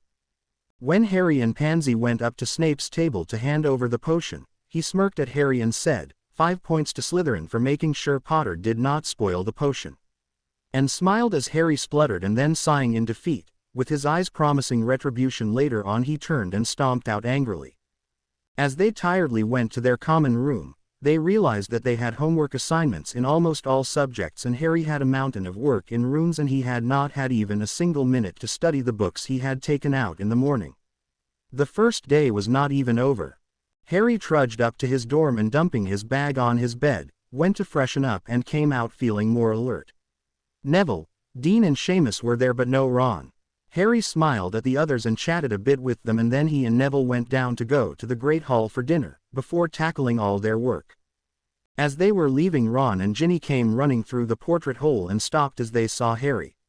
Ron flushed for a second before he controlled himself and grinned. You go on, Harry, I will just come along after you. Need to freshen up. And Ron ran up. Ginny smiled at everyone and Harry and the others grinned back at her and went on their way. Harry was thinking furiously though. Ron and Ginny had come running together and Ron had not said where he had been. Well, he could not, could he, especially if he had been to the headmaster's office. Harry heard a sarcastic voice inside of his head that sounded suspiciously like Snape. Yeah, they could not, he answered his own query. How could they when they probably went to Dumbledore to report on today's activities? Harry's face turned ugly for a second and he hastily rearranged it as Hermione nudged him. She had been looking worried and angry and had been watching him from the corner of her eyes and seeing his expression had warned him. They walked talking and laughing as they made their way to their table and Harry plunged in. He was ravenous and he wanted to finish dinner and his studies fast and meet with Snape and the others and let his hair down. Ron joined them soon after and they laughed and chatted all through dinner, only Harry's laughter was slightly strained. Harry and the others went straight to the library, not listening to Ron's protests about relaxing as it was only the first day after all, and soon Harry, Hermione, Neville and Ron were sitting in a remote corner. Harry pulled out his assignments and started with Transfiguration, helping Neville along the way. They also practiced wand movements and soon they had finished with it. Neville's new wand was working so very well for him that Harry felt compelled to comment upon it. Your new wand is doing wonders for you, Neville. I think this suits you far more than your dad's old wand, he said as he watched Neville flick it. Neville nodded. Yes, Harry, though that was my dad's wand, it did not work well for me. How difficult it was with that wand, I realize only now when every spell seems to come so easy from this. Harry, having a sudden suspicion, used his aura sight and saw Neville's aura. It was a combination of pink and green with small silver dots sprinkled here and there. Harry put that away in his mind to ponder on it later. He then turned curiously to Ron and saw a combination of red, blue and pink and purple, and all the colors were the same as was in almost all the auras he had seen, but very sluggish. Ron at this point was so bored by Hermione's lectures and was not really listening to her explanations about transfiguration or charms. Instead, he was watching Harry and Neville practice wand movements, tackle their transfiguration homework together before they started on their charms. Soon they had their charms work all done, and Hermione had left Ron to his own devices, concentrating on her work. By common consent they decided to do the potions homework the next day. Ron had finished transfiguration but had not even started with charms. Harry and the others packed their bags except for their runes books, and Hermione took Harry, Ron and Neville through the basics for the next hour. Ron was yawning within the first 10 minutes, though Harry and Neville were listening attentively. Harry knew most of what Hermione was saying, and soon they were tackling their first assignment in runes. A half hour later, the 3 boys and 1 girl packed their bags tiredly and went up to their common room. They still had their potions assignment, and the first day was not even over, and it was not even the Newt's year. There was no one in the common room, and Hermione went to the girls' dorm saying a brief goodnight to the other 3 boys, who mumbled back and went to their dorm and automatically washed up and crashed onto their beds. Harry had the curtains spelled and then called Snape. "Severus," he called out softly. "Harry, I am waiting here for you. Draco and the others were not able to come." "What happened?" "I was not able to shake off Ron.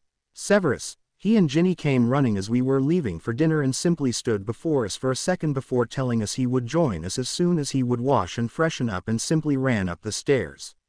I am sure he was with Dumbledore, as was Ginny."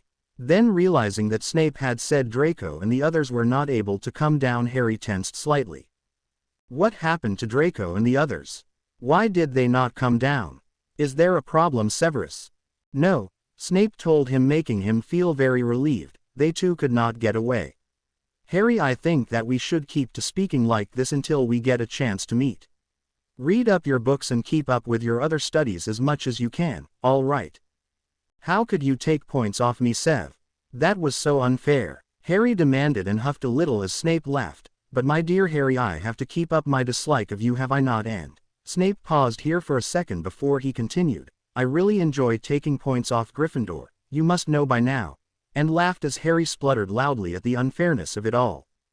After that they spoke quietly for some time before Harry deactivated his earring and took out his book on ancient magic and started reading for almost an hour before he could not stop yawning and went to sleep. That set the tone for the next few weeks. Harry, Hermione and Neville, and slowly Luna, who joined them, spent their time studying very hard on all their subjects. Ron was also always with them, but he was not studying as well and spent his time in trying to distract Harry all the time. "Ron, I have spent enough time fooling around, and it was because of that I lost him. I did not know enough to counter the Death Eaters. I am going to study as hard as I can so that those mistakes will never be repeated." "Understood," Harry told him, warning in his tone about a week into school. Ron had been badgering him to slow down, and Harry was almost at the end of his patience. Ron had glared at Harry, and when Harry refused to back off he had stormed away. However, he had cooled down sufficiently, and came around the next day talking and laughing as usual. Harry suspected bitterly that Dumbledore had reminded him of the money he had paid into Ron's separate account and had forced him to be with Harry. 2 weeks before Halloween came the first Hogsmeade weekend, and that morning, which was a Saturday and was a clear, crisp and cold day. Harry, Ron and Neville, who became a part of their group, now came down the stairs to find Hermione waiting for them. Just as they were to leave for Hogsmeade, Ginny came running down and screeched to a halt in front of Harry. "Harry, may I join you all as well?" she asked, smiling brightly at Harry and looking expectantly at him. Harry blinked and looked at Ginny, who was smiling at him in a way that made him feel very uncomfortable. Ginny, don't you think you have to ask Ron that?" Harry asked her, not smiling back at her. She scowled at him for a second and then smiled, turning to Ron and raising her eyebrows. Ron shrugged uncomfortably as Luna bounced into the room. "Are we all going to Hogsmeade, Harry?" "Yeah," Harry nodded his head and he and the others moved away from Ron and Ginny, who were still staring at each other. "Come on, Ron," Harry called out to him, "we will be slowly moving on." As the portrait door shut, Harry had a glimpse of an angry Ginny who was speaking rapidly in a low voice and a very uncomfortable-looking Ron. Harry and the others walked away from the tower and went out of Hogwarts to the fully magical village of Hogsmeade. They walked into the Three Broomsticks and grabbed a table at the back and had a very enjoyable time there until they were joined by both Ginny and Ron, who ran in looking all flushed and angry. Ron stopped as he saw Harry and with effort pulled his face back to normal. Ginny, however, was smiling as he dragged a chair and sat next to Harry. There was an uncomfortable silence, the easy conversation coming to a full stop as the brother and sister sat down with them. Ginny looked around and, still smiling though now her smile was a bit strained, opened her mouth to say something to Harry. The doors opened once again and the Slytherins walked in. Draco, Blaise, Pansy, Nott, Crabbe, Goyle and Bulstrode came in chattering happily, stopped when they saw Harry and the others sitting there. "Hey, look at that Draco," Pansy told him, "the golden boy, his harem and the sidekicks. What a pretty picture." "Hey, shut up," Ron told them, his wand at the ready. Harry also had his wand in his hand, as did the others. Draco sneered at Weasley. "Why should we? You are the sidekick as is the squib. How much are you paid for all this?" he asked conversationally as Ron's face flamed, as did Ginny's. Harry and Hermione glanced at Ron and Ginny, whose faces were red and Ron's was slowly becoming purple. Millicent Bulstrode took up where Draco had left off. "They must be paid lots, Draco. After all, the Potters are old family, aren't they? Potter may lack in just about everything, but he has got the gold. Otherwise the Weasels will surely not associate with him, for Merlin's sake. Maybe you hire them by the year, Potter." Nott added, smirking, unknowingly hitting the nail right on the head, when Ron, who had now become as pale as had Ginny, while the others were looking silently at this attack. Then all was a blur as Ron and surprisingly Ginny launched themselves on Draco and the others. Harry and Neville jumped and tried to pull Ron away while Hermione and Luna were doing the same for Ginny. Ron was punching Malfoy for all that he was worth and Ginny had removed her wand and was cursing indiscriminately at one and all. Malfoy and the others were giving back as good as they got, though Draco, Pansy and Blaise took care not to hit Harry, Hermione, Neville and Luna. The other Slytherins were not so kind. Not seeing this opportunity, something Harry and the others should have anticipated, sent out a dark curse that hit Harry straight on his chest. The next second Harry crumpled onto the ground. Then there was more pandemonium as Hermione shrieked loudly when Harry fell down and she, Neville and Luna dragged Harry to the side. Thankfully Hermione had taken the precaution of casting a powerful shield that bounced of about 6 curses and very dark by the looks of it. Many other students who were there had joined the fight and soon there was a free-for-all going on with hexes and jinxes flying everywhere. Neville was about to run to bring someone as Harry was now shivering and there was a trickle of blood that had started coming down from his mouth and nose, when the door opened with a bang. Silence. What is happening here? Snape was standing there with McGonagall and both of them had their wands in their hands as they surveyed the scene in front of them. "Here, Professor." Hermione was sobbing as she held Harry and McGonagall rushed at once to her and ran her wand through Harry and her lips tightened as the spell showed the use of a dark curse. Snape stood still, his heart almost stopping as he saw Harry slumped over unconscious and swiftly striding up to him. He turned to the Slytherins, he asked them in his coldest voice, "Wait here, all of you."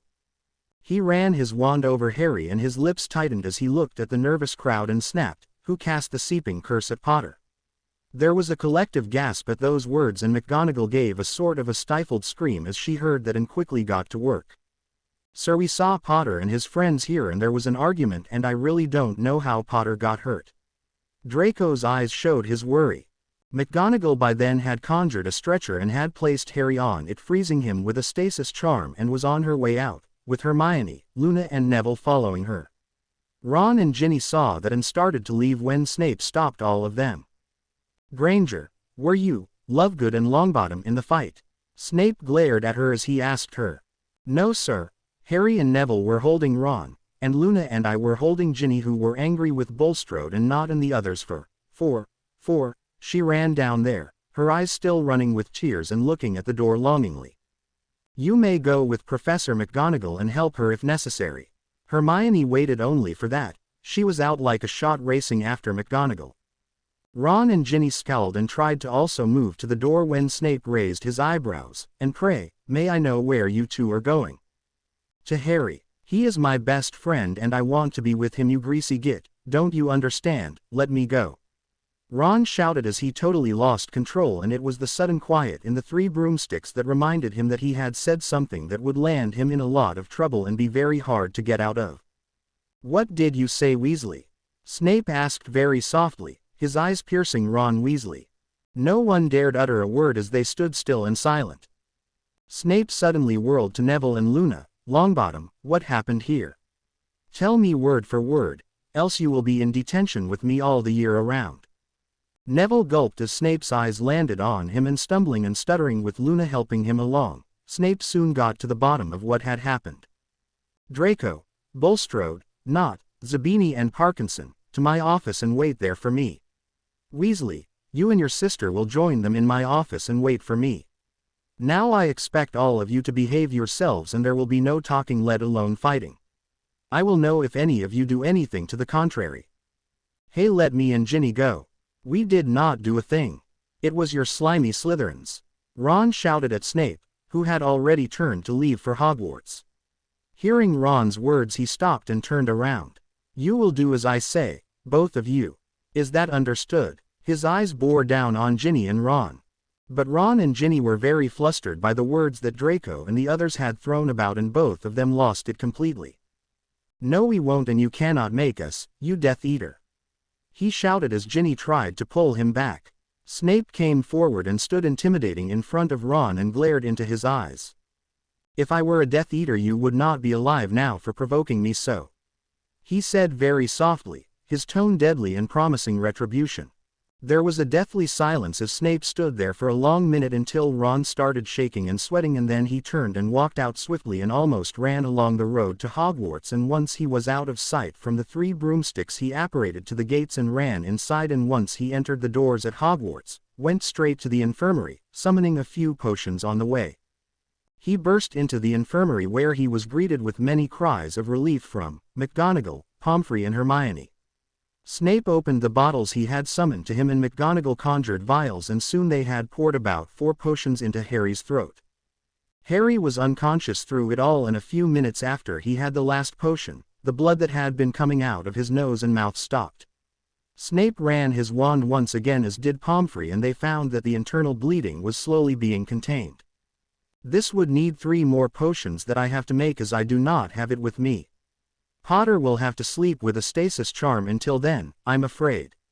He has been hit by a seeping curse that is a dark curse used to seep the blood in 2 ways from the body.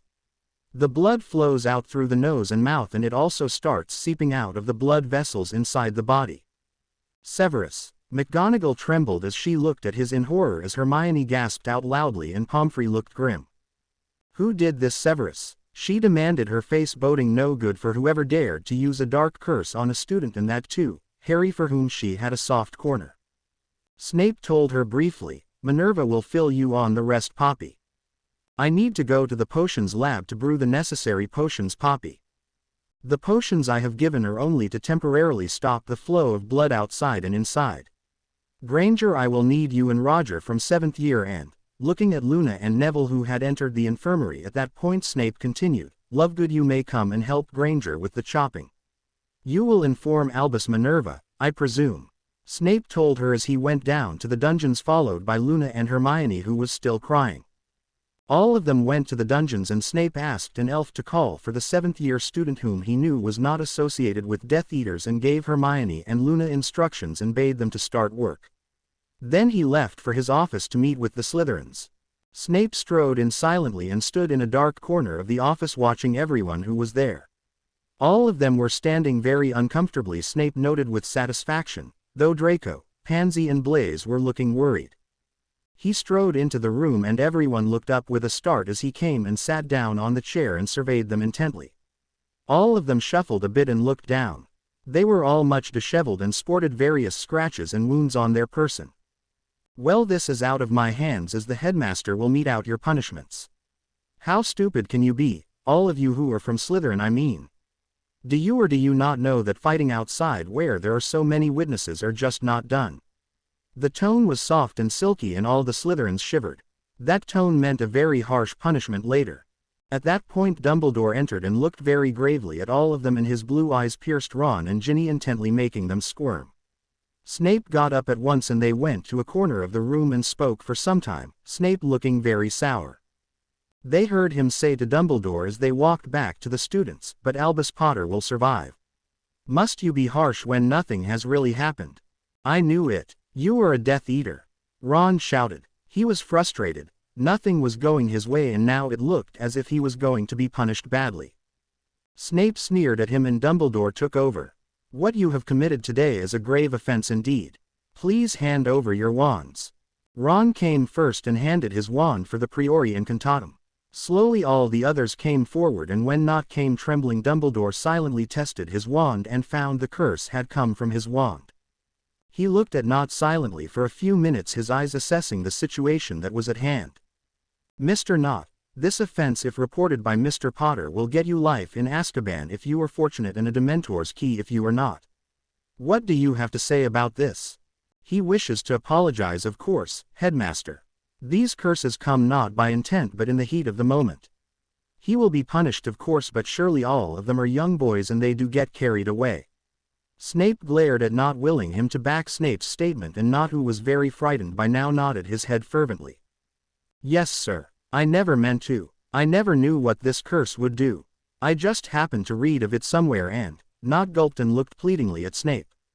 He was not to know that Snape was so angry with him. He would have killed Nott for what he had done. But Snape's position with the inner circle meant he had to downplay this and try his best to get Nott off. After what seemed ages, Dumbledore nodded his head. "There will be no more Hogsmeade visits for you this year and for the next year. Your punishment will be decided by the head of Gryffindor House, as Mr. Potter belongs to that house. Mr. Weasley and Miss Weasley, I am very disappointed. You do not speak to a teacher like you did, Mr. Weasley.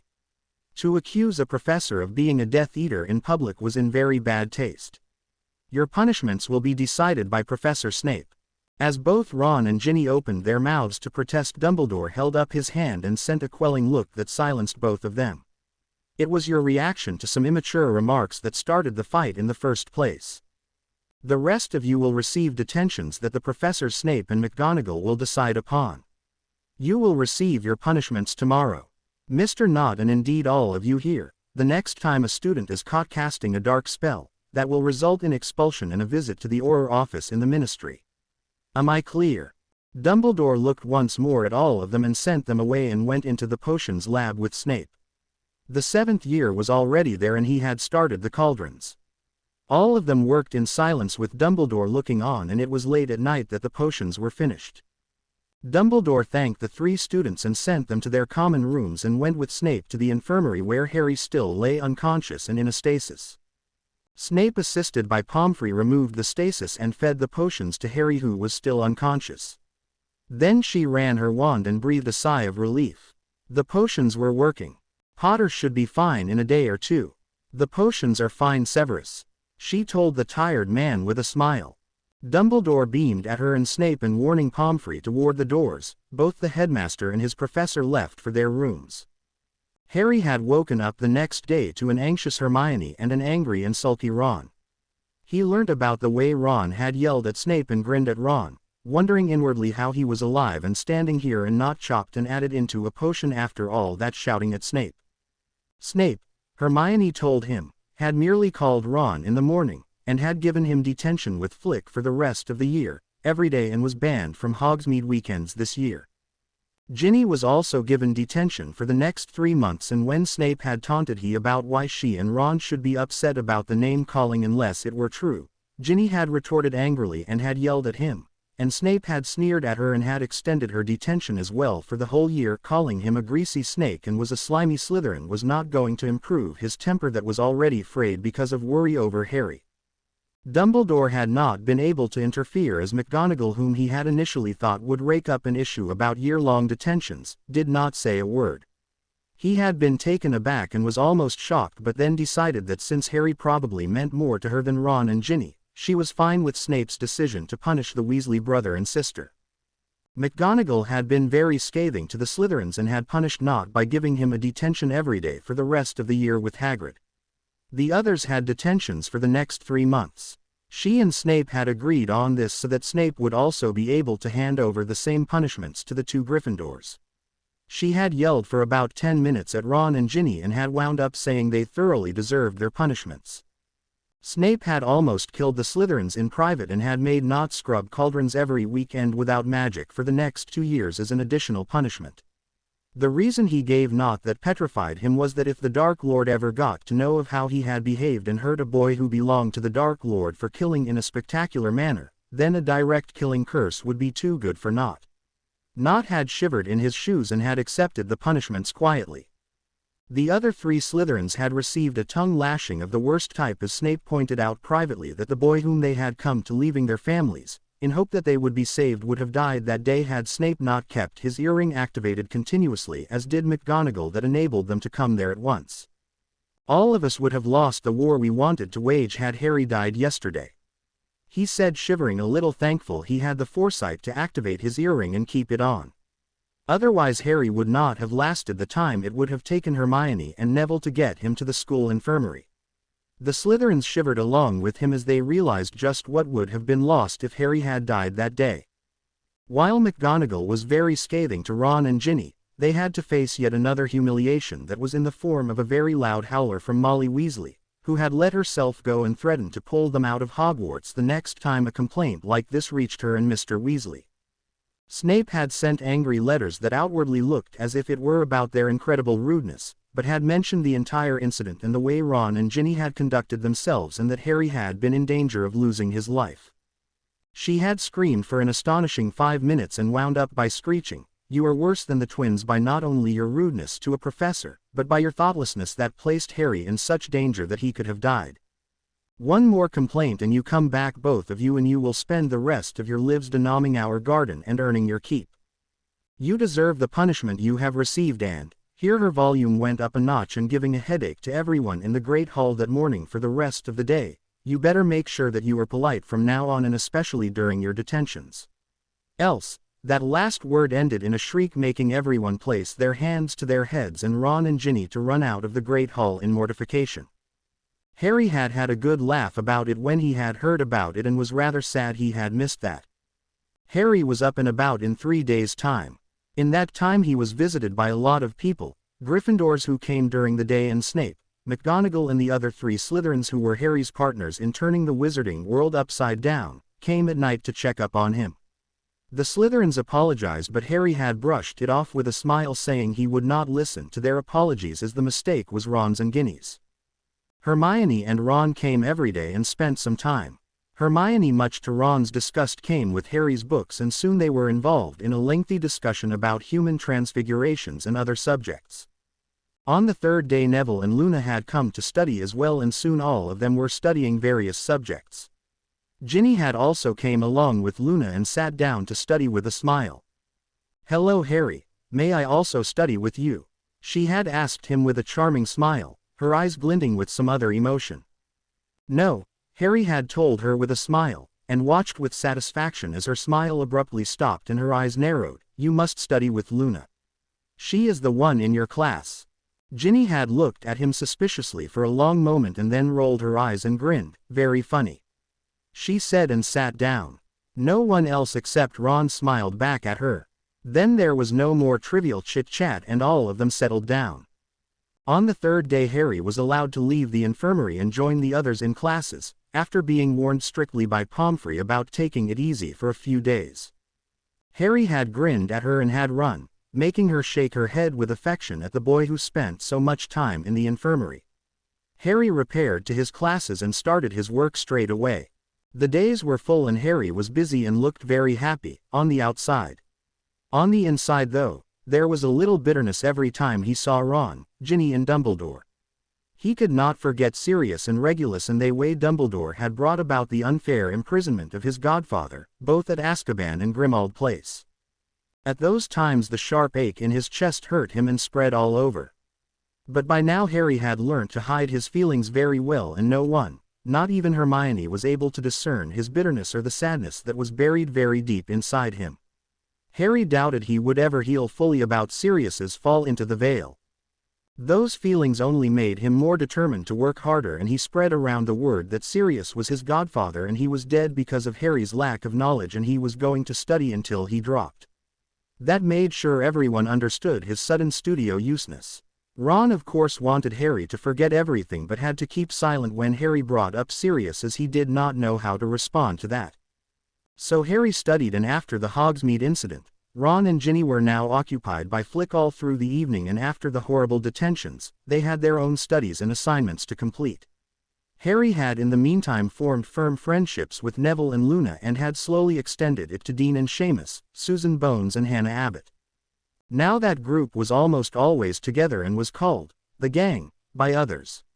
Ron and Ginny were part of this gang too, only their detentions did not allow them to be with the gang on weekdays. On weekends, though, they joined the others. Ron was pretty happy with this, as Harry always sat next to him and smiled and laughed with him as usual, though Hermione mostly sat with Neville or helped Luna with her owls that she would be taking that year, and Ron was not able to get close with her the way he wanted to. Ginny, though, was another story. Harry did not even look at her except to say, "Hey Ginny," and then he forgot that there was someone by that name.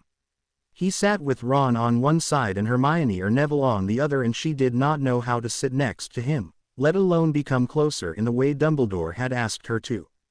In the space of 2 months, Harry raised his academic performance to a slightly higher level, and started competing with Hermione, Draco and the other toppers, though he was still not able to beat Hermione's hard work of so many years and a natural ability to study, memorize and remember everything correctly. He never got anything less than an E in any subject though, and enjoyed working hard. The Gryffindors and the 2 Hufflepuffs who sat and studied together slowly raised their level of their grades in all their classes. In between all this, Harry concentrated on his aura sight and continued his studies on the dark arts and blood magic, and most importantly the ancient magic that Harry by now was sure was the power the Dark Lord knows not. Harry's aura and the natural intelligence that had been until now stamped upon by the Dursleys and blocked by Dumbledore was now free of their manipulations, and Harry blossomed fast and furious with the release of his magic.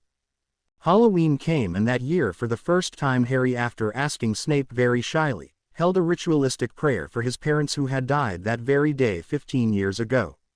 He held it deep in the dungeons at midnight with Hermione, Draco, Pansy, Blaise, Snape and McGonagall. Snape had done the Samhain rituals and Harry remembered his parents and Sirius, and he and Snape had prayers for Regulus, and then all of them had said prayers for all those who had died in the war with Voldemort. Snape had been overcome with emotion as the rituals had concluded and had hugged Harry close to him and had sat with Harry until the wee hours of the morning. Dumbledore had been unaware of any ritual happening deep in the dungeons because he was fast asleep thanks to 2 loyal house elves. Harry had taken permission from Hermione and had promised her never to ill-treat any elf, and had Dobby and Winky bonded to him. Dobby had been ecstatic as had Winky to be bonded with Harry, and had cheerfully and exuberantly agreed Dobby, and tearfully and thankfully agreed Winky, but Hermione had been less than pleased. Harry had to argue with her before she would even think of agreeing to Harry's idea. Harry pleaded and begged and argued before she would consider. Hermione the house elf is known as that because they are natural housekeepers. They love to work. Use your spew to improve the way they are being treated, but don't say they should not work at all, Hermione, he had pleaded. She had not been convinced until Winky tugged her robes and had spoken softly to her. "We is not the high elves, Miss Grangy. We is the house elves. House elves is a half breed between high elves and goblins, and we needs to work all the time. That what keeps our magic alive. No work and our magic dies, and we dies too. We have to be bound too, Miss Grangy. So please tells yes and makes Master Harry Potter bond with us." Hermione had not been able to say a word after that, and Harry successfully bonded with both of them. The first thing he had asked them to do was to make Albus Dumbledore sleep well on the night of Samhain so that he could perform the rituals without getting tense every other second. As they crept out for the rituals, Harry had cast a sleeping charm on Ron, and Hermione had done the same after going to Ginny's dorm with Harry's invisibility cloak and had gone down to the dungeons. A week after Halloween, Dumbledore held the report card of Harry in his hands for the first 2 months and frowned. He had been asking for Harry's report card of his assignments and tests every 2 months since Harry had started school. Then all the professors had understood and appreciated that Dumbledore was looking after an orphan boy who had saved them all from Voldemort at great personal cost. Now unknown to him, 2 of the professors knew why Harry's card was sent to the headmaster. It was to make sure that Harry never learned too much and that his academic learning was only mediocre. So both of them knowingly and the other professors unknowingly sent glowing reports about the brilliance and excellence Harry was beginning to show. Snape had tempered his report of Harry's sudden understanding and brilliance in potions by saying that it was because he was partnered by Pansy, whose perfect potion-making enabled Potter to survive. But Dumbledore, knowing how to read in between Snape's lines, was very thoughtful as he read the reports once again. He realized that Snape was baffled at the change and did not know how to turn this around to take points off Gryffindor and Potter. While Dumbledore would have been amused by this, had it been any other Gryffindor, with Harry it made him worry. Of course Harry was not still the level of Hermione or Draco, the toppers every year, or even a few other Slytherins and Ravenclaws who stayed consistently among the top 6. But the fact he was getting there made him stop and think. Then he called for an elf and asked it to summon Ron and Ginny to his office. They were in their detentions cleaning the Ollery that they had been doing since they began detention, and the Ollery never seemed to be clean, as they only had to clean one part and move her to the other before the owls would dirty the clean part with their droppings. The worst thing was the fact they had to do it without magic, as Flick would take away their wands before detention and hand them over only when he allowed them to leave. Snape had suggested this job to Flick, who had accepted with glee and made sure that the 2 would do this dirty, thankless and completely useless, stinking and dirty job day after day all year. The Owls, led by Hedwig, had also taken to using Ron and Ginny's head for their personal bathroom, and the first time Hedwig had done that, Ron had swung his arm to hit her, not realizing that it was Harry's and not knowing that Hedwig had somehow sensed that Harry was not very happy with Ron and had taken this opportunity to punish him and Ginny. Before Ron's hand could connect with her head, a blow that could have been fatal if Ron's hand had found her head, Hedwig had flown away swiftly.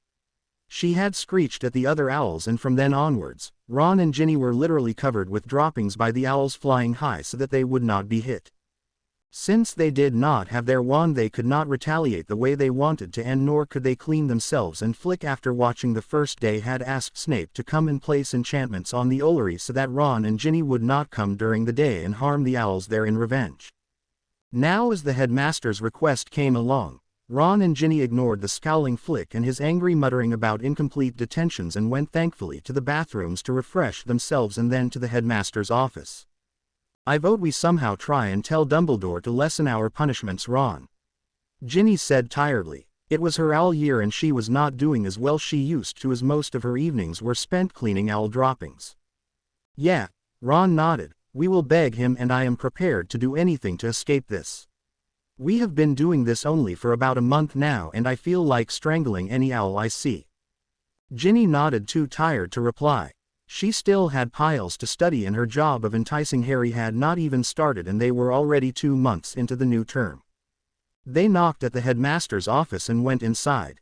Dumbledore was still looking at the reports of the various professors as they went in. Dumbledore looked up at them and bade them to sit down. He looked intently and sharply at their tired faces and posture. "Do you have anything to tell me? I have Harry's report here, and all the professors are praising him and telling me that the boy who lived is finally working up to his potential." Ron looked very aggrieved, as did Ginny. Both of them poured out their suffering and the lack of time to have any type of reasonable influence on Harry. "Sir, Harry is now always studying, and if I ask him, he says he does not want any more deaths on his head and shuts me up." Ron started pouring out his grievances only to have Ginny's shrill voice interrupt him. "Sir, I have just not been able to get near Harry. On all weekdays both Ron and I have detention, and so Harry's evenings are spent away from us. Weekends, the bloody boy studies and studies, or says he needs some time alone." "Why?" Dumbledore's query came sharply. "What does Harry do alone?" "He says he needs to think about Sirius and also a few things you told him last year.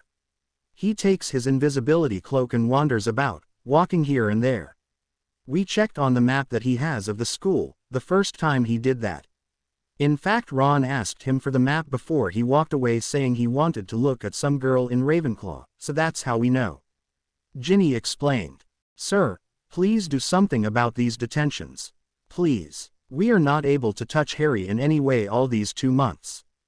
Dumbledore sighed. Snape would annihilate Gryffindor by taking points left, right and center if he tried to interfere with the punishments.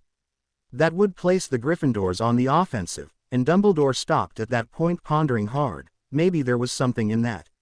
It would make the Gryffindors and the Slytherins more divided. His thoughts turned to the tired students in front of him.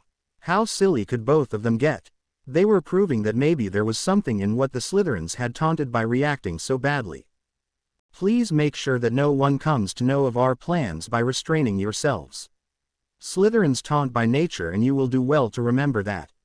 He glared slightly at them and they gulped and nodded at once. I cannot do away with your detentions completely, but I will try and make it 2 to 3 days in a week. Harry's studying is also not very exceptional to start worrying. If he has been studious as you say he is, then the results are because of hard work and nothing else. Dumbledore paused there, trying to get his thoughts in order. Invite him to the Burrow for Christmas and try something then. Now you may go and I will do something about your well-deserved detention. Both Ron and Ginny went red with humiliation and left the headmaster's office hurriedly, relieved that their detentions will reduce. Both brother and sister were deep in thought as they walked back to Gryffindor Tower, determined to succeed this time. They went up and finding no one there decided to go up to their dorms and sleep early today and start their plan of action from the next day when Dumbledore would tell them officially that their detentions were reduced. Ron, remember we must say that we complained we had no time for studies to Dumbledore and he spoke to Snape and let us off. Don't say anything more, all right? Ron nodded impatiently and went to his bed and crashed, sleeping the sleep of a relieved man who need not clean the Ollery every day. Dumbledore sighed after Ron and Ginny had left and called an elf once again to ask it to request Snape to come over. This would be a very difficult interview and Snape would be just livid if he was lucky and horrible if he was not. Snape came striding in after 5 minutes. You called Albus? He asked at once, wasting no time. Ah, Severus, come in. Will you have some tea or something? Dumbledore asked him smilingly and sighed yet again as Snape's expression became cautious. He really knew him very well, Dumbledore concluded. What do you want me to do, Albus? Not something for Potter. No, I will do nothing for that brat. Snape said angrily. Dumbledore smiled. No, nothing for Harry, Severus, but yes for his friends Ron and Ginny Weasley. Both of them were here and begged me that the detentions be lessened as they had no time to study. Snape was stunned. He had not expected that and did not react for a minute, and then he flushed and was about to retort angrily. Dumbledore held up his hand in a gesture of peace. While Ron Weasley is not particularly studious, his sister was among the toppers and this year she says she is halfway down in the class lists. This is her all year and I thought you would relent. So you do not mind that a student calls me a git and a slimy snake and a Death Eater, do you? Snape's black eyes were flashing as he glared at Dumbledore bitterly. Your Gryffindors have to study for their owls. That alone matters, that alone is more important. Dumbledore looked steadily at Snape. You know it is not like that, Severus. It is just that they are spending close to 3 hours in detention every day that leaves them very little time to study. Not is spending more than that time in detention, Albus. You don't see him complaining, do you? Snape asked him sarcastically. Yes, but not did cast a curse that could have very well killed Harry, Severus. Dumbledore explained patiently and winced inside as Snape's eyes flashed. Snape was about to retort harshly when he looked down and he saw the report cards of Harry Potter on the desk and looked up after a good 3 minutes. What will be the punishment for the Golden Boy's friends? He asked in a voice choked by anger. Make it 3 days in a week. Dumbledore told him. Snape stood up immediately. Is that all or is there more? He asked, now his voice and face under control, looking steadily at the headmaster. Dumbledore shook his head slightly. Thank you so much, Severus. This will help in so many ways. You have been very kind to agree to my request. Snape left without a word and Dumbledore knew Snape would take a long time before he would speak to the headmaster as before if ever, and Dumbledore would miss the clear and fast thinking, the sarcastic and sometimes outrageous comments of his potions professor. He would have never interfered normally, but Harry was beginning to move away from his eye and he needed Ron and Ginny to bring him back to where he would be able to control Harry. Snape was frothing at the mouth as he walked swiftly to the dungeons. He went directly into his chambers and into his bedroom and threw himself into a comfortable chair that was there by the side of his bed. He activated his earring and called out to Harry. "Harry," he called softly. "MMHH. Harry replied. That meant he was not alone. At that moment he heard Harry excuse himself to visit the bathroom and waited impatiently for Harry to respond. A few minutes later Harry answered him. "Sev, what happened?" Harry was curious. Snape never disturbed him during the day. They spoke only in the night after Harry was safe behind his curtains and in his bed. Snape told him the bitterness and anger still running strong through him. Harry was startled and then horrified. How could he reverse a detention given by a professor, and this was for blatant rudeness and name-calling, especially calling you a Death Eater? How dare he? Snape smiled grimly as he and Harry chatted angrily back and forth about the outrageousness of it all until Harry had to leave. He went back to the library and complained of an upset stomach and not giving anyone the chance to ask anything, left for his dorm. The others looked at each other for a moment before they shrugged and carried on. Only Hermione was upset, but she too carried on as usual. Harry stormed to his dorm and spelling the curtains securely as Ron was already sleeping and called Snape and the others and told McGonagall, Hermione and the Slytherins about it. Hermione, Draco and the others who were with others could not react, but they heard everything. Aaron and Rhea, who were at their home, also listened in, and after Snape, Harry, Aaron and McGonagall vented their anger by ranting and badmouthing Dumbledore and the two Weasleys, Harry demanded something be done. It is so unfair that they get away like this. Severus could have gotten into real trouble with Voldemort. He finished indignantly. Well, you are the son of a marauder or not? From what you told me about your dad and Sirius, they would have paid back with interest and in very uncomfortable ways as well. And before you argue, Dumbledore will find out. He will not, as he will simply think Snape has taken some of the pranks of your dad and Sirius and asked his Slytherins to seek revenge. He will keep quiet and let it all blow over as it was his fault in the first place. What do you say? Aaron demanded of Harry. Harry blinked for a moment as what Aaron said sunk into his head. Then, "Brilliant!" shouted Harry in excitement, making the others wince with the noise that smashed their eardrums. Then all of them grinned and started planning. We have to make sure it also incapacitates him so much that he spends less time with us. Ginny too, he added. Snape was laughing, as was McGonagall. Oh, I can think of so many things your father did, Harry, and not only to me but to other Slytherins as well. We will start from tomorrow and I will kick-start the first prank. What is it, Sev? Harry asked eagerly. Wait and watch. When your dad played this trick on me and the other Slytherins, we missed classes for 3 days. It took us that much time to undo the bloody potion, as we had to first analyze the potion that Potter and Black poured in our goblets, mixed with our pumpkin juice, and brew the antidote. We had to beg the elves and get the pumpkin juice that had the potion. It was so mortifying, I can tell you. Wait and watch, Harry. Snape refused to say another word, much to the disappointment of the others, and left the conversation saying he had stuff to do and would everyone please excuse him. What was it, Professor? Harry asked McGonagall eagerly. McGonagall had no clue. Your father and his friends played so many pranks on the Slytherins and others, it is difficult to say, Harry. I do not remember. Severus and Lucius and a few others who were regularly targeted missed quite a few classes those days. Make sure you guys watch what happens carefully. Rhea and I want to see the whole thing in the Pensieve. Aaron said wistfully. He never knew the joys of school and this part sounded like so much fun. Sure. All of them who could speak safely said at the same time, making him and Rhea laugh, and on that note they parted. The next morning Harry was up and early. He jumped out of bed and, activating his earring, woke up the others as well. He was very excited and very fidgety, and he rushed to wash and soon with clean robes went down and met Hermione, and both of them went to the Great Hall, not bothering to wait for the others. As they entered the Great Hall, Harry and Hermione met with the Slytherins, whom Snape had called in the morning to explain about the lessening of Ron and Ginny's detention. Nott was already planning to approach Dumbledore to have his punishments eased a little as well, detentions which included terrifying nightly forays into the Forbidden Forest. So the Golden Boy got his friends off as it. Draco hissed angrily at Harry. Harry whipped out his wand and frowned. Malfoy, what are you saying? As if you don't know Potter. Nott snarled at Harry angrily. Your friend the bloody weasel has had his detentions cut into half. What? Harry turned to look enquiringly at Hermione, who shrugged and shook her head. Well, Harry told the Slytherins, I have no clue what you are saying, and if you are not going to start another fight here, let us go. Of course if you do want to fight, I am ready. The Slytherins banged into him as they went into the great hall, and wincing Harry followed them and went inside.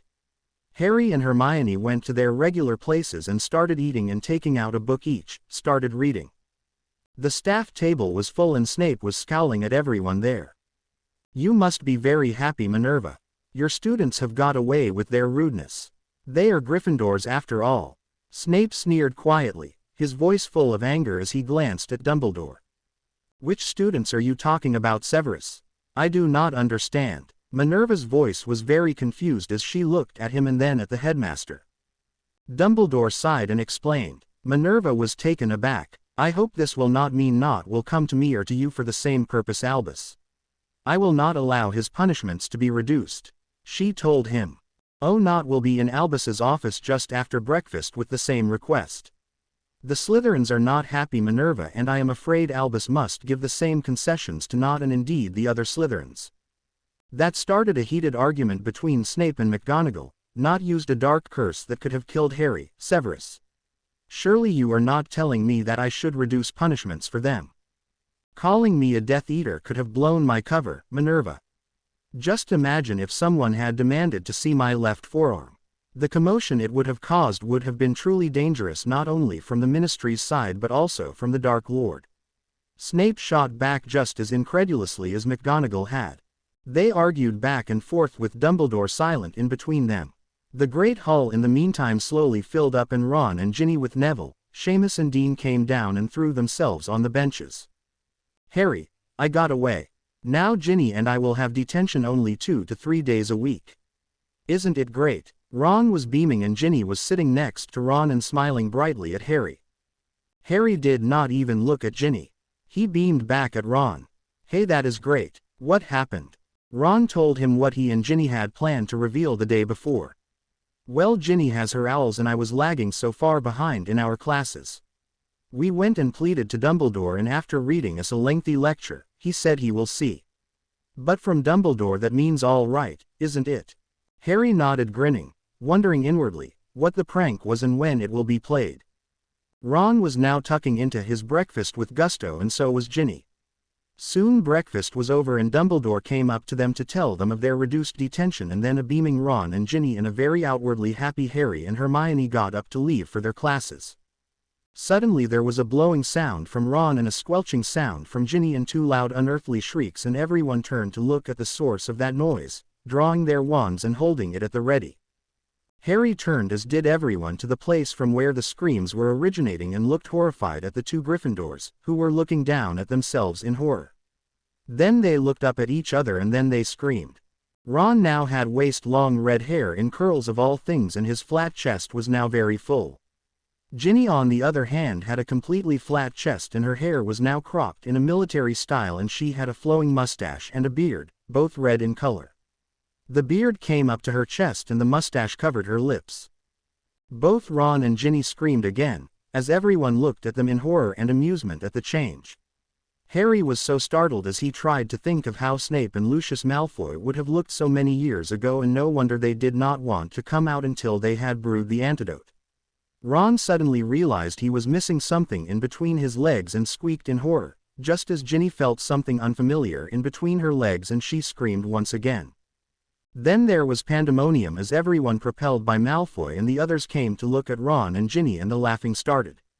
Screams of laughter sounded in the great hall and many flashes indicated that many photos were taken of the extraordinary transformation, and that was the last straw as Ron started yelling at everyone. Hey, shut up, was all he said before he shut up as fresh laughter started at his squeaky shrill voice that sounded like a girl in distress.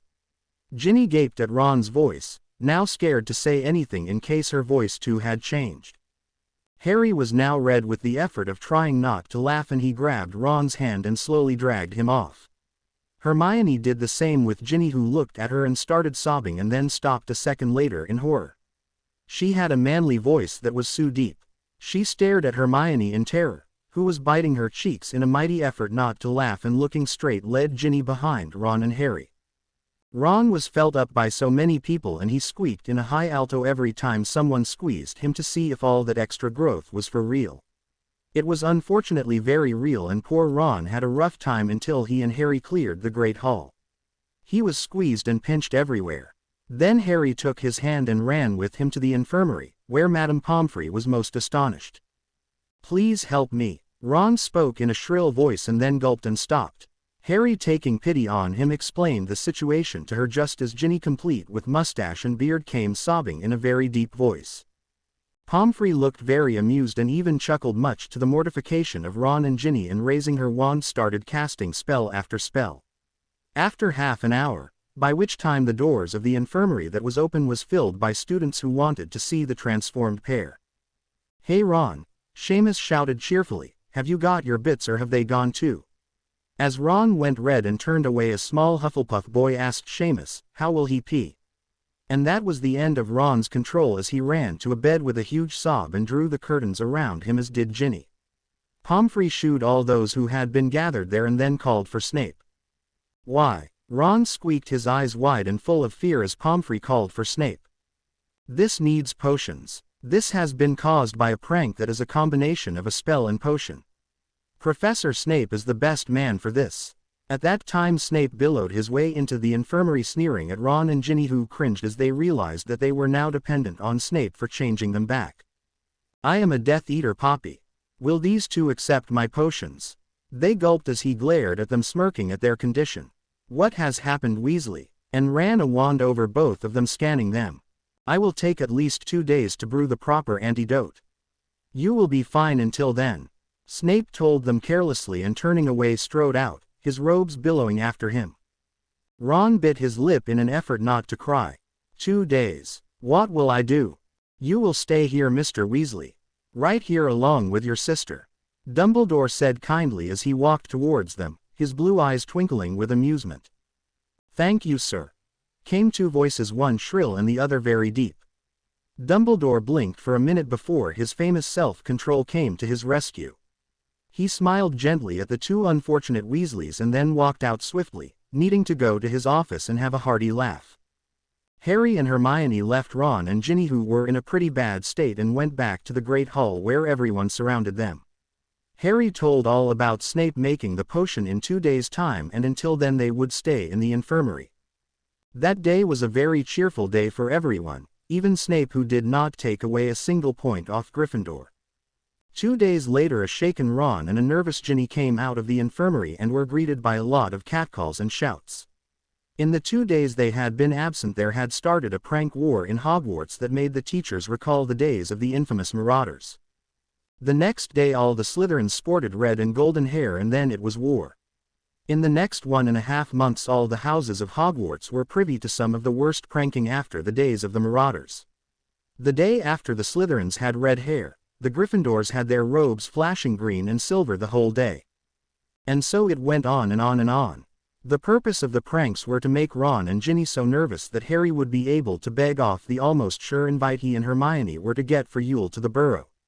Ron was targeted once more when his robes up to his waist vanished until lunch.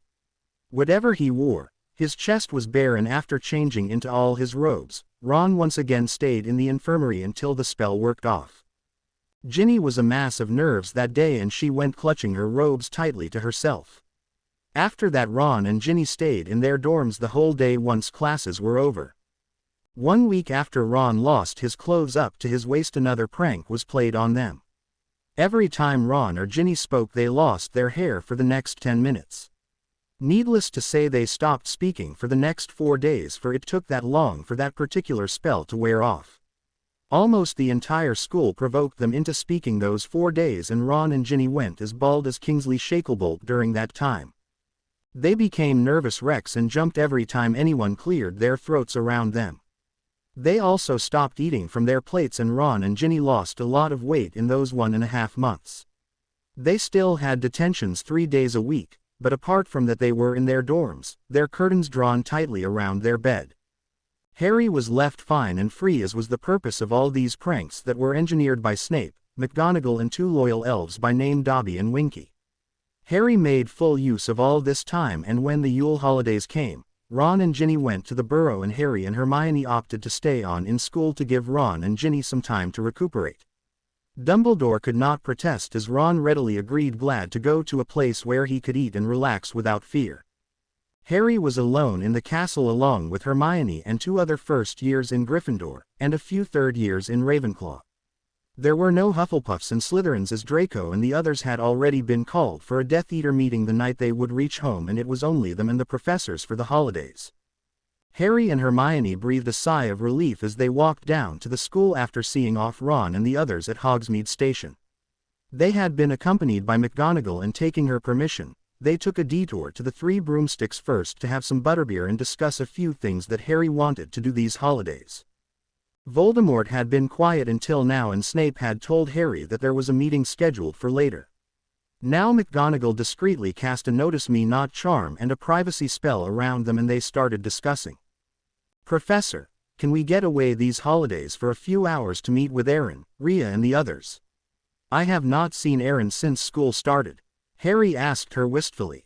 McGonagall shook her head and looked at him a little sympathetically. "Harry, it would be better if we do not give any grounds for doubt to the headmaster at all. You must utilize this time for learning about your gifts." Harry nodded glumly. He had anticipated this answer, though to hear it made it kind of final. How did Aaron say they would divide their attacking period into 3 times in a year if Harry was never able to get out of Dumbledore's control? They finished their butterbeer, and paying Rosmerta, they walked slowly to the castle. On the way, Harry cast a privacy spell around them and turned to McGonagall. "What if Dumbledore were incapacitated? We could do something then," he asked her with hope in his eyes. McGonagall thought about it and slowly nodded her head, making Harry's spirits lift a little. "We can legitimately get out to Diagon Alley under the pretext of shopping for presents one day. After that maybe we could make sure Albus is under the weather for a few days. It is very cold after all. Let us see, Harry. I will speak to Severus and try to come up with something." Harry nodded and smiled at her. "What do you want to do, Harry, apart from visiting with Aaron and the others that you need to get out of Hogwarts so desperately?" Hermione asked him. "I have a few ideas that I have been thinking about and reading upon the last 3 months. I want to talk about them. And I will say what they are when we are all together." Harry refused to say a word more. They reached the school by then, and McGonagall removed the privacy spell and briskly walked inside, nodding formally to Harry and Hermione just in case Dumbledore was looking down from any of the windows. Harry and Hermione ambled around the grounds discussing loudly about their studies, especially runes. Harry was taking his owls in that subject that year, and Hermione was asking him all kinds of questions to check his preparation.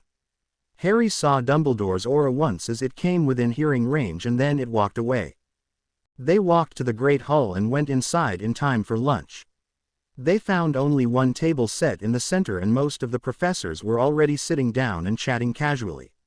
They looked up and smiled at Harry and Hermione before they resumed their conversations. Snape scowled at them before turning off to speak softly with McGonagall. Harry ate his food silently and then went off to the room of requirement to begin his study on ancient magic. Hermione joined him, though she studied the dark arts and advanced potions. They worked hard for the whole day and they were not disturbed at all. At dinner, Harry amused himself by seeing the various auras around him and trying to decipher their meanings, and by that trying to come on to on-the-spot analysis about their characters. As dinner slowly came to an end, Harry turned to McGonagall with a small smile. "Professor, may Hermione and I be excused to go shopping tomorrow to Diagon Alley?"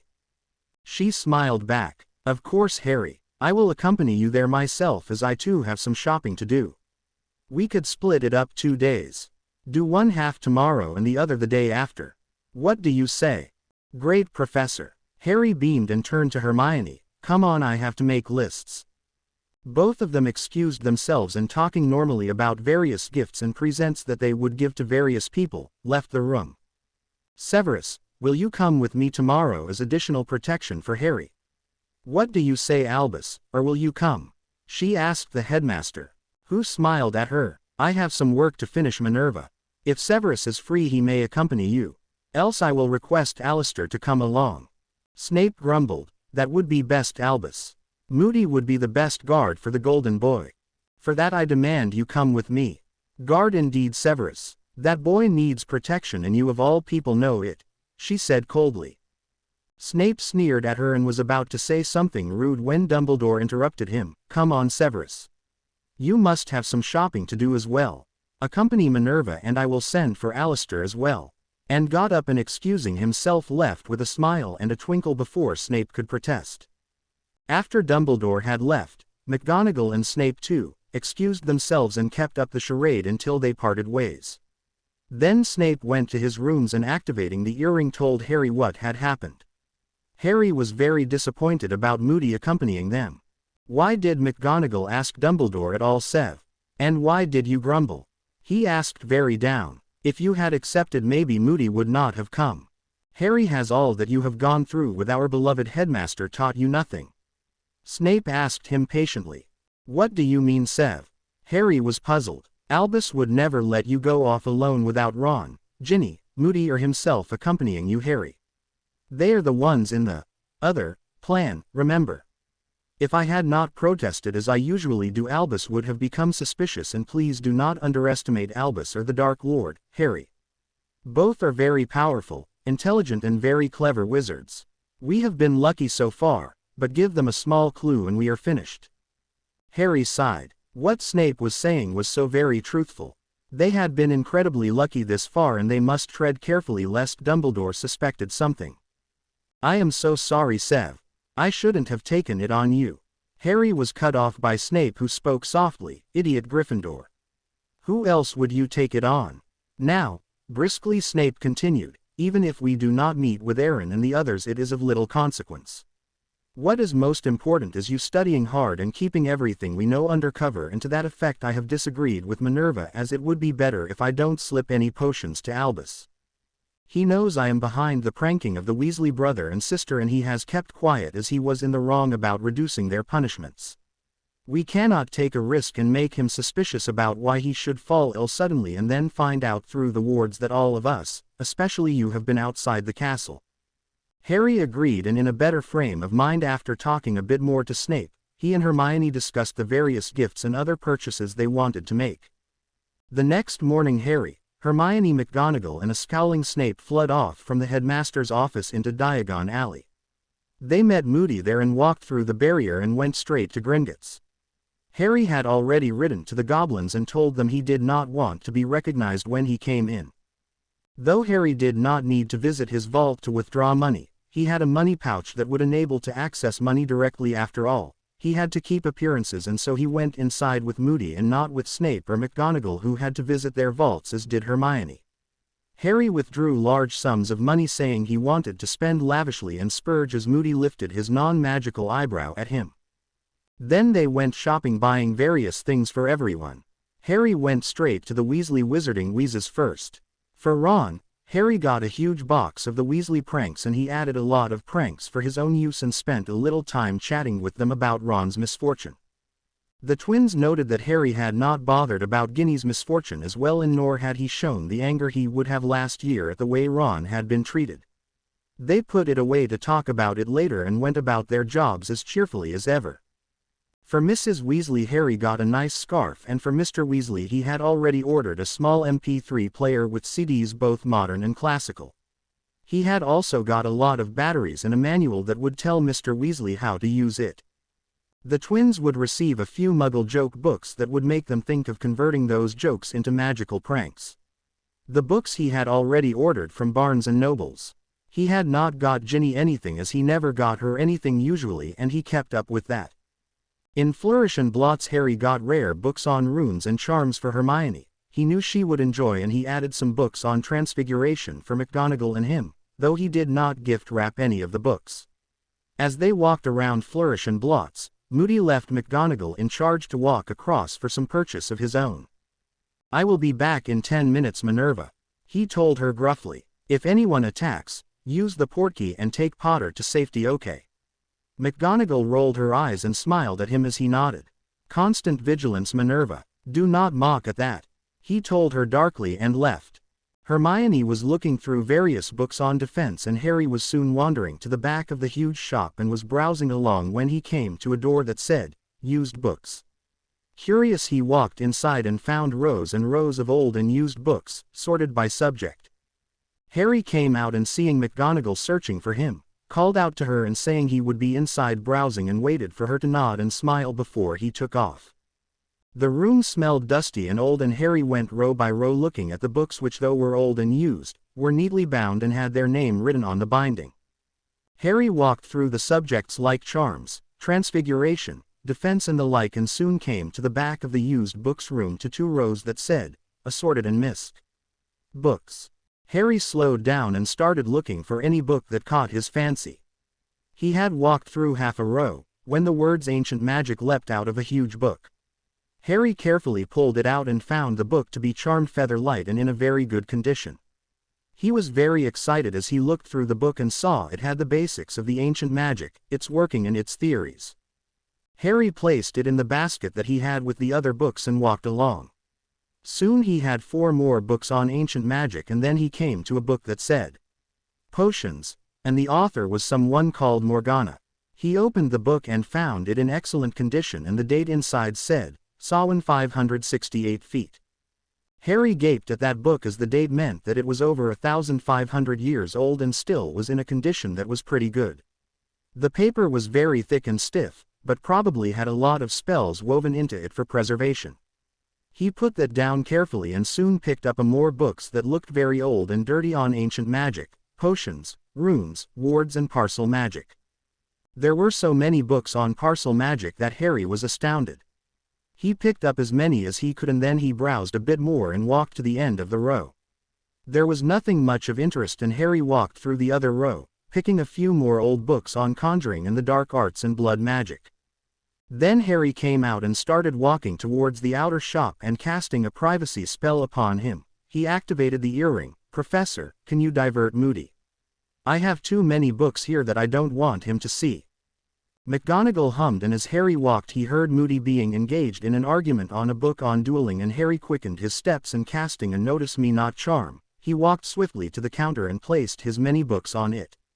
Waiting impatiently and a bit worriedly as the clerk rang his purchases, Harry breathed a sigh of relief as he paid off the bill and the clerk packed everything and shrunk it for him.